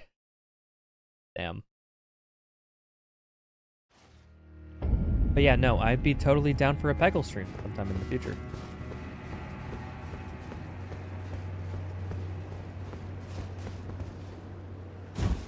I saw on my timeline earlier that... Didn't catch stream, but Brian Otto, he's an FPS speedrunner and all that stuff. I remember him vividly, for whatever reason, posting a message to being like, yeah, I'm going hot. I think it was on 420. It's like, yeah, I'm fucking blazed as fuck, and I'm going to become a Peggle Grandmaster live on stream. And that's all he did for like a 7-hour stream, was literally just try to perfect every Peggle course. And honestly, that sounds kind of fun. Of course, I'm not typically one for getting high on stream. I'm much more of a drunk stream person, but you know. Play Ultra Kill while beating Peggle. I mean, I guess that could be an interesting challenge, like, see how fast you can... Like... beat Peggle while also doing a speedrun. Like, I feel like there might be something there. Like, playing two games at once feature definitely appeals to me. I think I saw, like, a little Aggie video recently where it's like he raced someone, but they raced 3 games at the same time, and whatever game it was, it'd be randomly determined. So, like, they had to...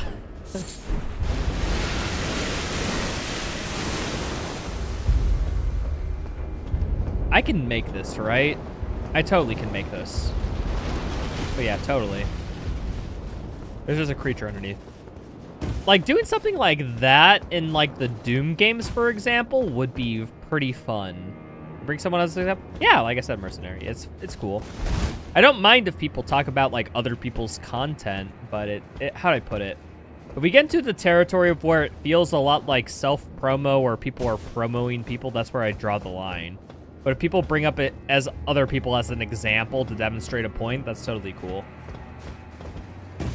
Just I have that rule in my rules because, like, how do I put it? I have too many people who, like, come into the stream, like, promo, quote-unquote, their content, which, like, why would they fucking promote their content? I'm, like, at best, 20-viewer streamer. Like, let's be real, folks. If you're promoting yourself in my chat, you could be doing a fucking lot better.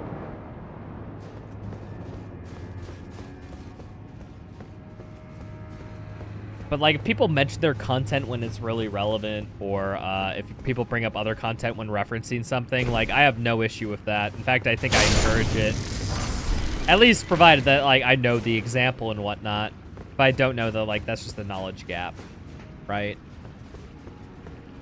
I just don't want it to seem like people are like, oh, no, I'm bringing up this whole thing because it's, Mother to us all. Oh, Favor me with sorry, thy sorry, grace. sorry, lore's happening. I have met many who would threaten or distress thee, and quelled each and all. And I hereby swear to never cease. So please, grant me thy grace. Simp. Leave me with my solitary light. Queen Marika, I implore thee, bestow thy grace. Take not from me my solitary light. Use the Iris of Grace? Sure. Yeah, let's do that.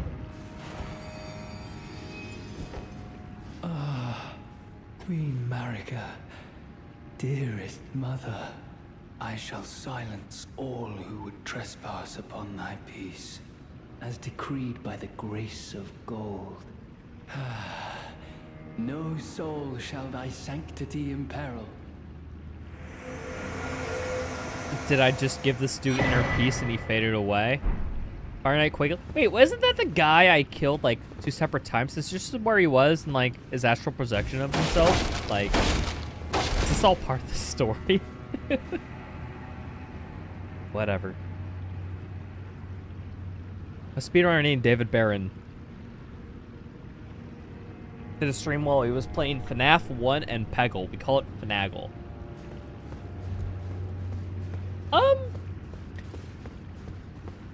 How do I put? I guess with FNAF, that is a game with a lot of built-in downtime because you're meant to more just be worrying about things more than you are supposed to be acting about them. So, like, that type of thing wouldn't work for me. Although, imagine the video where I try to beat Doom 2016 and Doom Eternal with the same control scheme at the same time. I honestly think that'd be like a fire video. But I don't know how I would have it work. I'd have to see how the Soul streamers do their playing 2 games at one time, like, builds and, like, try to implement something like that. It's like, I think, like, maybe turning it down to, like, I'm Too Young to Die, and I play through Doom 2016 and Doom Eternal at the same time with the same controllers at the same time. That could be a good video. But it's just, like, it'd be a bit weird because, like, I'd have to, like, account for both things at the same time. Ember of Mesmer.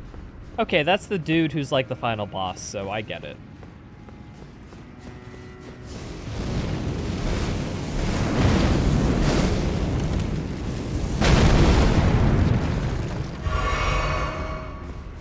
Come at me, dude.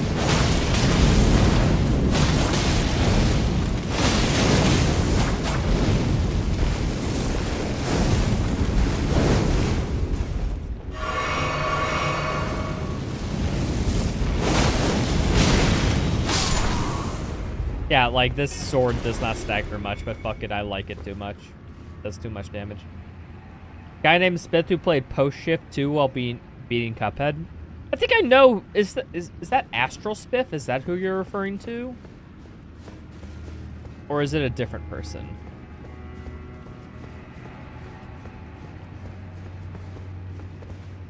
Okay, hold on, let's just do this.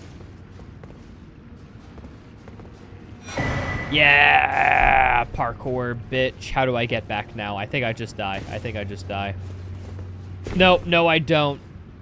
You know him? I've heard of him. I know a little bit just through cultural site, guys. Yeah.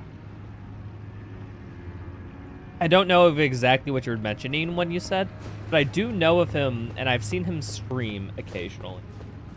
Not the most knowledgeable on his content. I don't know what he is, but I've heard his name through the grapevines. Yeah, what I'm... I think that's Bone 5. Is there another person who does similar content? Also, hi, Slapman. How's it going, dude?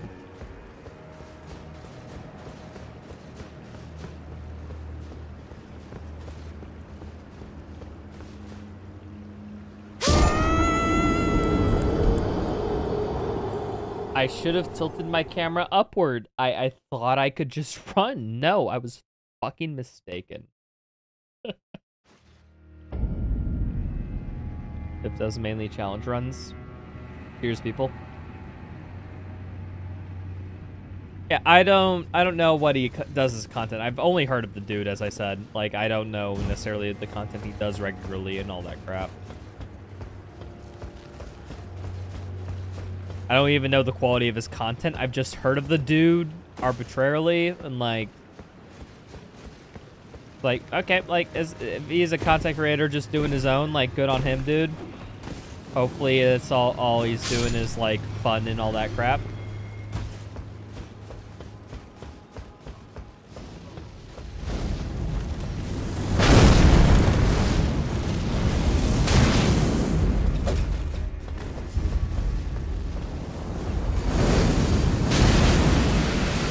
Oh, what the fuck am I doing? What am I wanted to freaking Crimson Tears. I didn't realize I had the Rune Arc equipped. Fuck, dude.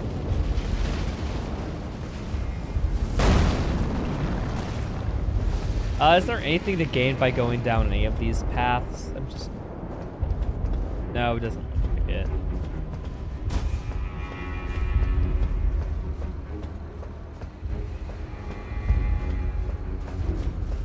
Anything gained by going down these paths? These two look like they got nothing.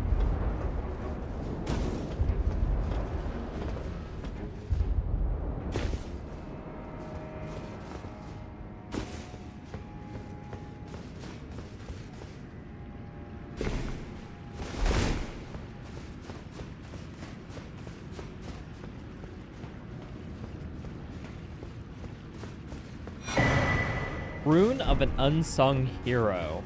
Damn. Okay. Oh, fuck you. I think this is the path I went down. Yeah, sure. We run down this. We run it down, boys.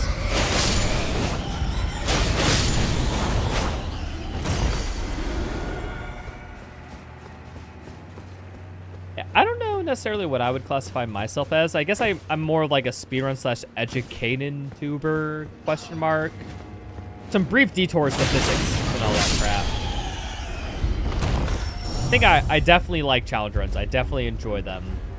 But like, is it my main thing? No, it's just kind of like a side thing I do. You get me? What does this do? Lever, what do you do? Please tell me it lowers the water level. It lowers the water level. It lowers the water level.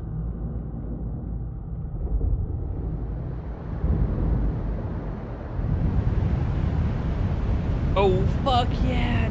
Let's go. Yeah, man.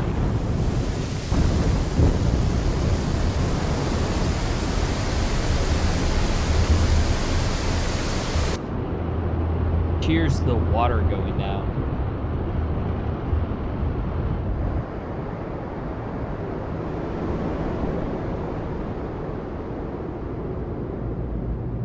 Okay, now I can finally do that elevator exploit I found like 2 hours. Yeesh, man.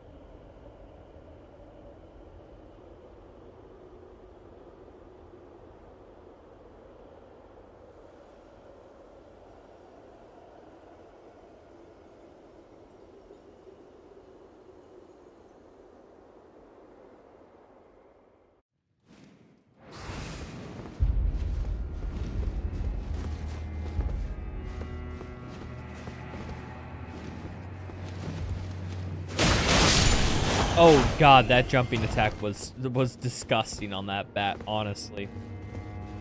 Alright, let's go down here. Let's explore now on this new lair that was previously covered by water.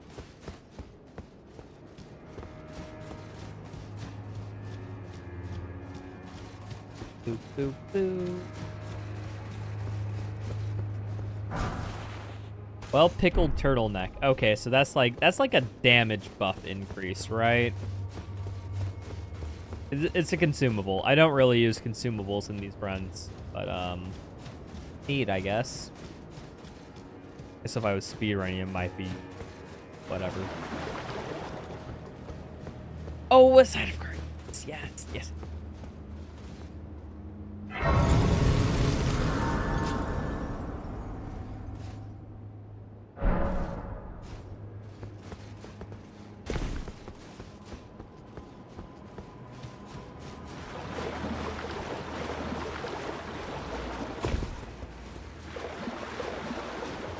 All right, so this area, okay, I thought that a few areas were like unintentional.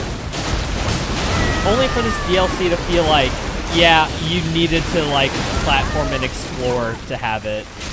So I don't know if how much I appreciate that or don't.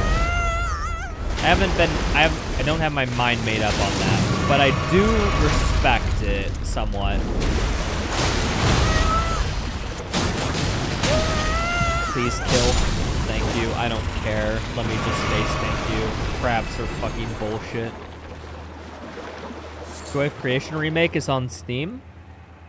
Oh, like there's a remake of the FNAF series, like of the original FNAF game, like on Steam. Oh no, like I said, I just don't like the idea of FNAF, of how it's basically, it's just a jump scare simulator. That's all FNAF is, really. Like, it has you in a scenario where you have to keep out for demons or else they'll jump scare you. Like, the whole game is built around jump scares. I don't necessarily know how I feel about that. I feel like it's a little cheap because jump scares are like, how do I put it? Saying you're a scary game while relying on jump scares is the equivalent of saying you're a comedian, but you tickle your audience, you know? I feel like it's just abusing a biological trick more than it is anything else. This is the area that leads up to the area I was before, right? It's a fan game that's becoming official. Okay, so it has the blessing of like the original creator of something, like it ends themed within spirit. Is it just like a remake of the FNAF like one game, or is there more to it than? Like I said, it's a fan game, so like I'm guessing how canon is it, or how much is it accepted and all that jazz.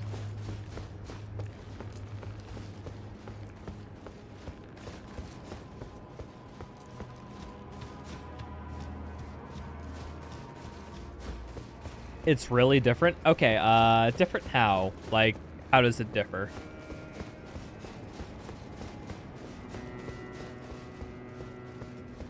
Oh, we're in the church now. Let's go. Poggers. I say, if you say that I couldn't jump through that game, I was about to be like, I'm not that thick.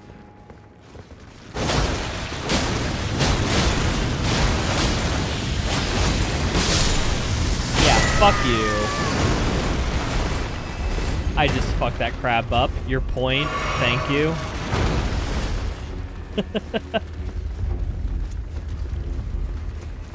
Alright, well, let's explore this cathedral. Does it have any other secret? I'm guessing it doesn't.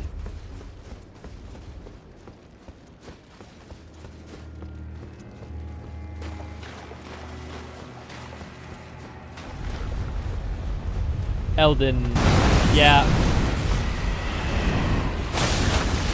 You know what? It's been a while since I fought one of you. Yeah, let's fucking go.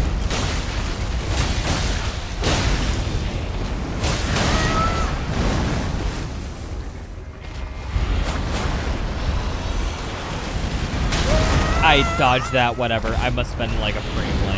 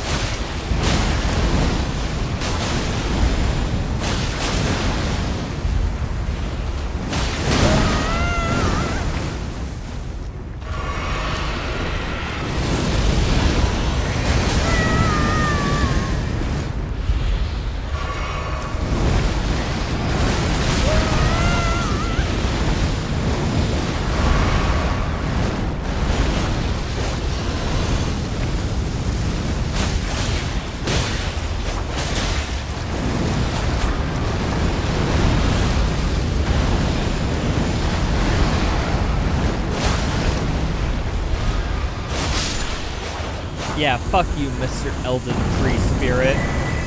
Hours of occultation. Okay. What the fuck does that? Place the eye of another to delight light in all its form. I wish I could have had a more ominous freaking thing, but cool. In the Joy of Creation remake, you place the creator as being trapped by something called the source that wants to become real. The source is using the animatronics puppet.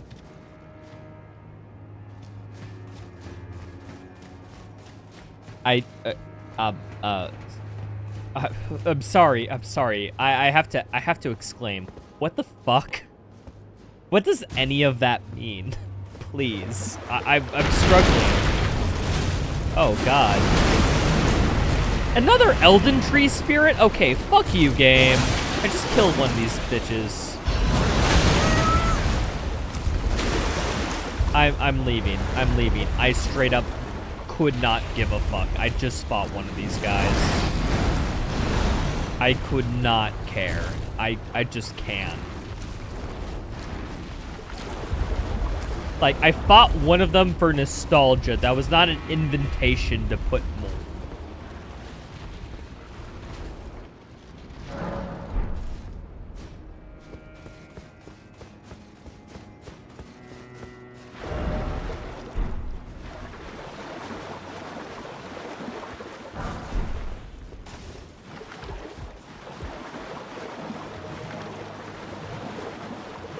Oh, wait, hold on. I gotta grab this thing, and then I can...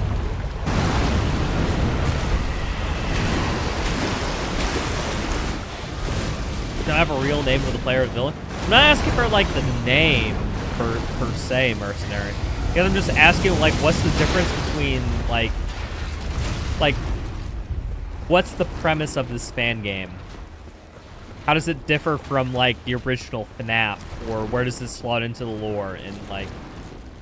How do I put it? Like, the context behind that. That's basically what I'm asking. How do I put it? Finer details I don't care about. I'm just talking about, like, overall story and relation to, like, FNAF canon.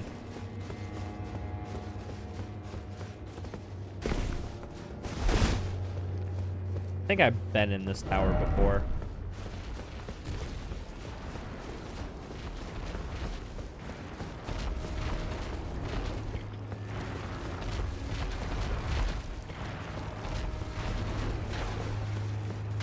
Let's just start wandering in this way and figure out what the fuck finds me, you know?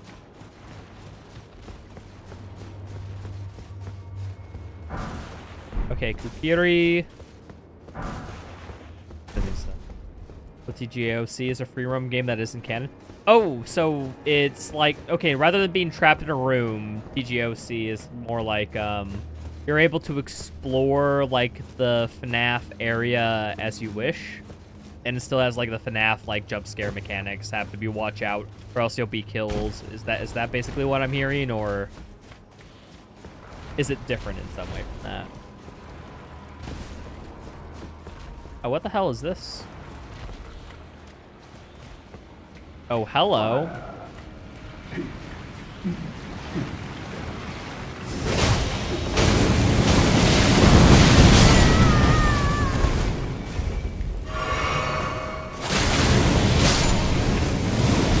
Dude has fire zombies.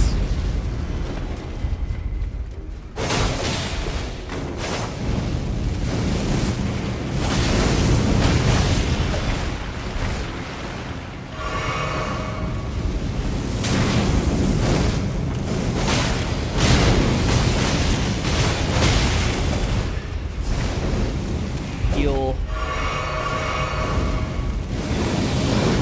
If I kill you, do your zombies die too? No. Death Mask Helm. Okay, cool. You're still stuck in one room, but you can walk around in that room and with whoever's trying to kill you? Oh, okay, so it's more like a more immersive experience than what FNAF was offering you. Because FNAF is like, you had like 3 things you can interact with in like a, basically like a visual novel-esque room. That was basically it.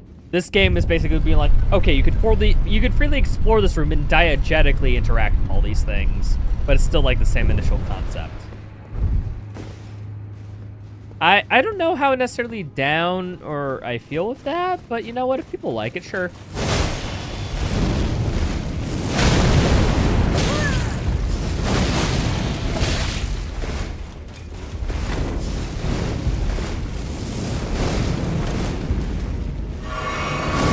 I don't know, I've never been too much into FNAF. Like I said, those I've been into FNAF has been memeing about it with my chat, who people say they like, and I'm just like, do you really like this obscure this fucking shit? It's just too obscure to really make sense of, to where you need a MatPat video to explain it to you. I don't know. What store page did your server want to see you were talking about? Okay, I appreciate that, dude. Thanks. I'll make sure to check it out. Wait, this is the... I've been in this area before. I've been in this area. Yeah, this was the statue at the top. Okay, I know. So, okay, I should go back down for because I've explored this area before. Okay, cool.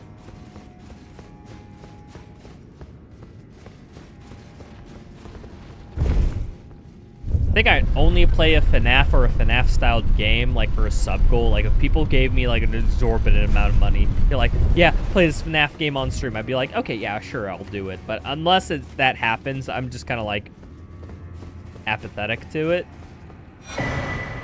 Iron Knight Seal. What does that do? Mesmer's Flame Incantations. Specifically, Mesmer's. Okay, so I assume that's a type of fire magic or whatever. Yeah, FNAF sucks, but some of the fan games are the reason you're still there. Why? Because some of the fan games are put with more up and care than the original games? Is that what I'm hearing?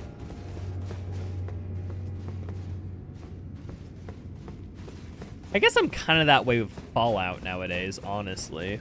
I feel like some of the Fallout fan-made content is way better than whatever the fuck Bethesda's putting out.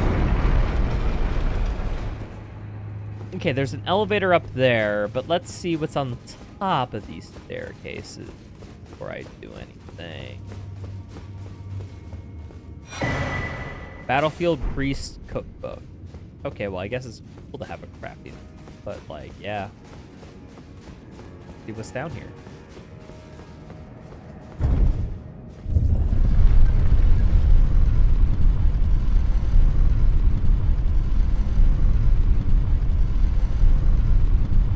This is a super fast fucking elevator. Am I going down to the Dark Ages? Like, this is... How long will this elevator take?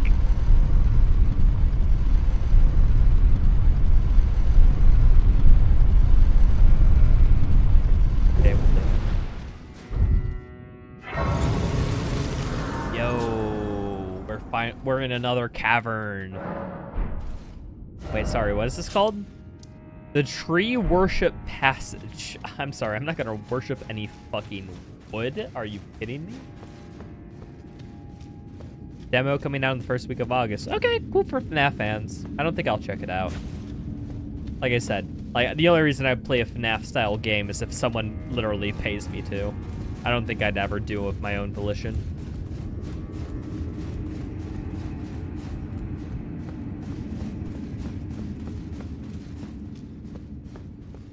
What's here? Iris of Grace. What is that? Place on an eye of another to grant the light of a fleeting blessing. That. I feel like it's... Yeah, Iris of Grace, Iris of Inoculation. I feel like I need to combine these two. What the hell? Mercenary, I'm gonna be real. Gifting to me would probably not be enough for me to play it. I'm gonna be real. Like, I'd kind of want... Like, how to put it? If I were to play something that someone would gift me, I kind of would already want to, but just people gifting it to me on the basis, I don't know. Like I said, like, it'd have to be, like, a special stream that somebody would dedicate to me and have to pay me an exorbitant amount of money to do, because I'm just not interested whatsoever. So, like, I'd need some other reason to play the game more than just, like, oh, it was gifted to me, or, oh, I have it. Like, not to sound that so much content games, but it's just, like, I really don't give a fuck about FNAF. That's basically what I'm saying here. Erdtree base. Oh, okay. We're in a fucking another blood swamp. We're in a blood swamp. God damn it, Miyazaki. Of course, you and your blood swamp. You just love them, don't you? Okay, well, let's see if the Erdtree is fucking based, am I right? Or is it just cringe?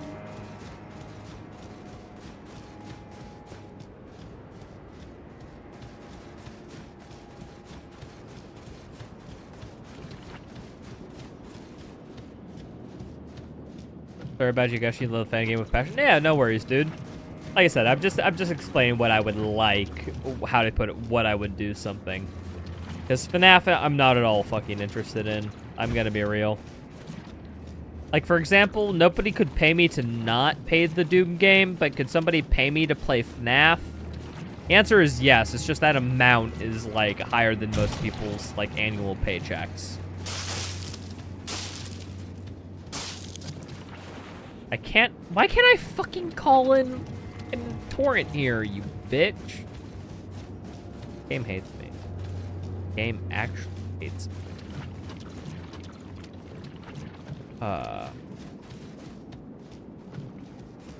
Like... Okay, this is the Erdtree, like, base, but, like... Is there anything here for me to explore? Is it just be like... yeah, no, there's gonna be an endgame boss here that spawns in later. That you need to get the specific side quest NPC to look into this hole, then bring it in, and then you can find it.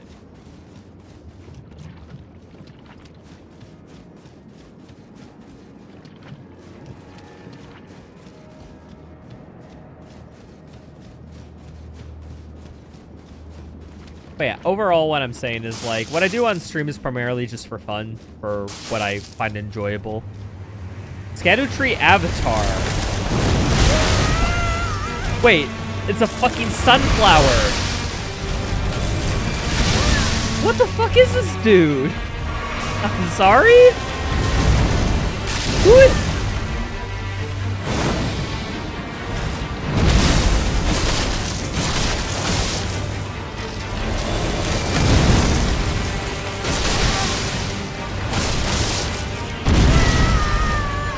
I didn't realize this fucking tree would be an enemy. Damn.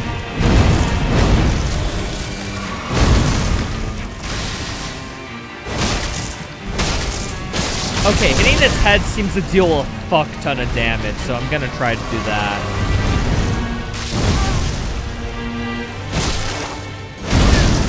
Or I guess that's a sunflower. Like a sunflower head.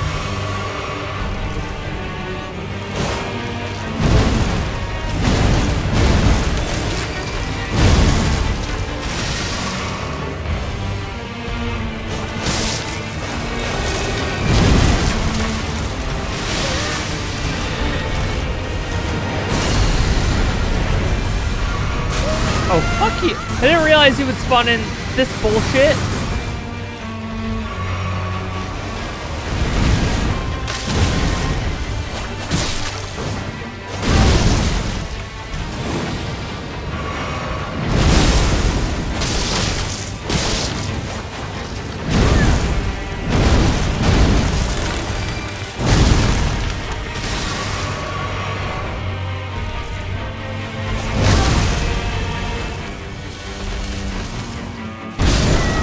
Yeah, get fucking skadooed. Do I have to do this? Second phase? Question mark?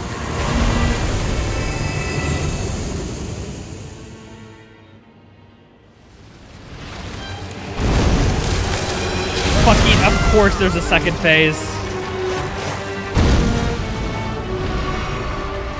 Felt a little too easy, honestly.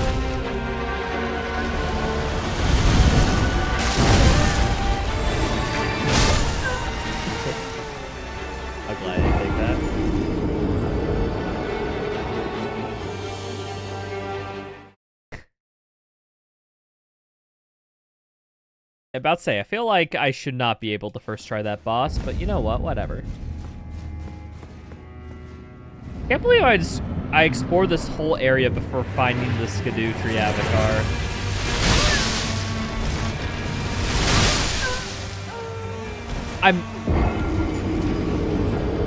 I'm sorry? Fuck you? Like, what else can I say to that? That was just such... Like, I guess I have to dodge at the right time. My bad, people. My bad.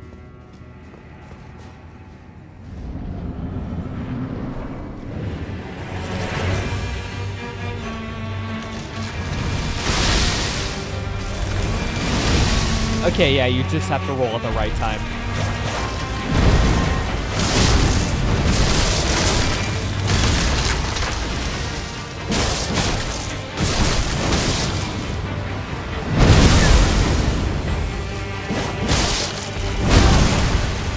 Yeah, it's not worth it hitting him in the face. The face seems like the most damaging spot.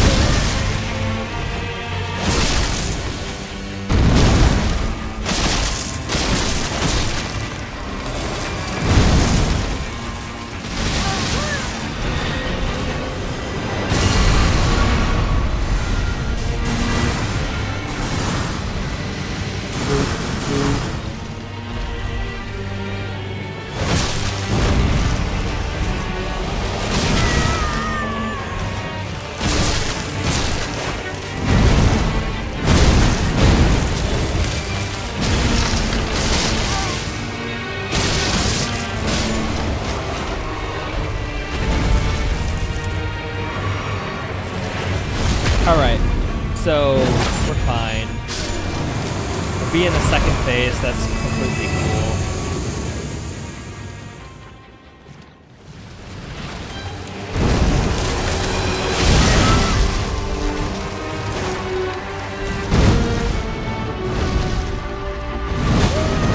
Fuck, that dude is way faster than I think.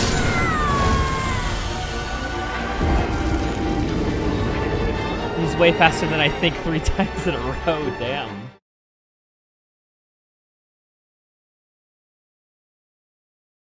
Cheers. I'm gonna get this fucker.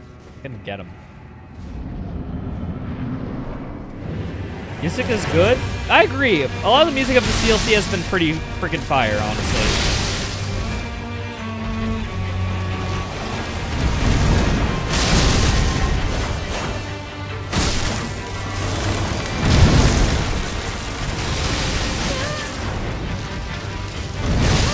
Fuck you. Heal, and then I can go.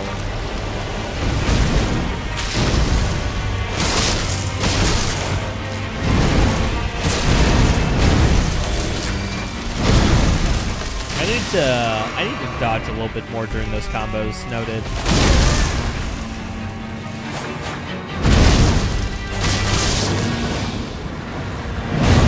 I need to dodge a little bit earlier. Was that a grapple? I feel like I couldn't move during that.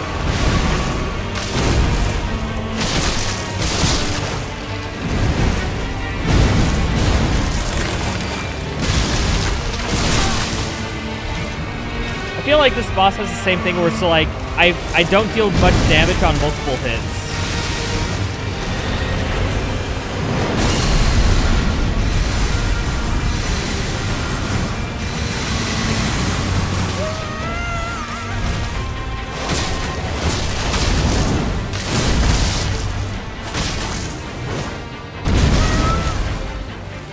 Heal.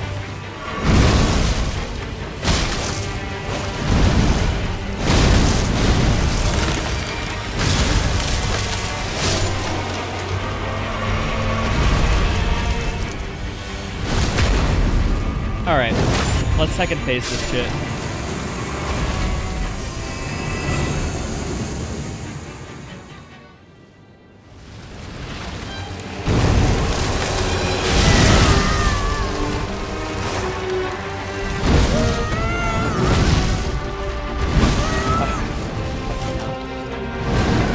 Heal, heal, heal. Please, please, thank you.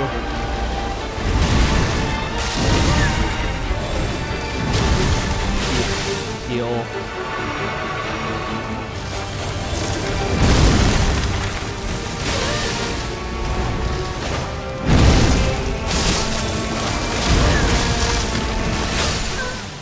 God damn it. He has way more, like, delayed attacks in the second phase. I just don't know him. I just don't know him yet.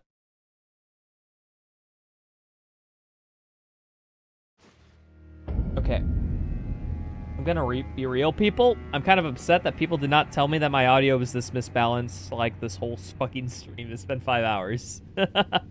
I guess this boss music is just particularly loud, but I lowered it a few decibels. This should be better. To be fair, I don't talk much during boss fights, so it's not that big of an issue, but still.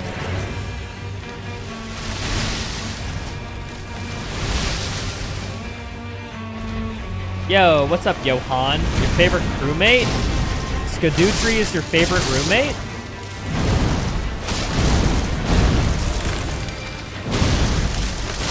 That is a fucked up crewmate, honestly.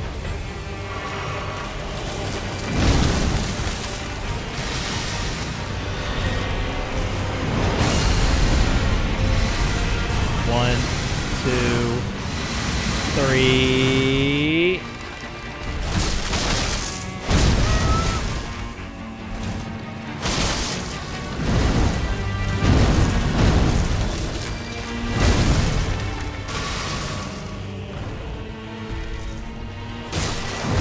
Yo, Johan, are DDQ's like in like a week or two. Are you excited for that? I know you're gonna be there commentating, right? Or are you doing like an online commentator thing?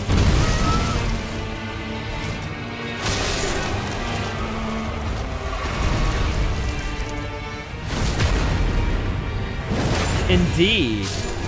Yo, nice, dude. I'm gonna look forward to that Half-Life 2 run, honestly. That feels like it's gonna be a great time. That race will be awesome. Will be an experience? Oh, hell yeah, dude.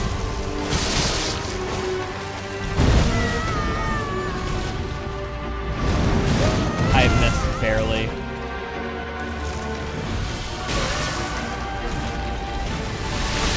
Fuck you. Dude, this guy's bullshit. I kind of like... Ember, hello. Hi, how's it going?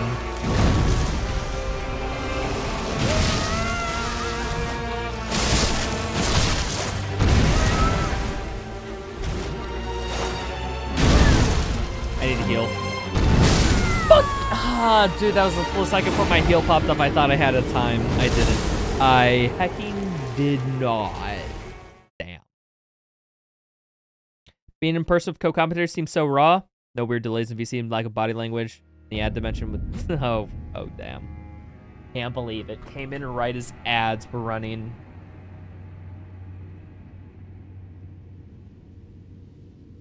Cheers.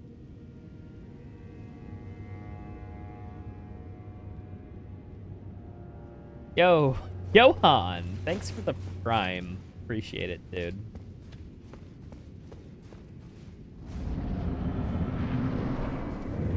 Yeah, but Half-Life 2 was an awesome run. I've been watching Ewald for ages. I feel like I know a lot about the run. So it'd be nice to see like a race heading in a marathon. How you guys all adjust everything. Like, that'll be great. Half-Life 2 is a top speed run? Honestly, yeah. Half-Life 2 is a sick run.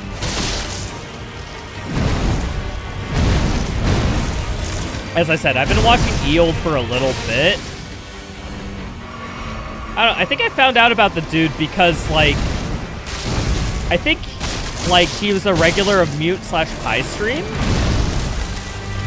And it just so happened by coincidence, like, he watched one of my videos before. And ever since he told me that, it's just like I followed him and, like, I've just hung out in his streams. He's a cool dude.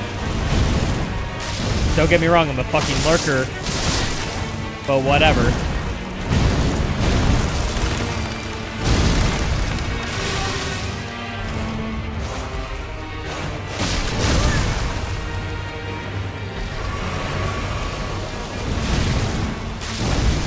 I don't know, that's how I am with most streams. I'm not necessarily a watcher, I'm a major lurker, because I only watch streams really while I at it. You beat your Black Mesa record?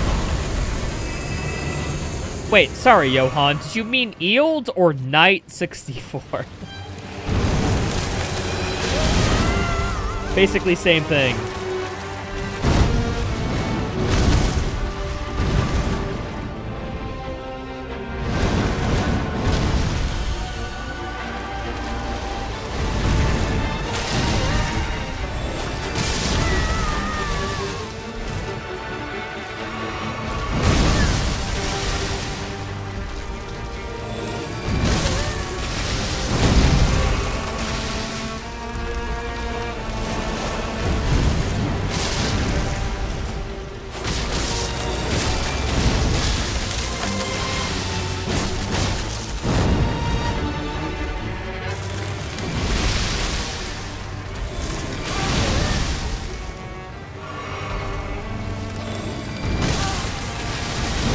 I fucking should have just healed there.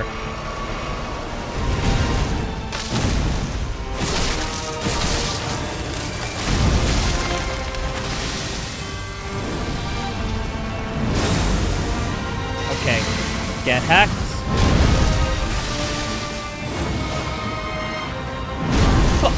Okay, I thought he was. Is that a grapple? That is a grapple. That is a grapple. Noted.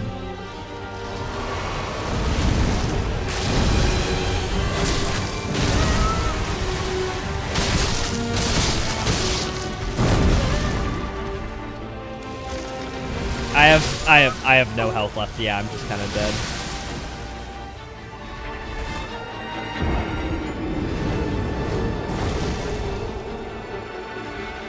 Did you stay the whole week when you went to GDQ or just day of your run? I stayed the whole week, Johan, because Mute, Drake Foes, Deceptics, Kovac, and Bloodshot were all there. So we took the excuse to hang out, like, the whole week, and it was great. So, like, don't get me wrong, if I knew nobody that was going, I'd probably go there, stay for 1 or 2 days, and then I'd leave back. But I had a lot of buddies there, so we were just able to hang out, have a good time, and that was basically it. Marika's rune. Holy crap, I didn't realize that. I just missed that the whole time. Sheesh. There was that one Doom meetup? Yeah. Because Mute had a run there, a lot of Doomers went there just because we wanted to meet each other and have fun hangout times. All of the people there were cool. Like, at the first GDQ meetup, it was kind of magical, almost. The only night I kind of regret where I didn't spend more on is because I had friends, coincidentally, in Minneapolis, who, they live there. So I was just like, hey, dudes, I'm taking 1 night off. I'm going to meet my friends at a bar. I met them at a barcade. And that was the night I missed out on. And I got home at around 11 to 12 o'clock, drunk as fuck, and I went straight to sleep. And it was pretty great. I felt like I should have hung out more with them because it seemed like they had a fun night too. But at the same time, it's like, I'm out with some friends that I haven't seen since college, and that itself is another fun thing.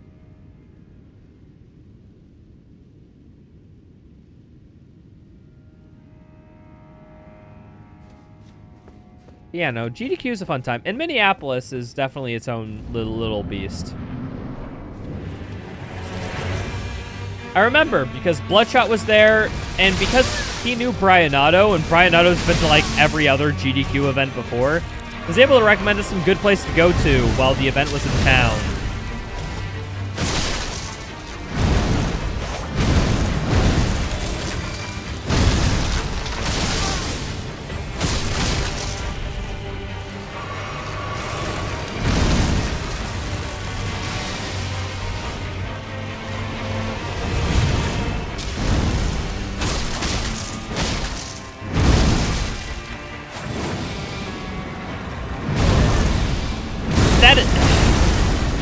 Dude, I ducked for a long time.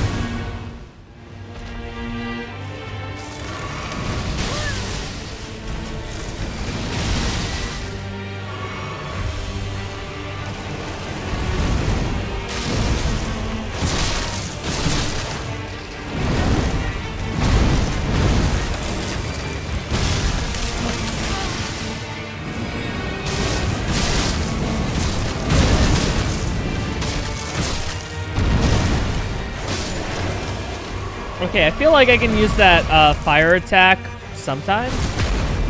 You're gonna head out. Catch you later, mercenary. Thanks for stopping by, dude. Hope you have a good one.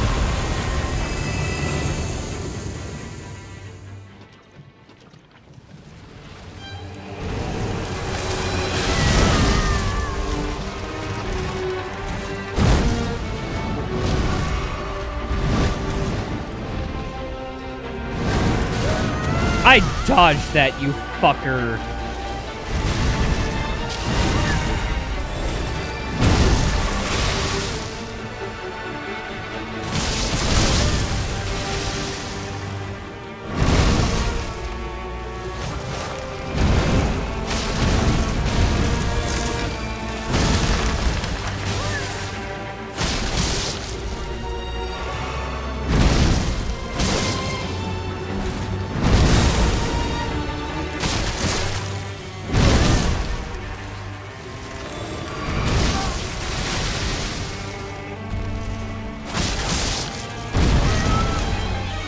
Heal, heal, heal. Thank you. Fucker.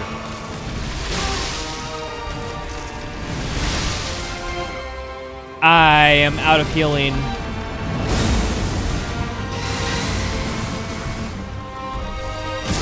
I can still do this. I can maybe do this. I got no.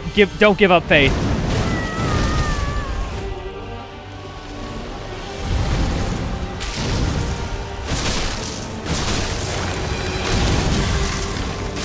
I needed to dodge backwards. Fuck, dude.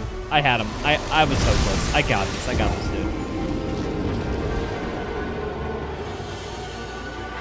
You post updates to the DJOC and server if you're interested. Yeah, go ahead, dude. Like I said, I'm always down for... If something seems interesting, I'll check it out. But, like, I'm just saying, just don't be upset if, like, I check it out and just don't like it and then never play it. Yeah. See why your sister thinks southern swampy horror vibes are so cool? She's a big Souls game. Honestly, this is a big swamp, but it has none of the swamp side effects. So it's just me fighting a boss here. That's all it is. Like, swamps don't really matter, because, like, it's just water. It's just swamp in appearance. This boss is the same way. I can't, like, double hit it. Fuck you.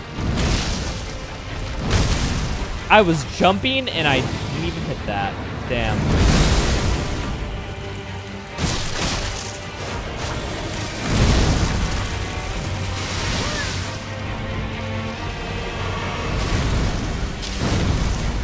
Y'all think this is Sunflower they're singing about in the Spider-Verse movie? Okay, I don't think that song was diegetic, but you know what? I still agree with you.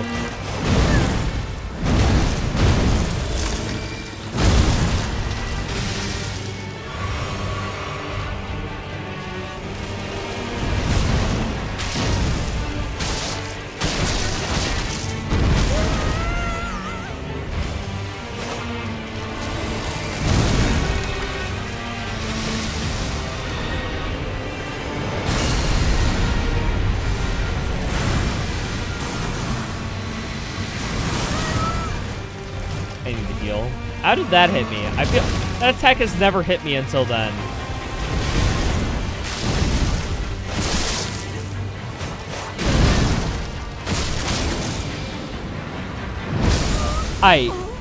Every time that attack happens, I feel like I dodge it, but I just don't. I'm just so, I guess I'm just a little slow on it. Damn. Cheers, dude.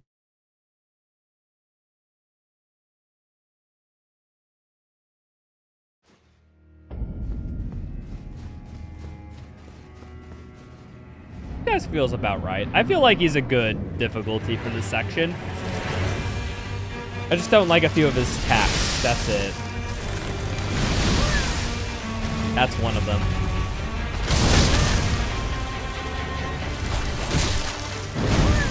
I feel like if I had my a fucking like ultra greatsword build, I'd be so fine here.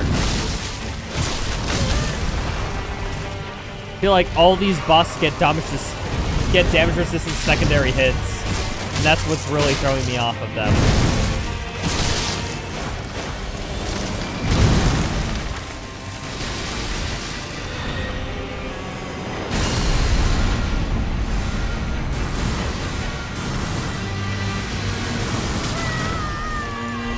I swear, like, I feel like I dodge that attack or don't by randomness.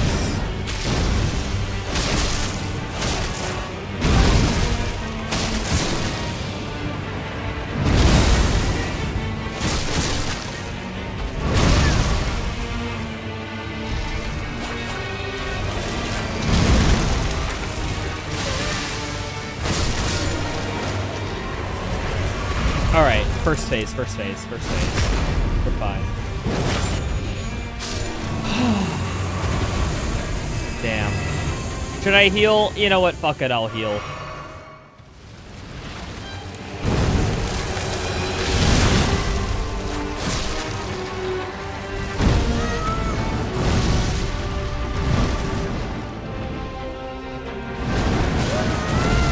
I was just a bit too early there.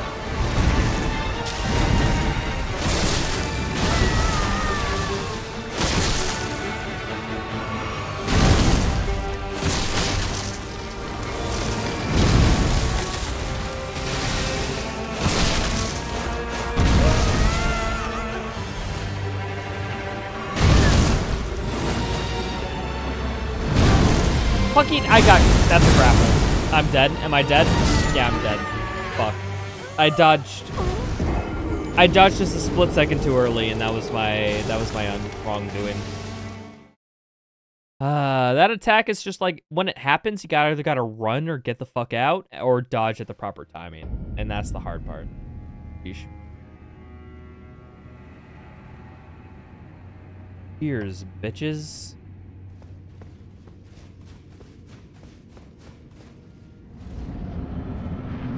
Alright, come on, let's go, dude. Let's go, let's go, let's go fucking fight me. I dodged a split second too late.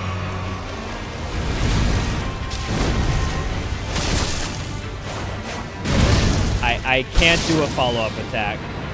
The same boss as the fucking hippo. I can't do a follow-up attack. He's the same way. I'm good for one attack, but I cannot do more than one.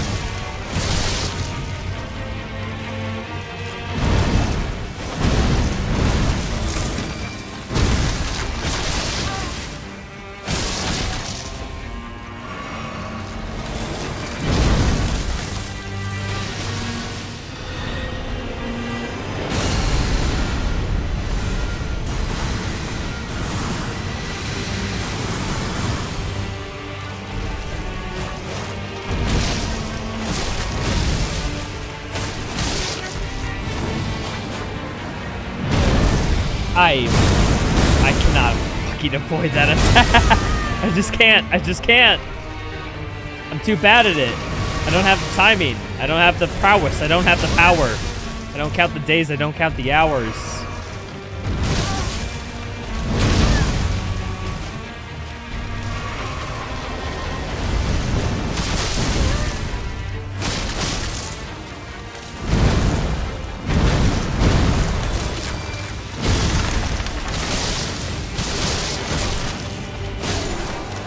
Heal.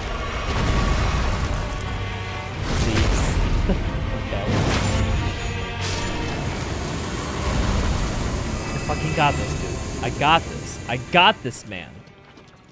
5 Estus? Yeah. It's his problem, not mine.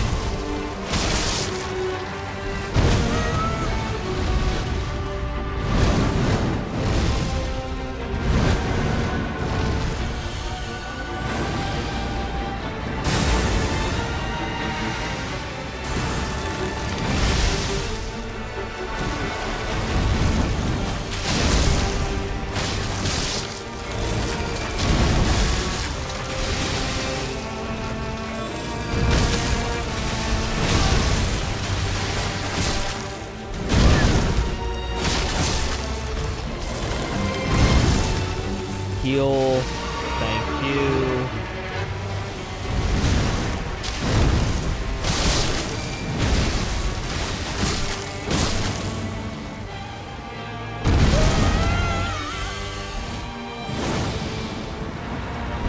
I swear I must. Oh, this game fucking hates me. This game hates. Oh, motherfuck, dude, that was nasty. That was fucking nasty. I just got fucking owned. What more can I say? I'm owned. Cheers, mans. I do like this boss fight. I think it's actually not. It's an 8-bit blitz. No complaint chance. Yeah, I'm not allowed to complain. I can't complain about anything. No matter how boring this game is, no matter how much the exploration means jack shit, no matter how much contrary game design there is, I can't complain. Now, you may say, was that me masquerading what could be complaining as complaining? The answer is no, that's a loophole. Fuck you. That isn't complaining. That's a loophole.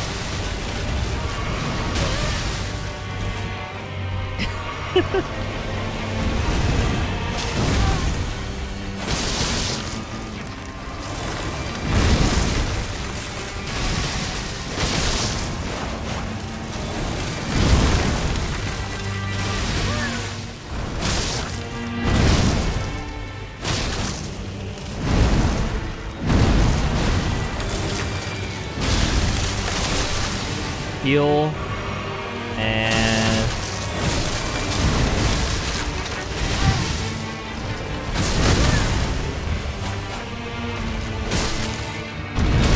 heal. Thank you.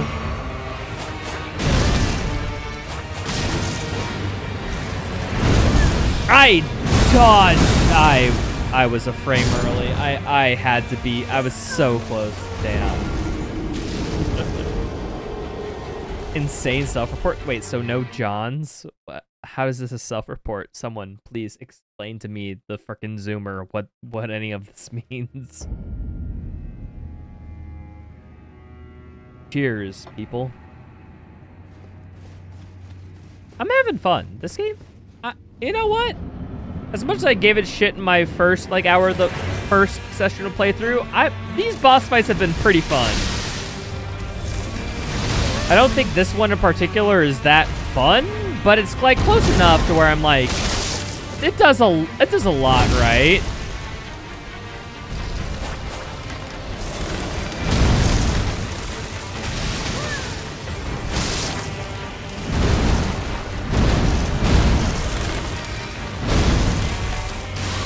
Smash player. Is that how it is? Did you demean him because he's a Smash player, Johan?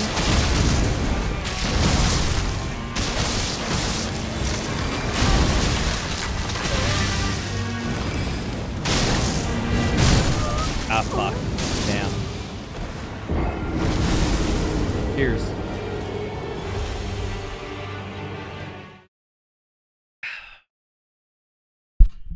I'm sorry, I didn't mean to hit you. I'm so sorry, honey.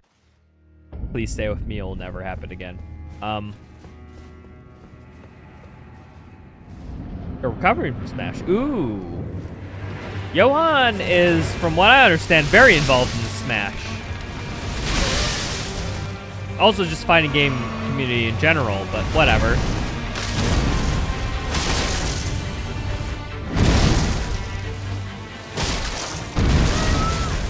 How say, you recovered from Smash. I know you used to play it, somewhat competitively.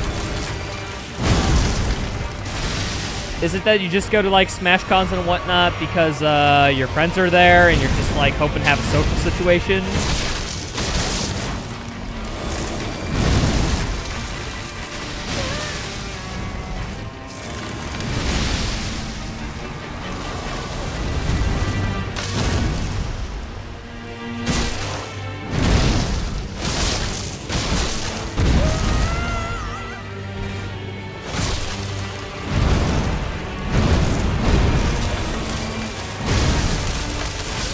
Oh, fuck you and your freaking roots coming out the ground, ass bitch.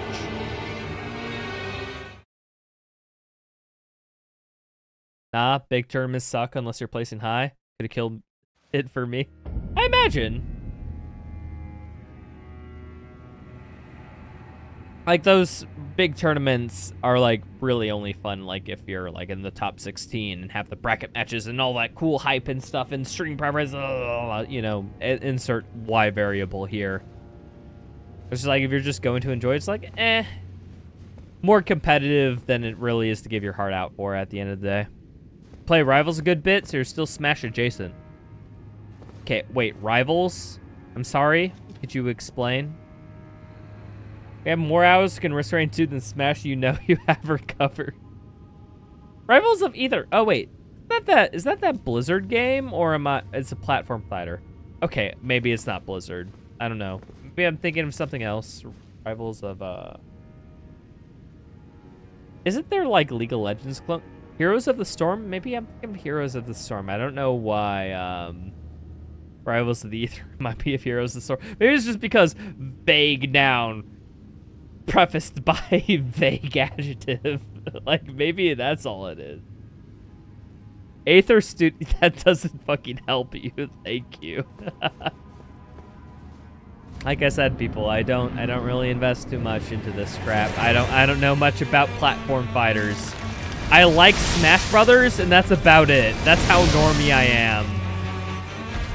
I mean, to be fair to most fighting games, and like by most fighting games, I mean everything. I really only like Smash rather than any other like fighter ever. I think it's just because like I love how Smash isn't like reliant on combos. That's basically my main point of why I like Smash, because like I hate memorizing combos. That's like my #1 thing in fighting games I hate. And Smash is just like, no, you have to use these moves, and then based on the percent of the enemies,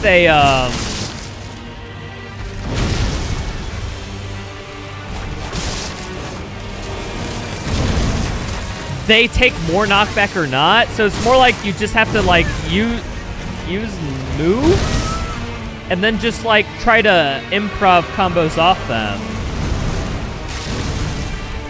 That's very much how Smash felt for me.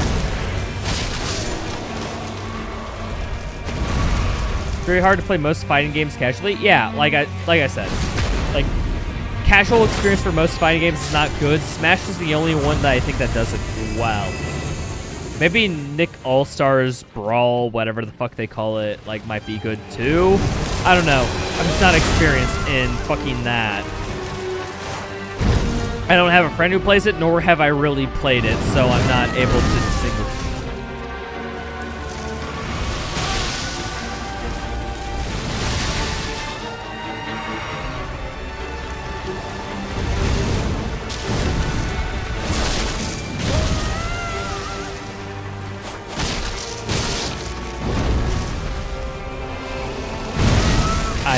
I didn't think they would hit me. Fuck, dude.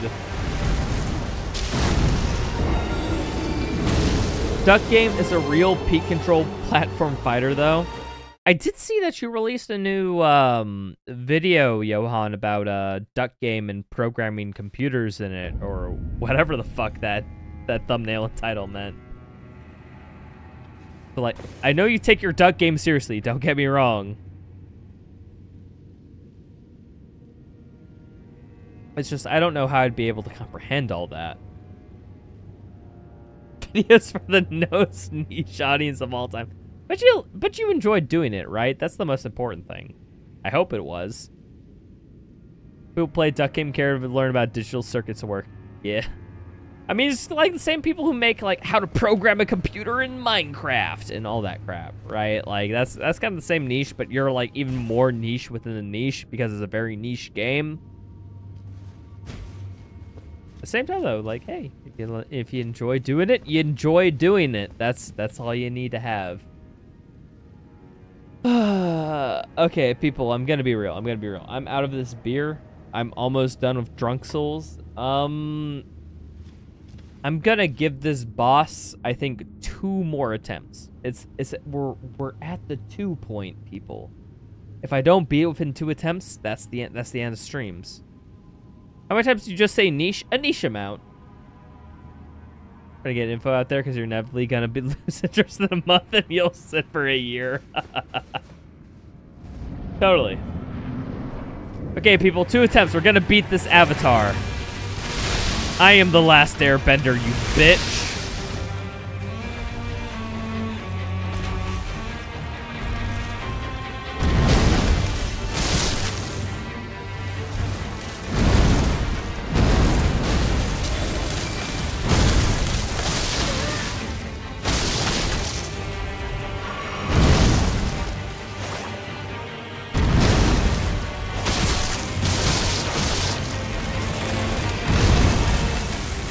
You got this? Oh, fuck you. No, I'm gonna fail just on spite of your fucking ass.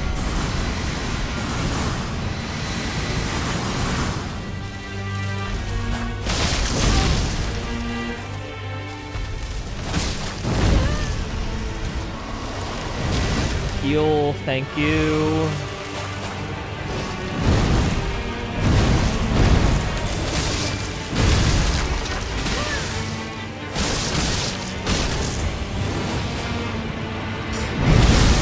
I avoided it. Oh, let's go.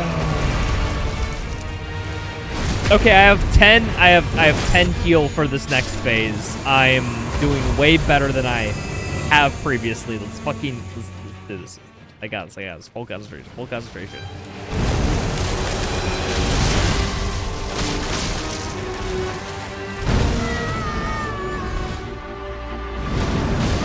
I fucking a little too early.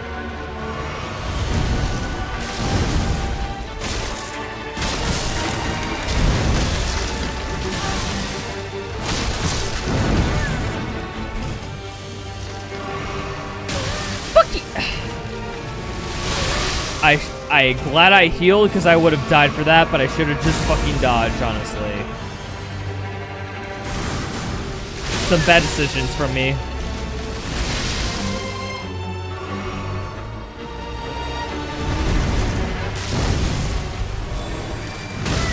Oh, wait, he has a follow-up in his second phase. Heal twice, thank you. Ah, I couldn't dodge. Okay, I'm fine.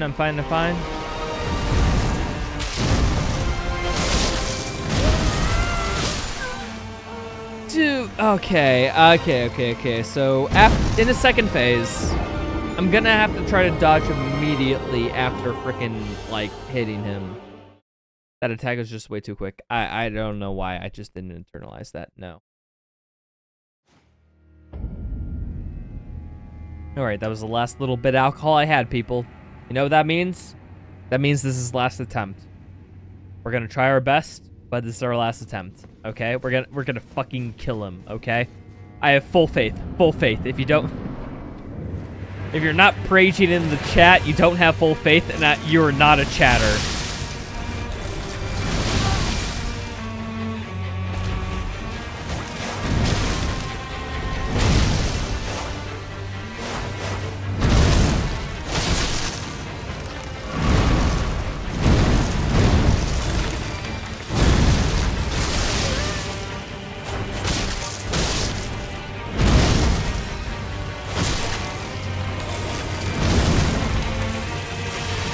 Lock in. Yeah, if you aren't locked in, I don't know what you're doing.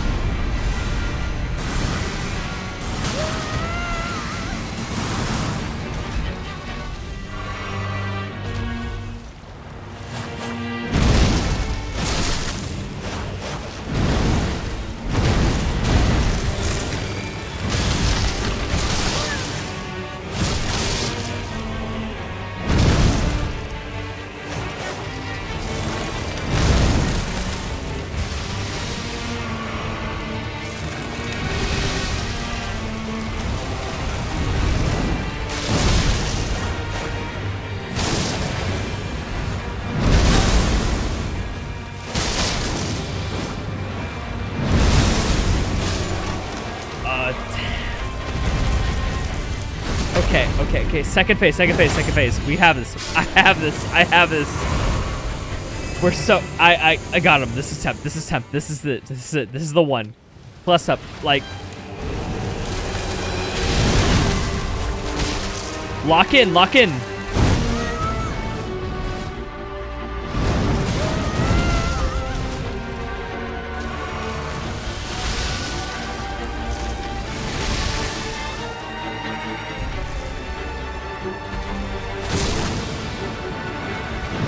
I fucking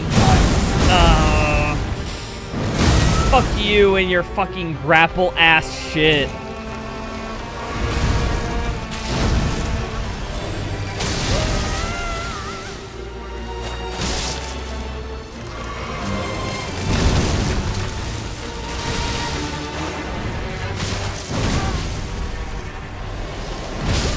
No, he overhanded bitch. Damn, I forgot about the overhands right at the end. I know, it's basic combo. Just my thing. No. No beer, no health potions, no mana, no checkpoints, no jobs, no future, no bitches. Ah, you fucking predicted that right, Johan. Damn. All right. I actually had a lot of fun tonight, mainly just because a lot of the playthrough tonight was boss fights. Like overall having a gay old time fighting things, learning their patterns, learning stuff. Yeah. But all that crap, I'm going to raid somebody.